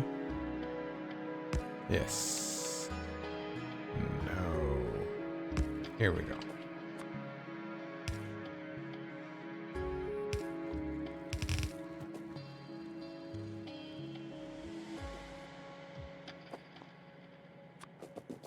And let's start on this length.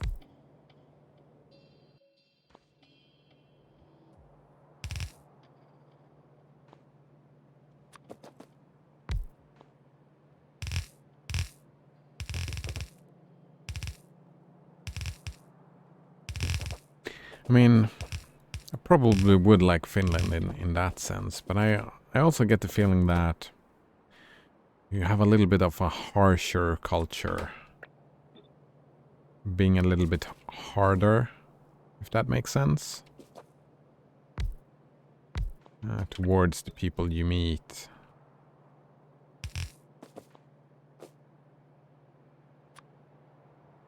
I don't know if you would agree. I don't know enough about Finnish culture.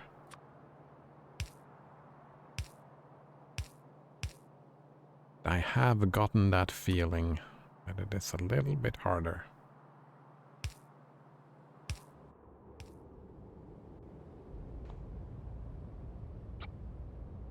Right, I think this is good.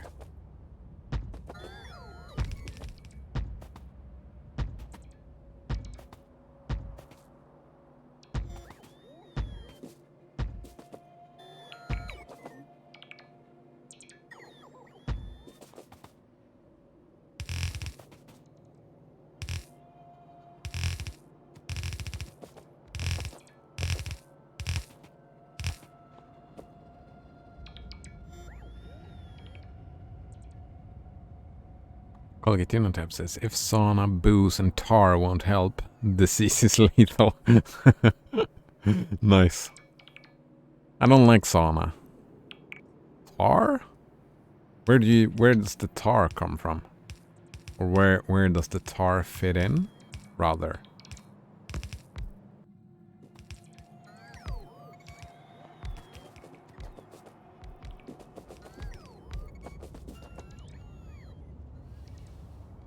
Wait. How is this? Oh. Now they have power. Colgatinotab says, I'd call it efficient rather than harsh.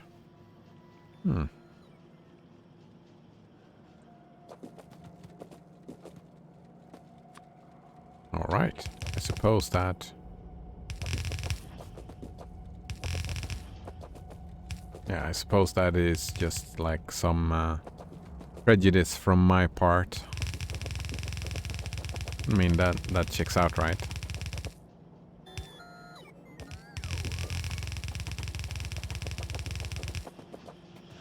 Like the only, except for you, I've had one Finnish, not even co-worker, he was my boss. I had a Finnish boss once. And he was a hard ass, but on the other hand, that could just be about bosses as well, right? Bosses being hard asses, that's nothing new.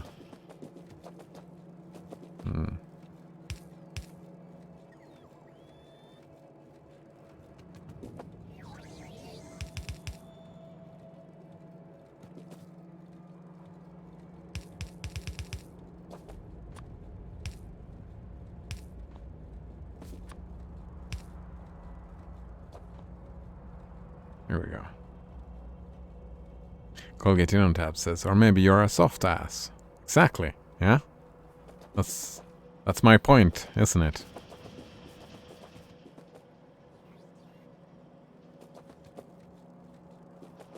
It's like the culture mix, culture shock. I don't know how to put it. I am a soft ass. That's nothing new. Well, yeah. That is what I am indeed. And here we go. Low density structures. We just take them down here.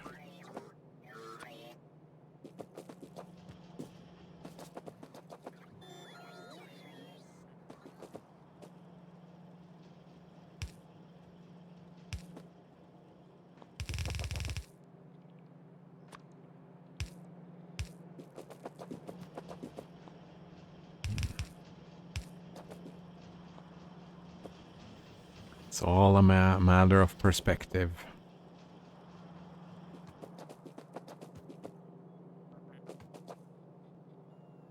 I like to be treated gently. Indeed, I do. All right. And I think we have... Oh, we can set up this whole thing. Oops.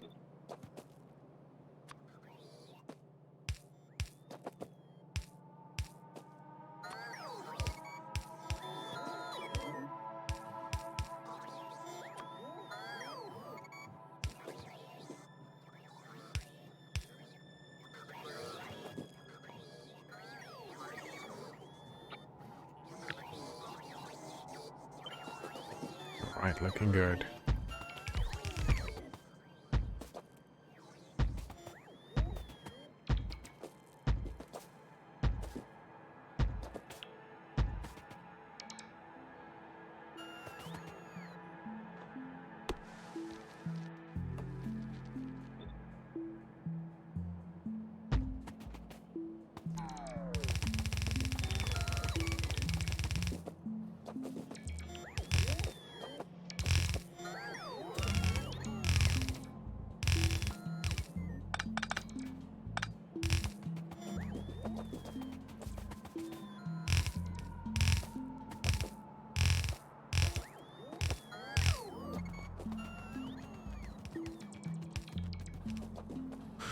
All right. This science is done as well. Oh, I need to drag the science all the way over here, though.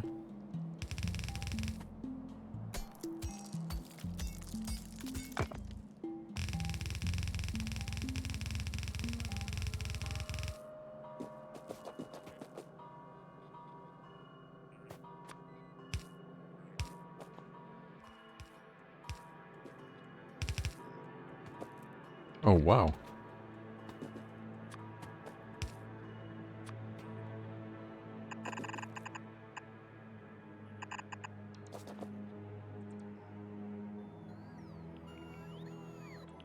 All right. Here we go. Colgate Denotype says the tar is used as ointment. Oh. EU says that it's a bad chemical. Always trying to ruin our fun. Why is it good and why is it bad? I'm curious.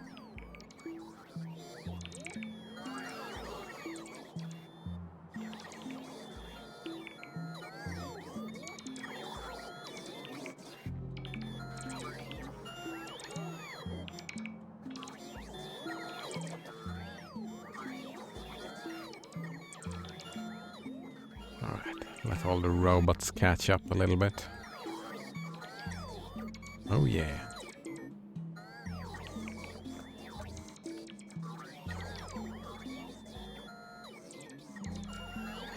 Oh, I can probably do this just to make their lives a little bit easier. Oh. They probably already... Yeah, they already queued up. But the new ones go here, yes.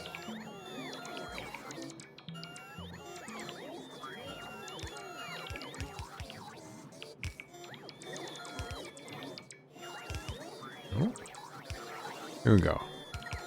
Helsinki times, nice. Liquor, tar, and sauna. Excuse, myth, or an option.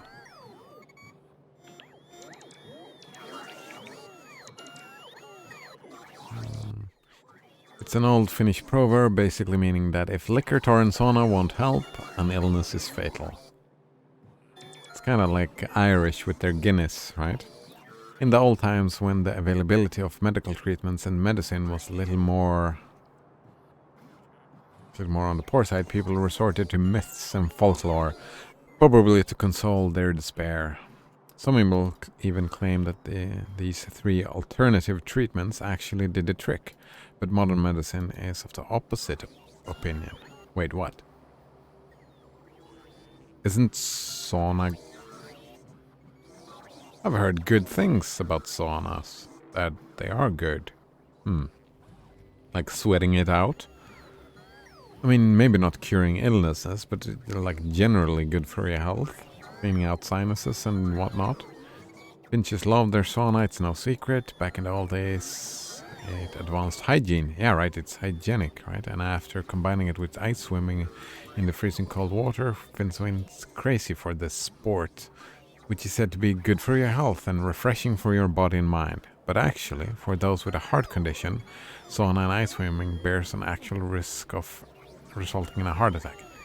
I mean, yeah, that's a good point, but like if you don't have a heart condition, even sauna alone taken to the extreme can result in death. Yeah. However, experts admit that sauna can have... Experts admit? Is that what experts do?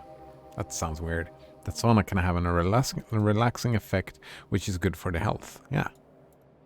Relaxing effects are like... Yeah, it's like meditation is good for you. So I'm guessing that being in the sauna is a type of meditative practice, isn't it? Finns are sometimes said to get drunk for any possible reason, whether it was Easter or Christmas or even a birthday of a pet. Finns might celebrate it with a night out in the town. Some Finns also seem to crack the bottle in order to cure a flu or a sore throat. Belief that it kills bacteria. Back in the old days, alcohol was actually used externally. Well, it's still used nowadays to disinfect wounds, yeah. Still, there's no medical evidence that drinking alcohol is an alternative to proper medication. No, I mean... Yeah, right. That makes sense. Do you know what they call alternative medicine that has been proven to work? Medicine. Like, alternative medicine is not really a real thing. It's either medication or it is not. If it is not, then claiming it is alternative medication is snake oil. Or I claim to have been formed from the sweat of Väinämöinen, a central character from the Finnish national epic Kalevala, was an important medicament to the former day Finns. Tar actually did bear antiseptic features. Well, there you go. Which worked as a cure for infections. That's great. Lately, tar has been recognized to include parts that can cause cancer. Everything causes cancer nowadays. And the European Union has urged that it should be avoided. Its use should be avoided. Alright, where's the sources? I don't see the list of the sources. So I read it on the internet, and therefore this all is true because the internet said so. I'll get in on tab says, I don't have a heart condition. Me neither. I just don't like saunas. I don't like shifts in temperature. Like, I don't like hot drinks. I don't like saunas. I don't like going into freezers. There are a great many things I don't like. I'm a soft ass, right? It's running out of copper. Look, it's completely empty. It's so empty. It's not even funny how empty it is.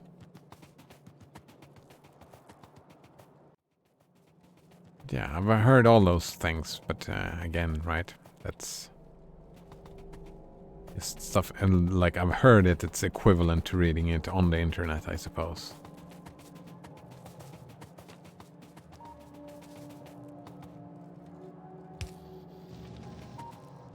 I mean, like all drugs or like treatments or whatever, they're probably good for some things and bad for other things. All things in moderation.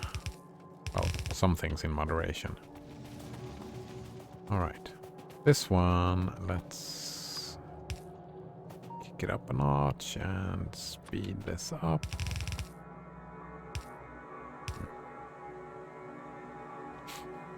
Colgate in on tap, exactly. Why would the internet lie? Oh, but there's also, I'm quick to point this out. There's a difference between lying to someone and being lied to by someone. Those are two very different things. Like I've said that before, right? The priest is not lying to you even though you are being lied to. Right?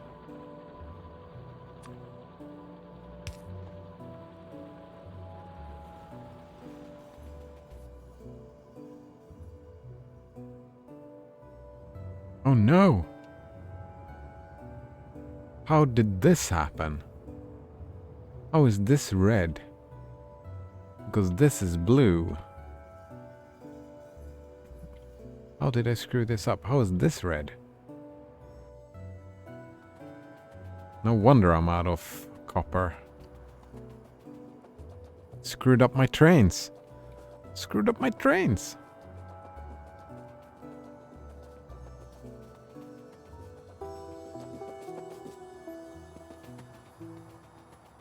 And oh man, I've screwed them all up. Has to be here, right?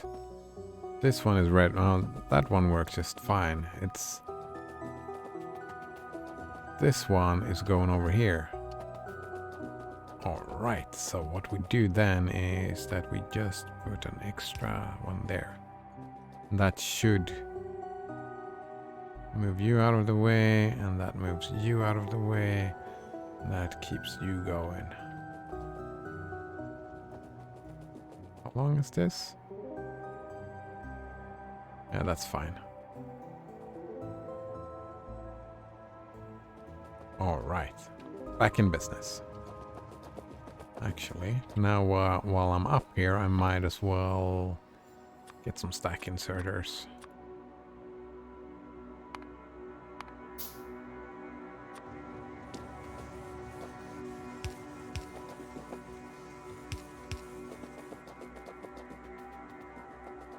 Same over here, might as well get some stack inserters.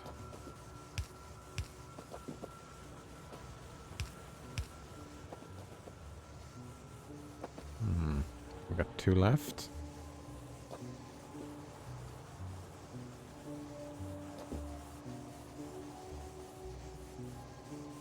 Yeah, that's probably fine. And something over here as well.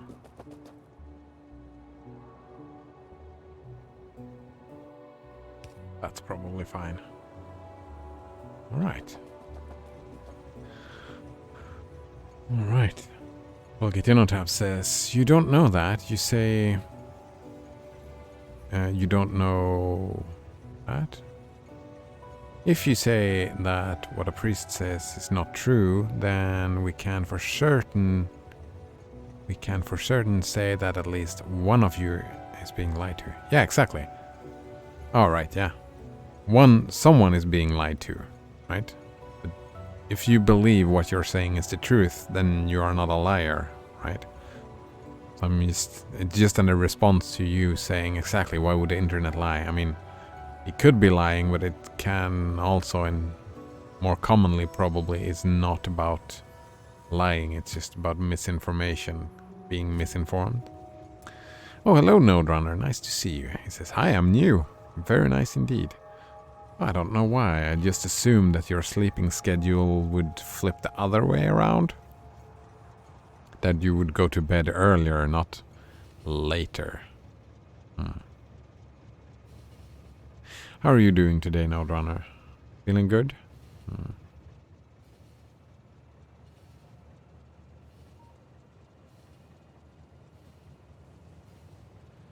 Right, and you turn around and you go in and it works for now.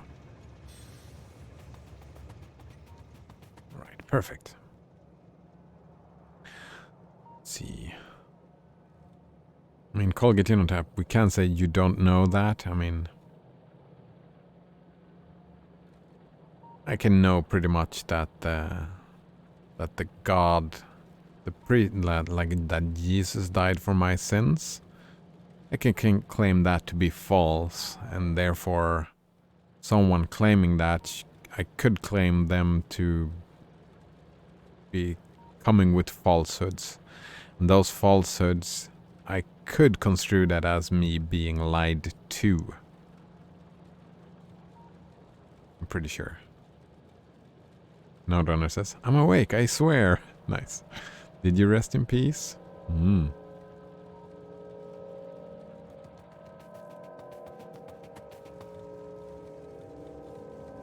I actually think more stack inserters. And this whole thing becomes pretty filled up. But I can empty the train faster. Emptying the train faster is probably a nice idea.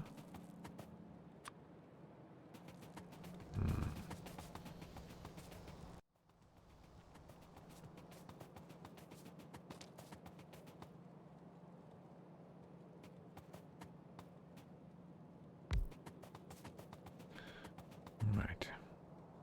Colgatinotap says you can claim it to be false, but you can't know whether it's false or your claim is false.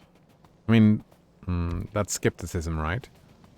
And I can get behind that, but I'm a pragmatist. Like, I go where from my what's it called? From my worldview, the stuff that I chose to base my knowledge on. Like, you can argue epistemology all day and all night, right? But I'm happy with where I'm at and what I consider, like what I consider that I'm gaining knowledge from. I'm happy with the system that I have, right? And I mean, having the words true and false are useful.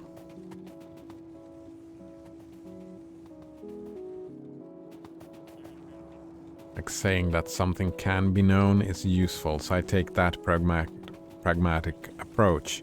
I do acknowledge that the skepticism, like, don't know, like you can't know reality. You only have your perspectives on the thing. And I acknowledge that. I just disregard it and go the pragmatic approach.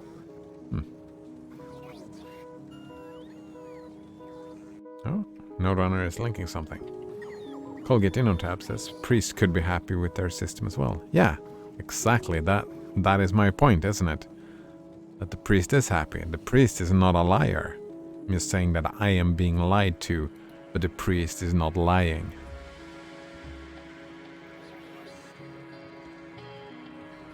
Was this a screenshot? Oh, it's one of your screenshots. What are you doing? Oh man, my brain hurts. It's beautiful. Oh man, I tried to move the picture around with WASD. Man, it's beautiful and I hate it. Oh man. Oh man, I wish I could zoom in some more. Probably can. What is this?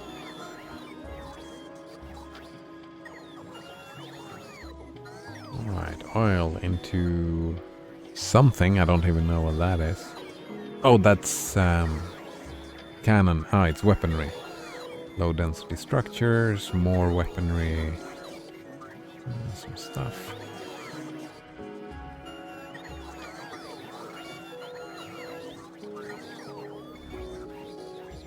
Oh, this is old though, because that's the old image of this, right? Where is it? I have some of them.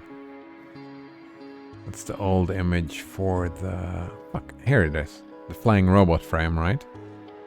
Yeah, that's the old image for the flying robot frame. And you put them... Oh, right, and all this ammunition ends up in chests rather than something else. Oh, man.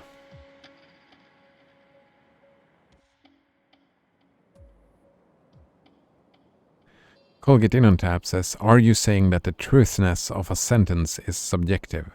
I'm saying that you can use different methodologies to assert whether a sentence is true or not. I'm saying that the priest has one method to decide to judge a statement as true or false, and I have another system for evaluating a sentence as true or true or false. And I mean, you could construe a system that is just what I feel like as being true or false, and then it would be a subjective judgment. Then probably, yeah, Colgate InnoTab. Not quite. I would say that there is a system, and for some people they use a subjective system, and I mean, the system in itself can be good or bad, I suppose. Nodonor says, I haven't played in a while. Yeah, noticed, but this has gotta have been taking a lot of planning, right? A lot of planning.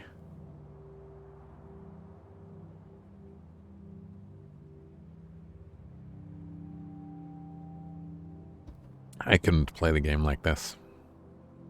Maybe I should try that sometime though. Like if I get back to the game over and over again. Like there was someone talking about that, you know, you could play in a small island, so you have to think about spacing. I mean, I don't do that, right? I just spread out. Spread out, like I have more space here and I have more space here. Like I just spread out, and that makes me happy, but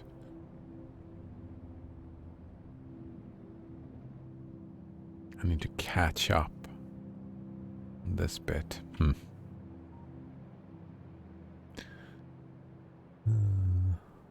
This is a beautiful fucking picture though, Node Runner. Really liked it.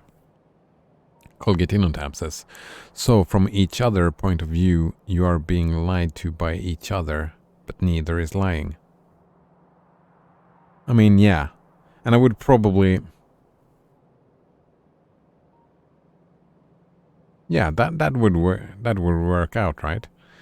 If I'm saying to the priest that Christ did not die for my sins, and the priest says, yes, he did, then from our both perspectives, because from his determiner of truth, right, he has a book and he claims that whatever the book says is true. And I'm assuming, I don't know this for a fact, but I'm assuming that the book says that Christ died for my sins, like as a description of objective reality. Not all priests believe that, so I'm not saying that all priests do that, but if we assume that the priest has that attitude, that he's a literal interpreter, I'm guessing most priests are not, probably. But if we take that hard line, that type of hardline priest that claims that actually did happen and that God did create the world in 7 days and all that, if he claims that and I say no, then from my method of judging truth, from my system, yeah, exactly. So from each other's point of view, you're being lied to by each other, but neither is lying. Exactly.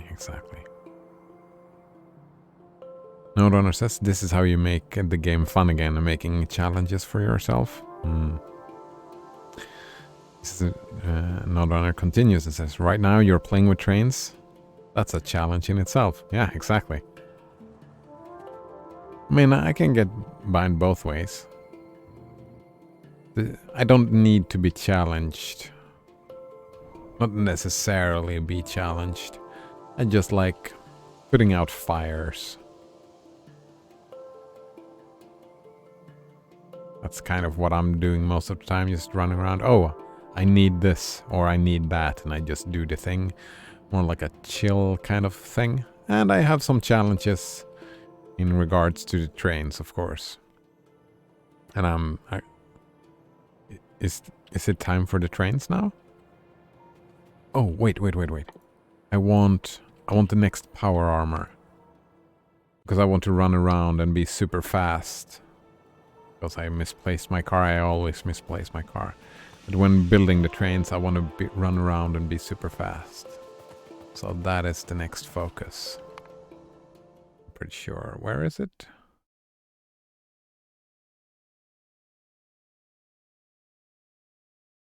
Like, I want this. Can get this. Yes, I can start researching that. Ooh, can I... Ooh, I could get the Spidertron even. Before I go.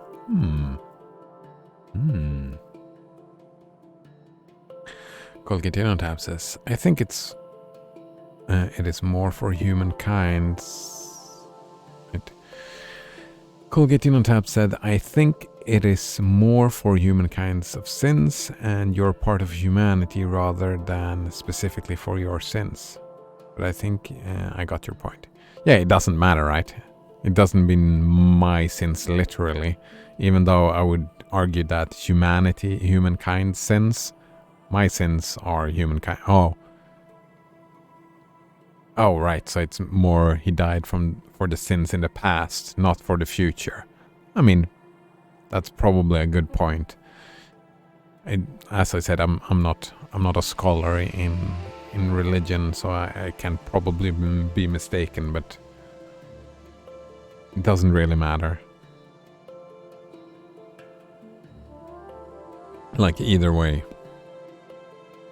Noderunner says, sometimes when I join an existing multiplayer world, I take pleasure in looking at everything that has been built and optimizing it to be better. Alright, yeah. People have different sorts of fun, right? I've only been in multiplayer like a couple of times. I remember somebody yelled at me in a multiplayer game that I was in, saying I was not optimizing it enough or something, I don't recall. Alright, portable fusion reactor. Done. What else do we have?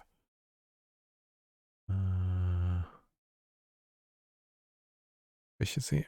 Wait, I don't have purples yet, do I? No. Where's the last armory, though? Here it is. That doesn't need purple. Alright, start researching this. Colgate Tab says, this game has multiplayer. How does it work? There are multiple people playing around. I think a server, depending on the server, but I've seen like people been where it has been pretty stable at like almost 100 players probably. No, Donna says it works a lot like single player, except it's multiplayer. Yeah, exactly. It's just multiplayer. There is PvP. You can, like you see, I have a gun here, and you can shoot each other. Like you can make it a little bit like an MMO if you want to. There are kind of cool videos on YouTube of people playing around with it. Like Twitch people inviting in all their viewers and stuff like that.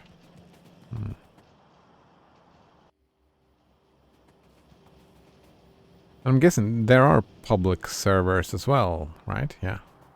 Public servers, you can go in and just have a look-see around.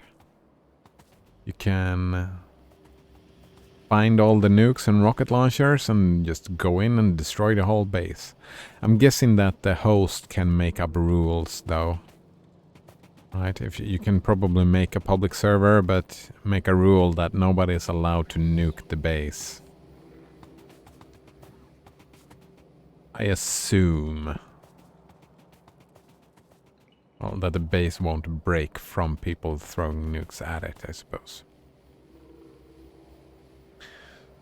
Oh, hello, Irish coffee cake. I don't remember seeing you before. Nice to meet you. He says, the multiplayer is pretty good. Kind regards the community. Irish coffee cake is new as well, just like Node Runner. Very nice. Nice to meet you.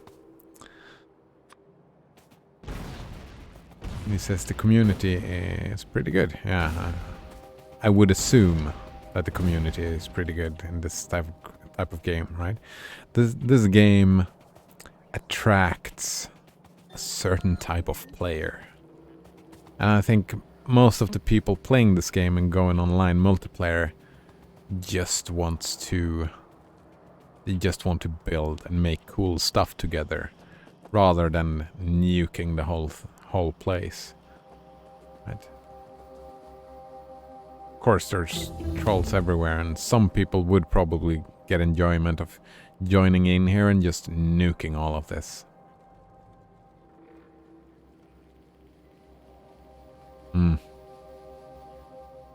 I could also see why that would not really be part of what the Factorio community would do. Yeah, Nodon said he's new as well. Very nice, yeah. Irish Coffee Cake says, have 300-ish hours in multiplayer, and I have not had any issue. Still a lot of blueprints online. Oh, well, people are sharing, right? So it's not stealing. It's open source. It's not stealing. We do like open source here.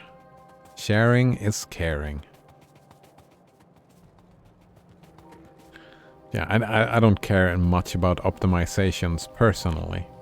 So I don't need to take any blueprints. I just make my own. I just take a lot of space, but maybe in the future. It's more of a copy paste. Yeah, exactly. Me neither, says Irish Coffee Cake. I've never tried Irish Coffee Cake. I've tried Irish coffee.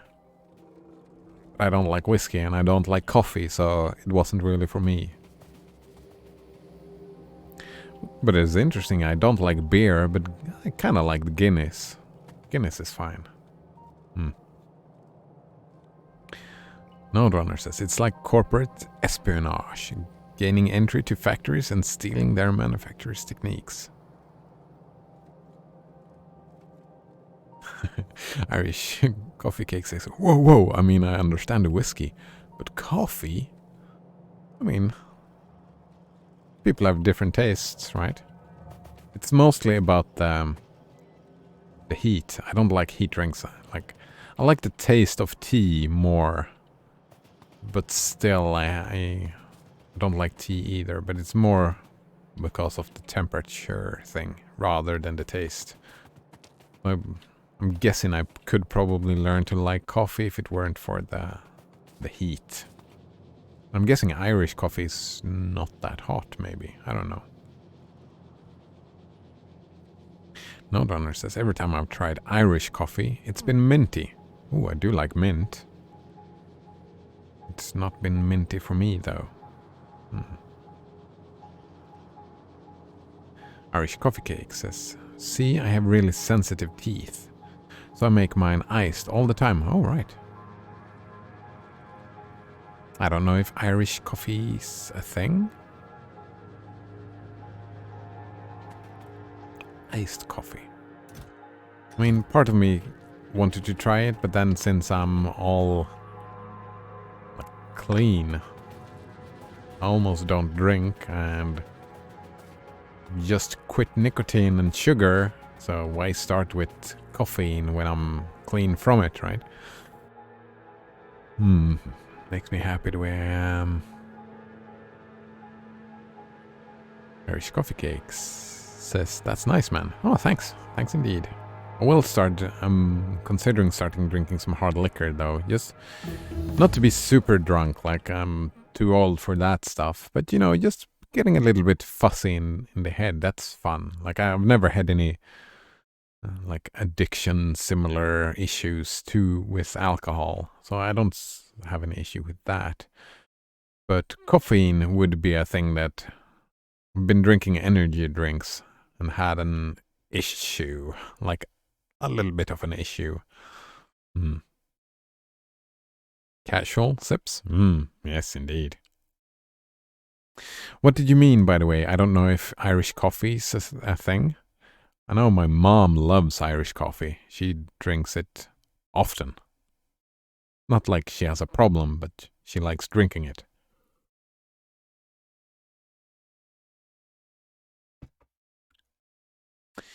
Irish Coffee Cakes says, I like Crown Royal straight every once in a while. And I do have a coffee problem. I mean, I can see people drinking coffee every day and it not being a problem.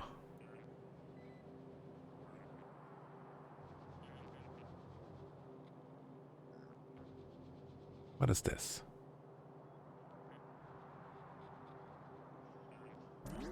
Is it a vanilla drink? Wait. Crown Royal. What is it? Northern Harvest. Oh, it's whiskey. Yeah, vanilla whiskey. Maybe I should try more whiskeys. I've only tried a few, right? It's kind of a recent phenomenon. I've gone all my life and I've been like mixing drinks always. But now since I quit sugar, I stopped drinking as well by doing that because I've been mixing it and making sugary drinks, drinking a lot of cider and stuff like that. Who would have imagined? But just drinking like straight hard liquor, it's been an interesting new experience. Like I drank some, what's it called? Jägermeister. I really like that. You know, slow sipping.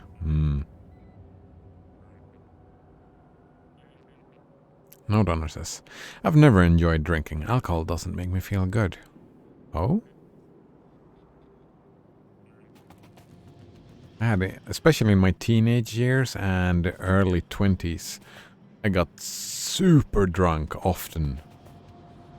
Super duper drunk. Often. But that was like escapism, right? Hating life in general and then just getting drunk and laughing and doing stupid shit, being stupid. I enjoyed that time. That's too bad, Node Would I claim that you've missed something? Like if it doesn't, no, well, if it doesn't make you feel good, then it doesn't make you feel good. I mean, if you're happy, I'm happy. Irish Coffee Cake says there's a bunch of flavor. Apple is the best, and he loves Jaeger. Mixed with Red Bull. Oh man, that's the caffeine again. The Red Bull, eh? Sloppy drunk intensifies. Oh, but I like chugging. I've always liked chugging. But I was often drinking not because I enjoyed the experience of actually drinking. It was mostly because of me wanting to get drunk. So it was a means to an end. But I've been more and more curious about drinking just because of drinking, because of the experience. Because like I tried like fairly recently, I tried some whiskey again, just neat whiskey, straight whiskey. And it is an interesting experience. It's like an explosion in your mouth. And I know that is what she said. But it is kind of like that.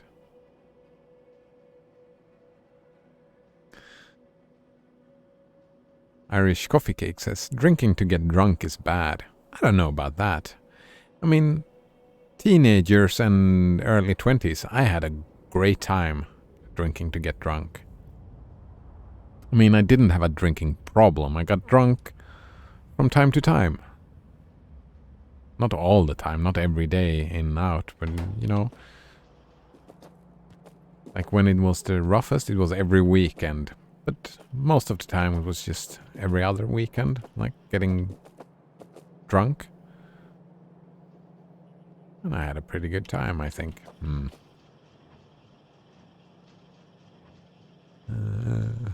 I think Irish Coffee Cake enjoyed my "that's what she said" joke. Hey.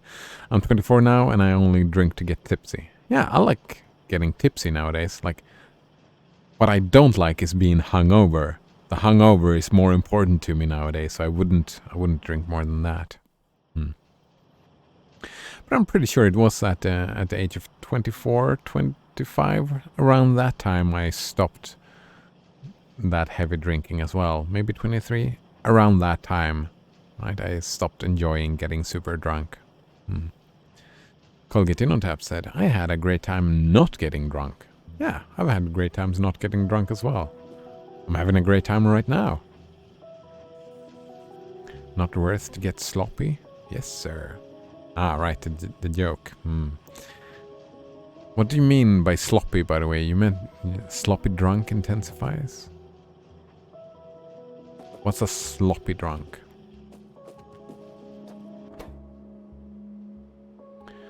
Alright, I have not automated any of these. That is a problem. Oh, but I did finish this thing, right? What do I need? I need modules. I need a lot of modules. I've not started on the modules yet. Damn it. And it's 25 of the speed module 2. Oh man, that is gonna take a while. And lunch was half an hour ago. So there will be no... Is that the goal for tomorrow then? Getting this up and running? Alright, so we can... where do I want the speed modules? Right, and this was... no. Is this speed modules as well? No, that's productivity. All of the modules. And they all take... it's just circuits, right? For the modules, I'm pretty sure. Circuits. Yep. Yeah, it's just circuits. Damn it. So either... well, I can get the modules up and running. I can get the infrastructure up and running just to get this. I really want this up and running, right? As soon as possible. Because when I've got this up and running, I can run around and build the trains super fast. I can run and fix this and this and this and this and that, and just run around and building the train everywhere. By foot. That makes me happy. Nodrunner says, you know how people smoke and drink at the same time because it feels good? Yeah. I tried that and it didn't feel any different for me. Well, that's for me. It's not smoking and drinking at the same time. It's like when I get drunk, I enjoy smoking. Oh, sloppy drinking is getting super drunk, drinking an absurd amount. Oh, right, yeah. I've been doing that a couple of times and I don't enjoy it. I've never enjoyed it. Like when you start throwing up and stuff like that. And even like when you're not in, when I can't even walk straight, I don't enjoy that either. I mean, a little bit of wobbly, like a little bit around under the feet is okay, but when you like falling down from just trying to walk, that I never enjoyed that. Colgate in on tap asks, why is it important for you to have lunch the same time each day? Oh, I'm a creature of habit. I'm a creature of habit. I do enjoy having routines. And I just like routines. And I mean, having lunch at the same time every day, it's rather than being 12 o'clock, it's closer to 12:30 every day. Now, I'm getting stuck in the stream all the time. I'm having too much fun talking about stuff, I suppose. So it's just me wanting to have a routine, and I enjoying having a routine. I enjoy really, since I switched over to having a strict, I eat 2 times a day, right? On strict, kind of strict, not super strict, but kind of strict times. I feel like physically I feel better. So I'm sticking to it. Irish Coffee Cake says, I'm debating on streaming a modded Factorio run. I'm pretty hesitant. Oh? Why are you hesitant? A lot of work? I don't know. No Donor says, I think having structure in your life is good. Yeah, like some structures. Some non-structure, like some chaos, some structure. I think both can be good in different situations. Irish Coffee Cake says, preference. Yeah, exactly, preference. I enjoy smoking only when drinking. Yeah. Rumpelmints. Look this up. It's the worst. Why would I look it up if it's the worst? Like we have Mintu. I like Mintu. That's Finnish, isn't it? Rumpelmints? Is this more whiskey? Imported. I mean, I like the look of the logo. It's my favorite colors. Peppermint schnapps. That sounds like something I could try. It seems a little bit like Mintu, I suppose. Irish Coffee Cake says, just make a BRB screen? Wait, what do you mean? BRB screen? I'm confused. I made one in paint. Nice. It's a mint drink that's special? Special how? You're making me curious.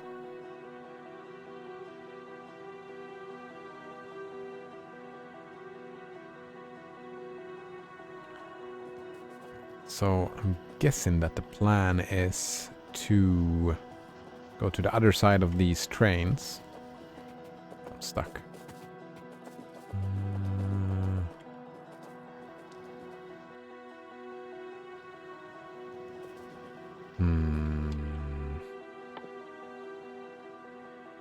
Maybe I should just build them by hand.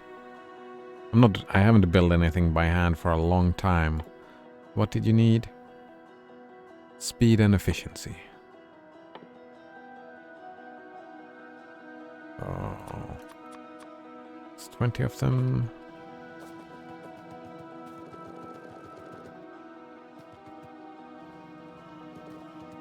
Oh.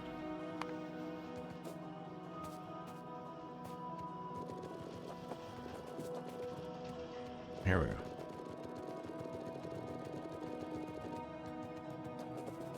What's that? 15 of them. 20. 20. No.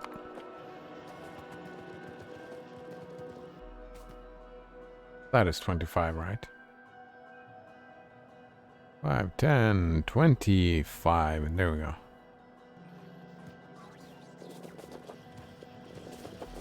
Oh, actually, when I go to lunch soon, I can just leave this on. Leave this on and turn it off after lunch. And they will probably be built. Hopefully be built.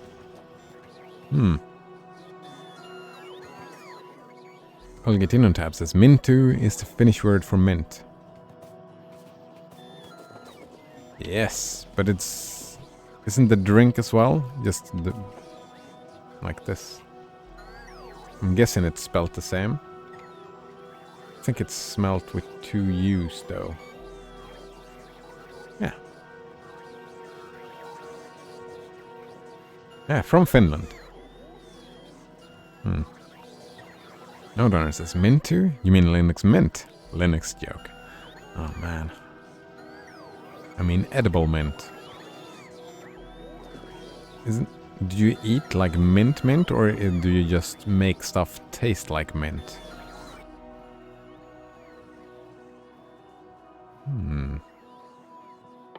Was it efficiency, the green one? Yes.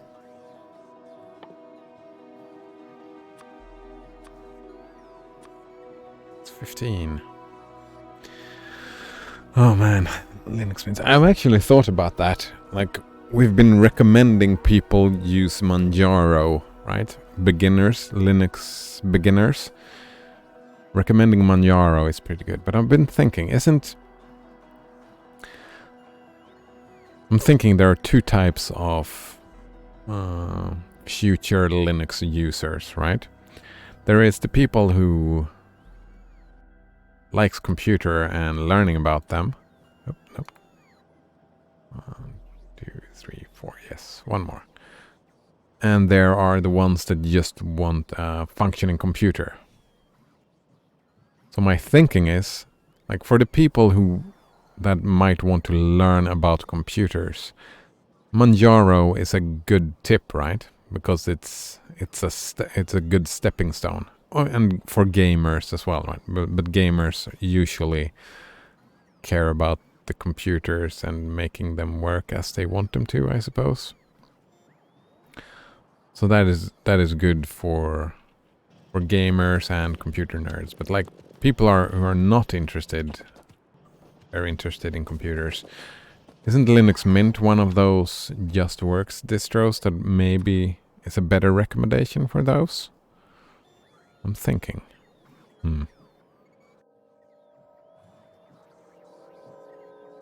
Olgetino tab says, I mean, edible mint tastes like mint with mint.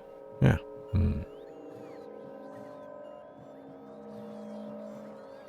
No donor says you don't know what kind of person they will develop into after switching to Linux.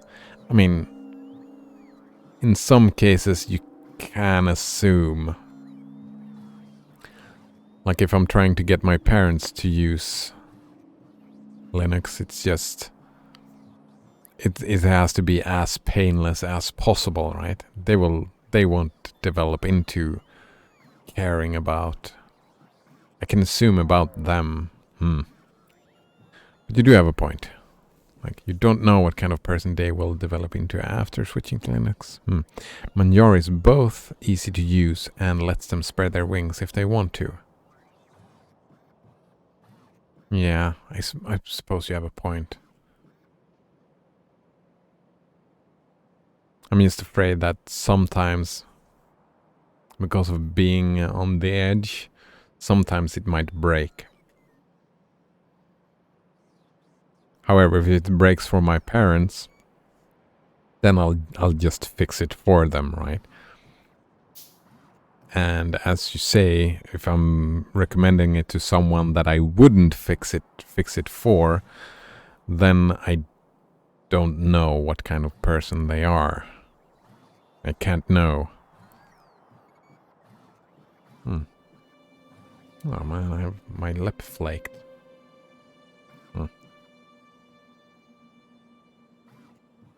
So probably better just to recommend Manjaro, I suppose.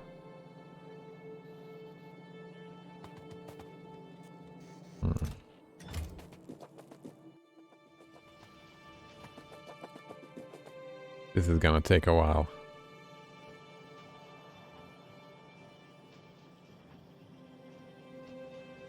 Six minutes? Oh man. This is not even gonna be finished for lunch. What else did I need for this? Low density structures, I can get those. That's just fine. I think I can just grab them easily enough. Oh no. I'm all out of copper.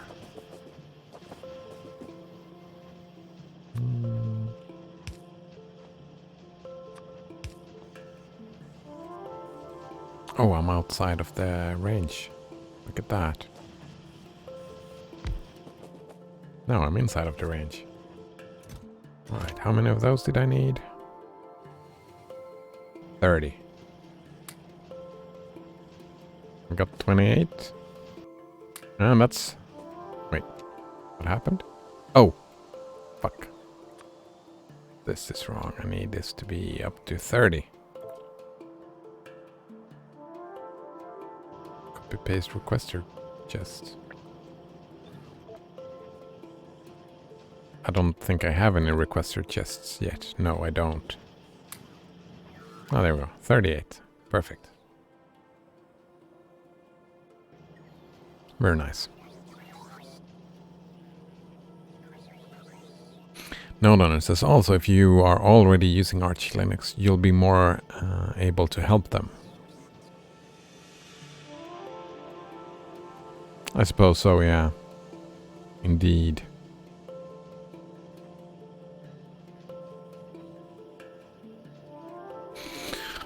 Oh man, yeah. Actually, I was curious about that. I felt burnt out because Nix didn't fulfill my every wish immediately. So I was kind of burnt out from my Gen 2 looking out. But NixOS was running like a lot of daemons. It was like a lot of resources spent just by the operating system itself. I didn't really quite understand. What was those daemons good for? Like there were two different ones. I don't remember exactly what they were called. And also the startup time was horrendous. I don't know.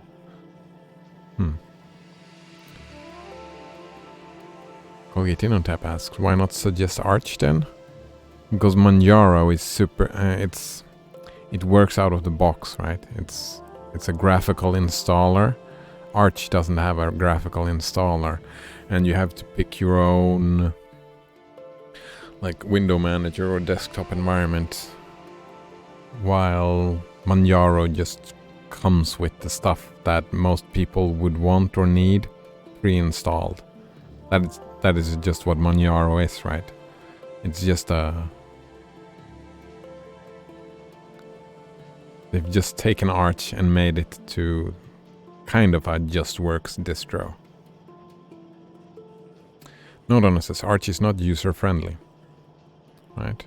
Unless you know Linux. If you know Linux, Arch is super user friendly. Like if you spent a couple of years in Linux, then Arch becomes super user friendly. But for a beginner, no way. You could of course configure it to be a lot like Manjaro out of the box, then exactly. But why then not just install Manjaro, right?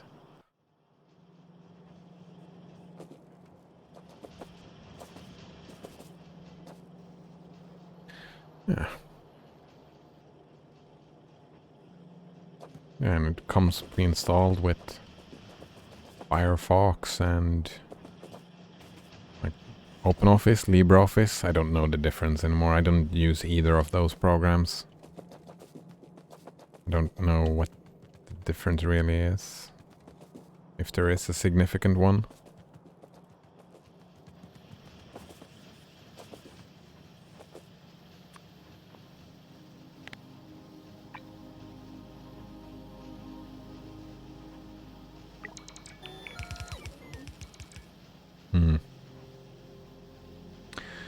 Colgatinotab says, my first Linux was Arch. I liked it. Yeah, but like I said, right? Depends on the type of person.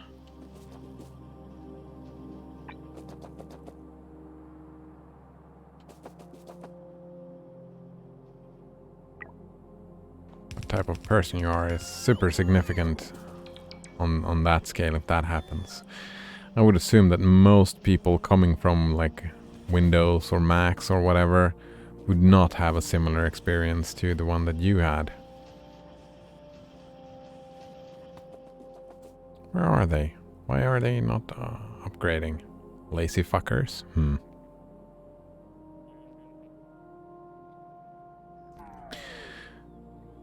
No, Donna says, I'm not sure I followed your Nick's question. Oh, was it a question? I felt like I was just rambling about my own incompetence.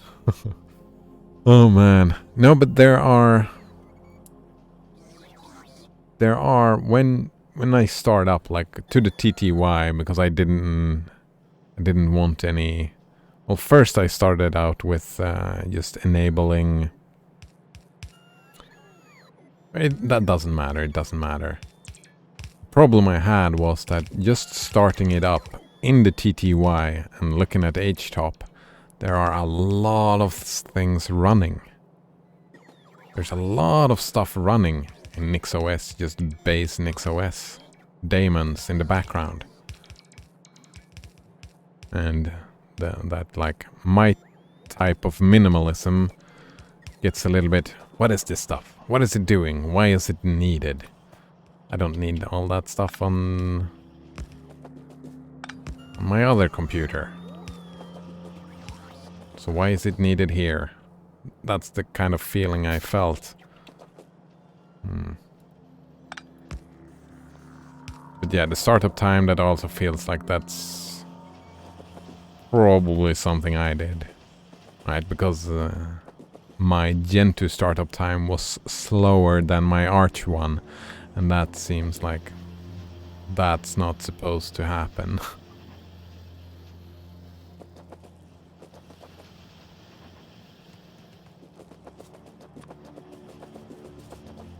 Let's turn this around.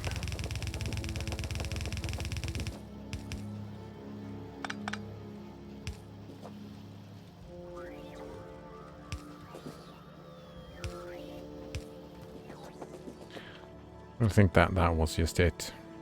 Yeah. What is all the stuff? And why is it needed?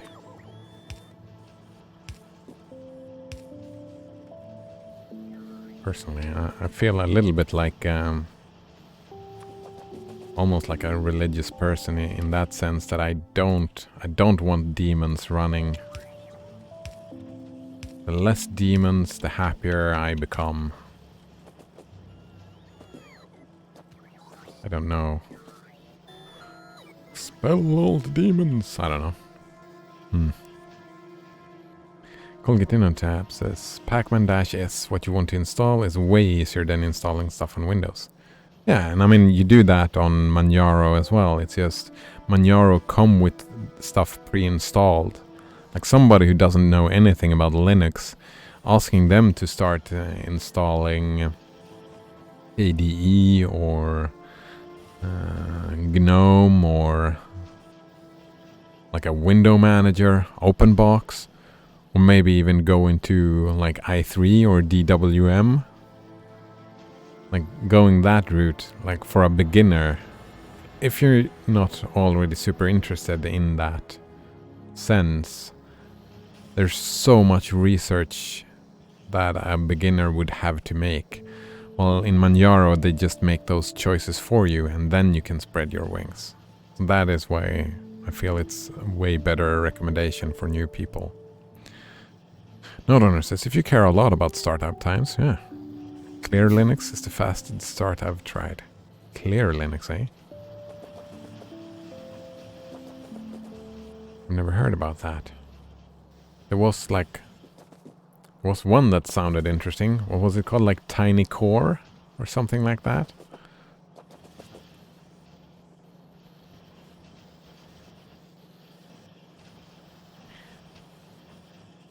I'm thinking that the startup times though is probably for me mostly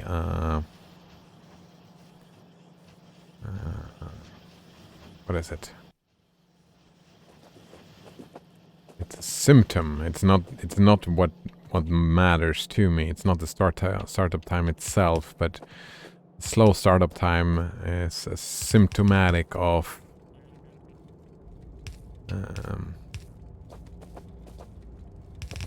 the computer doing a lot of stuff, right? And I don't want it to do a lot of stuff.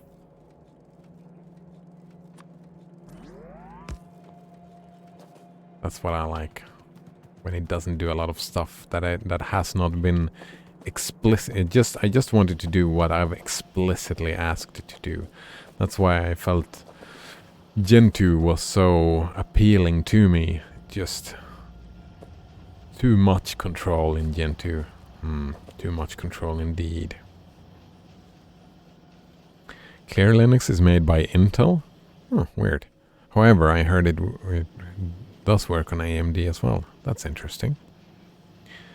It should be possible, however, to apply Clear Linux patches and configuration to any distro. I've not tried that yet.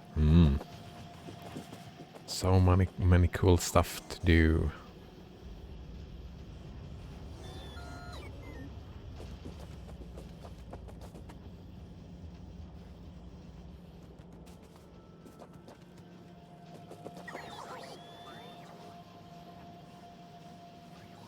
Alright, yeah, this is taking its sweet ass time. We're med 10. Oof, yeah, need to automate this. Yeah, so that's the plan tomorrow. I need so much. Right, this is the like all that copper. Like this is nowhere near enough. All this has to be upgraded from the yellow belts to the red belts and to the red belts. And I need to create way more of these. Like this is nowhere near enough for my needs. Just look at this. Oh man. Let's see, Nodonor says that the Nix daemon is necessary in multi-user Nix installations. It performs build actions and other operations on the Nix store behalf on unprivileged users. Alright. So that is something that I don't need, right? So I should have disabled multi-user support. It ought to disable the Nix daemon. There we go. That was one of the mistakes that I made. It was like... I was like, what is this? What is it doing? And a quick DuckDuckGo didn't help me out. And I'm like, oh man, I'm not in the mood for this.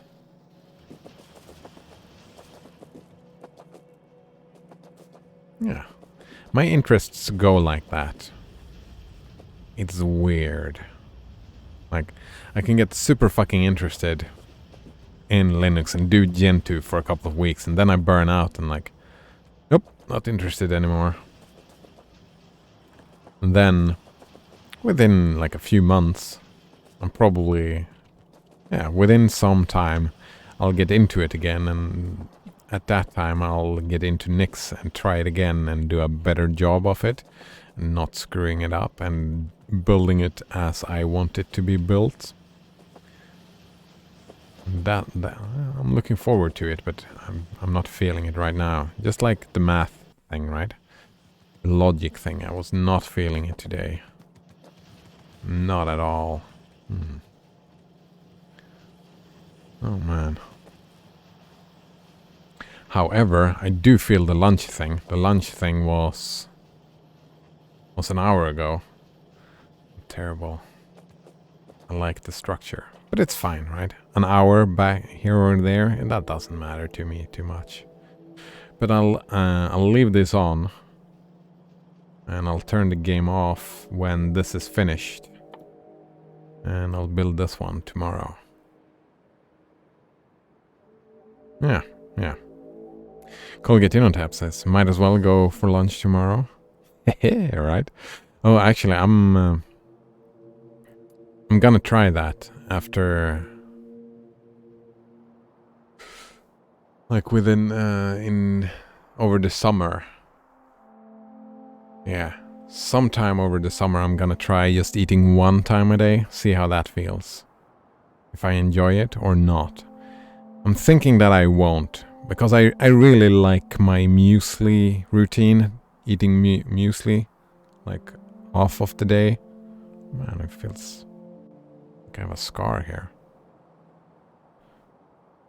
Maybe not. But I like eating muesli and then some more like vegetables and salad and tomato and maybe some meats, you know, for dinner. I like that routine, so I'm probably thinking like just eating once a day. I would probably have to forego muesli and just eat something proper. Colgate says, I eat one time each day. Huh. How does that feel for you, Colgate Tap? Good? Bad? Enjoyable?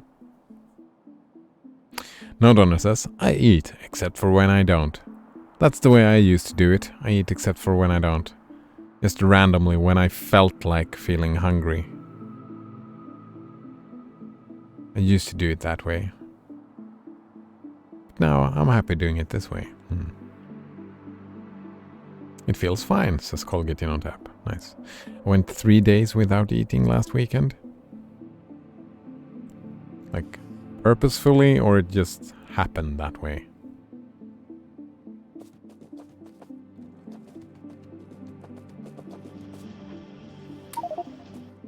Oops.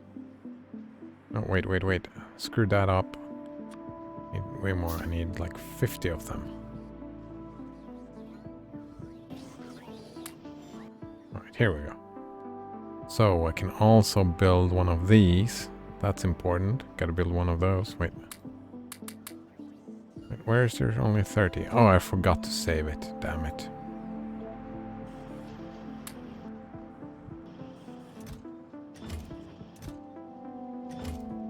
Yeah, this is fine.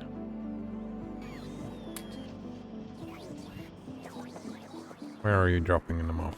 Far down here? Oh, actually, I think I should probably spread out and put... oh, I can just do that. That's fine. Spread out and put yellow boxes, storage chests all over the place instead of just having them in one place. Right, so they can drop it off wherever. Instead of having everything at one location and everybody having to go here and back again. Yeah, this kind of sucks. I kind of want them all over the place, I think.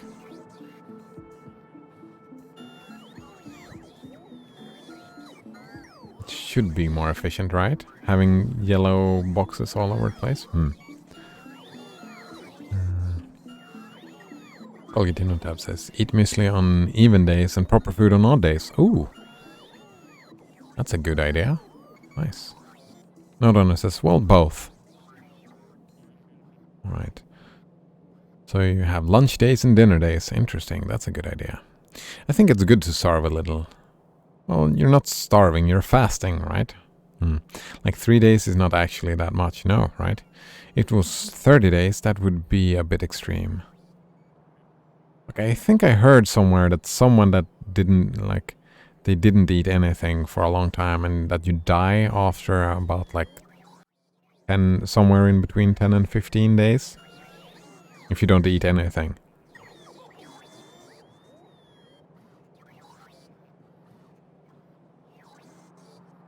Yeah. Starving is when you can't get a hold of food, right? If you do it on purpose, it's called fasting. I'm pretty sure. But it's not the same as well, right? I know there's some people that fast religiously. They just fast during the day and eat during the night. I'm pretty sure that's how it works. Might be mistaken though. I'm not a religious person myself. All right, but yeah, it's lunchtime. It's lunchtime, and we're done with this. And I'll let this stand. And all right.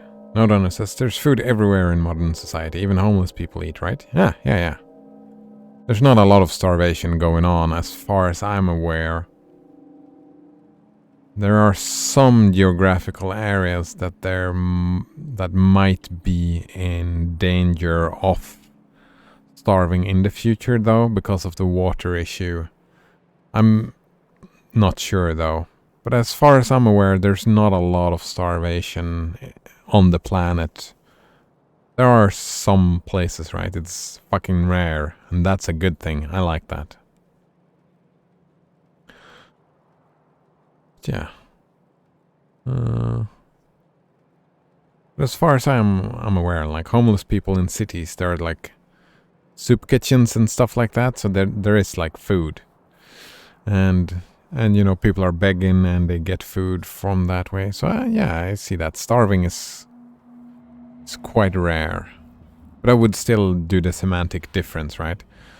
Starving is something that happens to you, while fasting is something that you do. I like that distinction, having the distinction. Even though there is like, I'm convinced that there are some people on the planet starving right now. That it has to be that way. Like someone lost in the forest. Some society is not able to provide for. Like, I think, weren't we talking about people probably starve to death in North Korea? I don't know, maybe. Colgatinotep says, yeah, homeless people eat other homeless people. Do they? I've never heard of that. Nodona says, I think I want to replicate the lack of food that would happen in a survival situation. Hunting-gatherer? I think our bodies are built for that, hence why we carry around all this fat. Actually, that's exactly the argument that got me into just eating between 12 and 6 o'clock and just not eating the rest of the day, and why I'm want to go to just eating once a day. I mean, it's kind of pseudoscience, right? I have not found any actual studies on that type of eating, but it sounds convincing, right? From an evolutionary standpoint. Like hunter-gatherers, some days you went without food, some days you got a lot of food. But then also I'm thinking routine is also good, right? So there's probably some sweet spot, I'm guessing. But I don't know. What I do know, though, is when I started eating less often, I started feeling better. Like, I wasn't feeling bad necessarily before. Well, when I stopped sugar, that was something special. That was significantly better. I would even say that what I was feeling before for a long time was bad. But yeah, I'm feeling better. Not significantly, but a little bit better doing this. And that is why I'm still doing it, even though I am an hour late. So thanks for hanging out today. It was fun as usual. Interesting talking points as usual. Nodon says sugar is a drug in many ways. Yeah, I mean, you get hyped up and get addicted. Like, I tried some, my sister made some, not cookies, like chocolate balls. She said she took just a tiny bit of sugar, like less than half what you're supposed to, regarding to the recipe. Colgatinotep, like a narcotic? Yes, like a narcotic. Exactly. Like a narcotic. And a medicine, right? If you don't get enough sugar, you probably will die. Like, sugar is needed as well. But so I tried, like, eating a couple of these chocolate balls. No, 3 of them. I ate 3 of them. And the third one was too much sugar for me. It just tasted like sugar, and I didn't like the taste and stuff like that. But like, I could have had before when I was a sugary addict. Maybe not an addict, but eating a lot of sugar. I could have had 10 easily. Oh, Nodrunner says, I dispute your idea that it's needed, but I'll let you go to lunch. Oh, thanks. Ooh, that's super fucking interesting. Time zones, yeah. You're going to bed soon. I'm going to lunch. But oh, maybe. Maybe sugar is not needed. Actually, I don't know. I have just assumed that. I'm not a dietitian. Alright, time for lunch. Thanks for hanging out, and cheers. Just woke up. That is so weird. That's an early wake-up time indeed. Alright, but thanks again, and see you next time. Cheers.